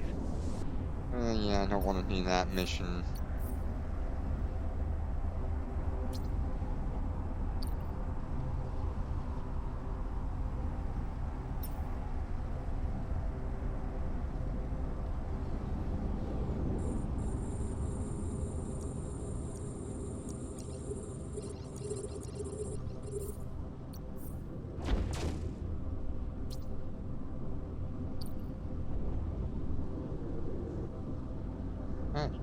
Nothing I want to do after this last mission.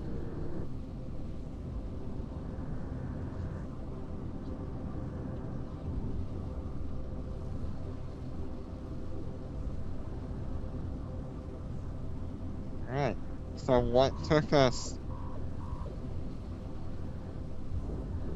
a week to make 8 million ISK, we just did in 4 hours.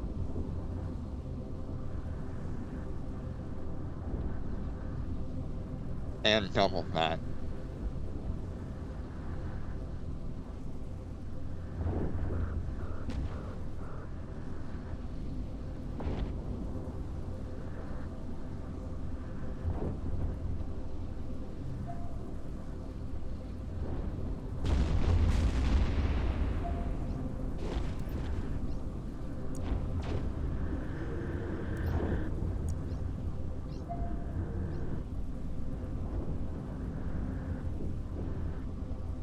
what an amazing difference it makes when you move from Tech 5 to Tech 6.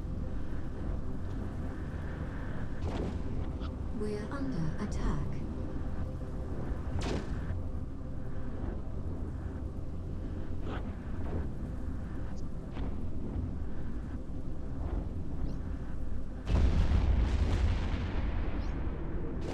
We're under attack. So the earlier we buy our battle cruiser and its basic modules, not the faction stuff, the faster we can get started on making our money toward Omega.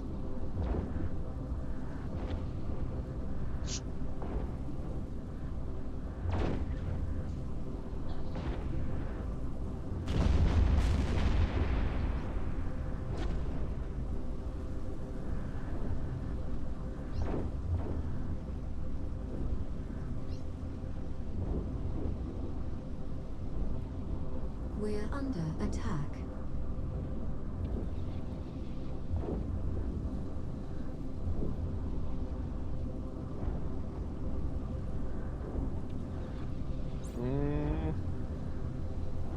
We're at 19 million. And almost 19 million. Enemy ships detected.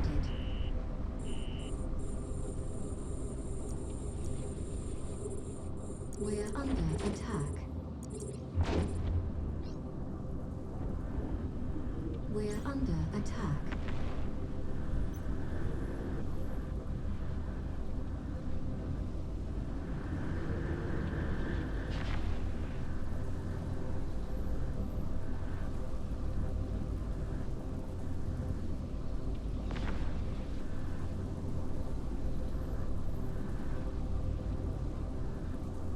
Shield damaged.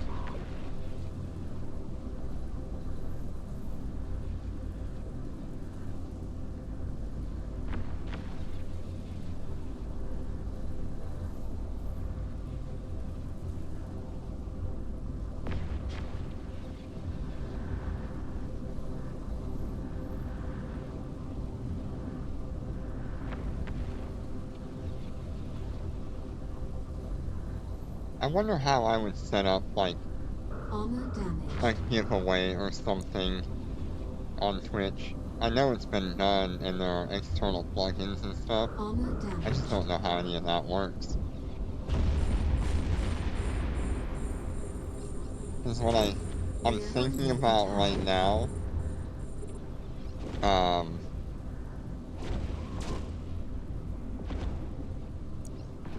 it would be really cool if when I achieve Omega for the first time on these accounts, that I did a giveaway for all of the ships on each account here.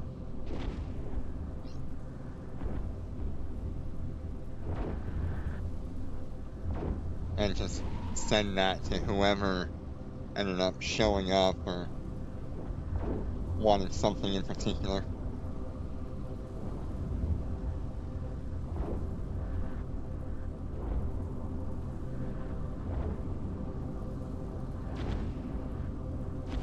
Because like I said, I don't intend to continue these accounts after we attain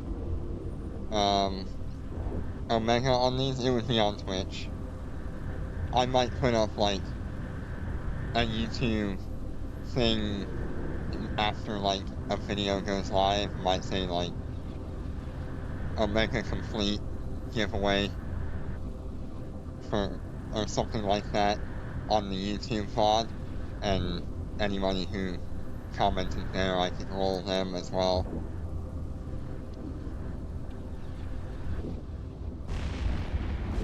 And then I can choose to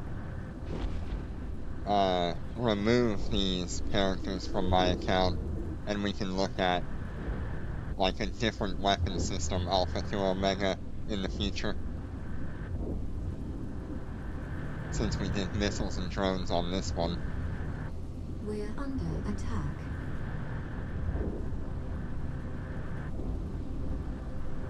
make it sort of like, Enemy ships detected. covers all your weapon basics. We're under attack. We're under attack. I mean, it's all pretty much the same thing, and the same ideas, just different ways of doing it. What would be really fun is trying to do that on, like, a fresh account, starting with Dormant Realms. I don't know how you would even accomplish that.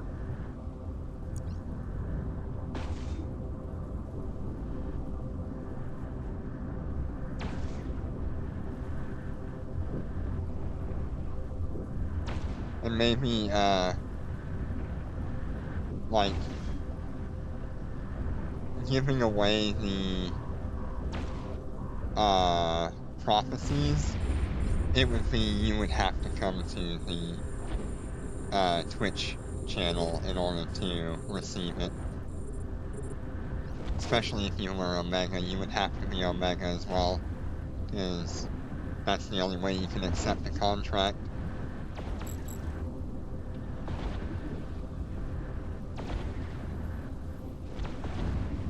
We're under attack.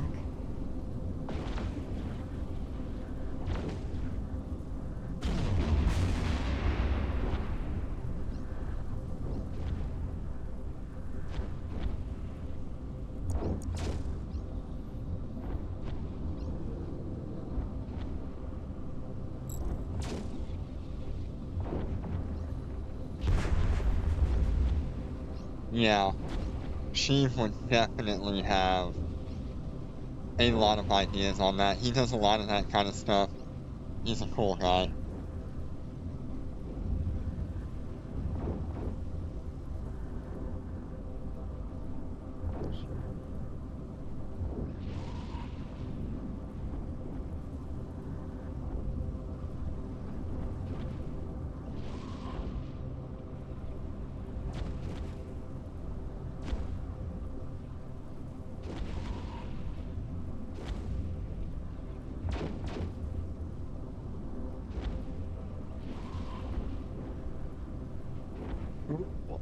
Did we cross the 20 million on each account? We did! We made our first 20 million running missions only. I don't count selling those materials on the market as getting our first 20 million.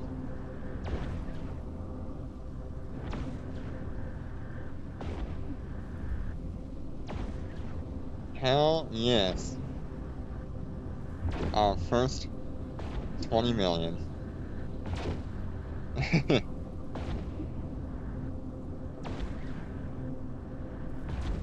Unfortunately, I don't have better Twitch TV, so any of those will not work.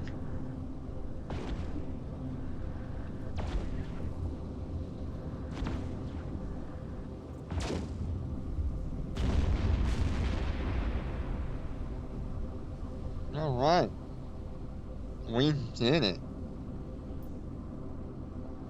Let's go ahead and dock at our home station here.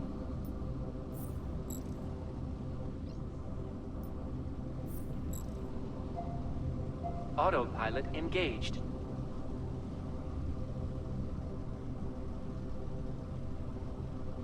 Warp drive active.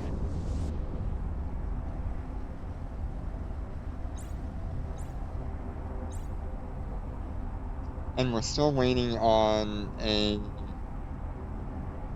very small bounty tick. It's like, Docking request accepted.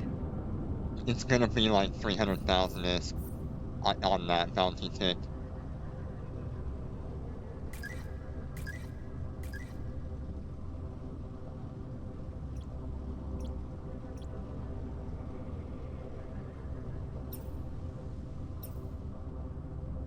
Right, there it is. That is our first day in Tech 6, starting from almost nothing, really. We had 76,000 on Character 1, we had, I think it was 1.3 million on character 2, and we had 3 million on character 3. And we are now up to 20 million, 21 million, and 21.4 million. Very good.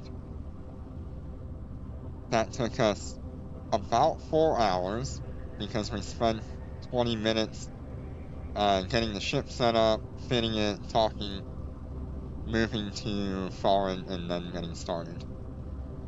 Not bad. That is a major increase from what we had in Tech 5.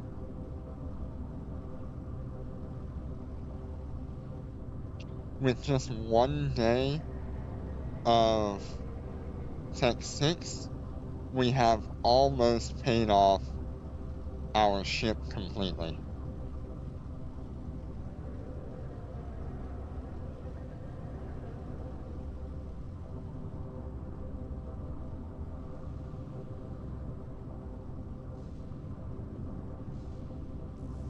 Yeah, 5 million hours isn't bad. What it really is 15 million hour split between 3 ships.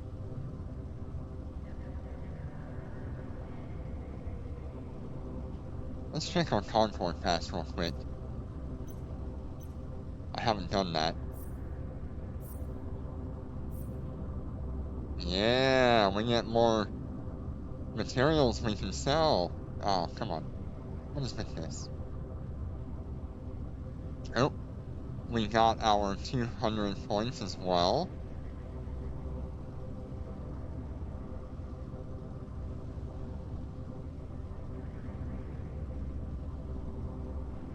This one's slacking.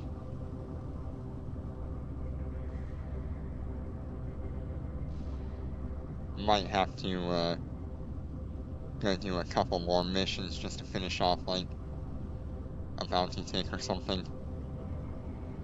How many points do I need? Like 70 something? Well, maybe I'll complete that another day. Well, if I do one more encounter with this account, that'll put me 20 points up. I don't know. Maybe we'll finish that off another day. Alright, 2 boxes with lots of goodies.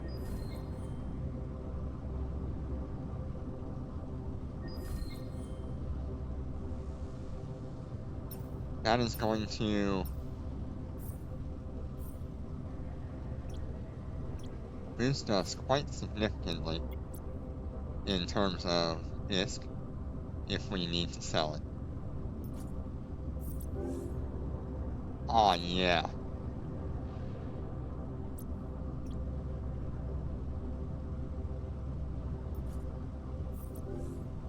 Ooh! That is solid right there. That's like 55 million ISK that we just gained from those boxes, if we need to sell them.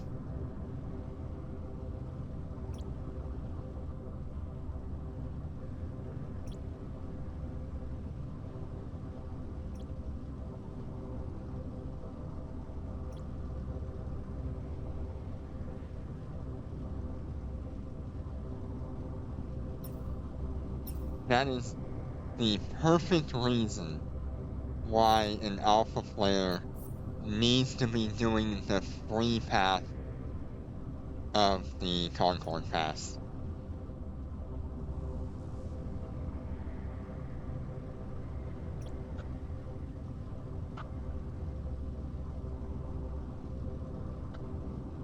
It is just way too important in terms of income or nanocore upgrades.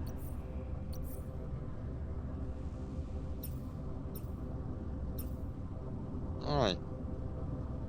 So realistically, because of our Concord Pass, each of my characters has a current value of about 70 million on day 1 of Tech 6.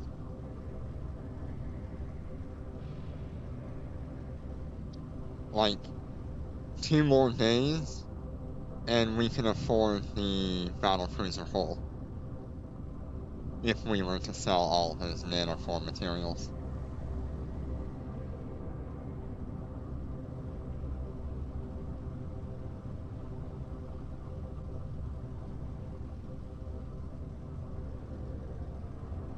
Alrighty. Well, thank you all for joining me.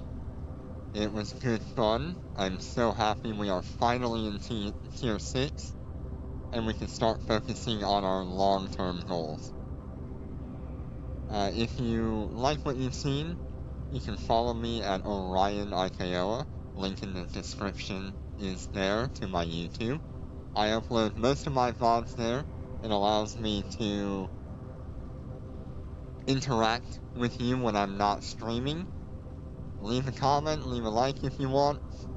It means a whole lot to me. I cannot describe to you how much it makes me happy to see you guys comment on a video. Thank you all so much, and I will see you next time.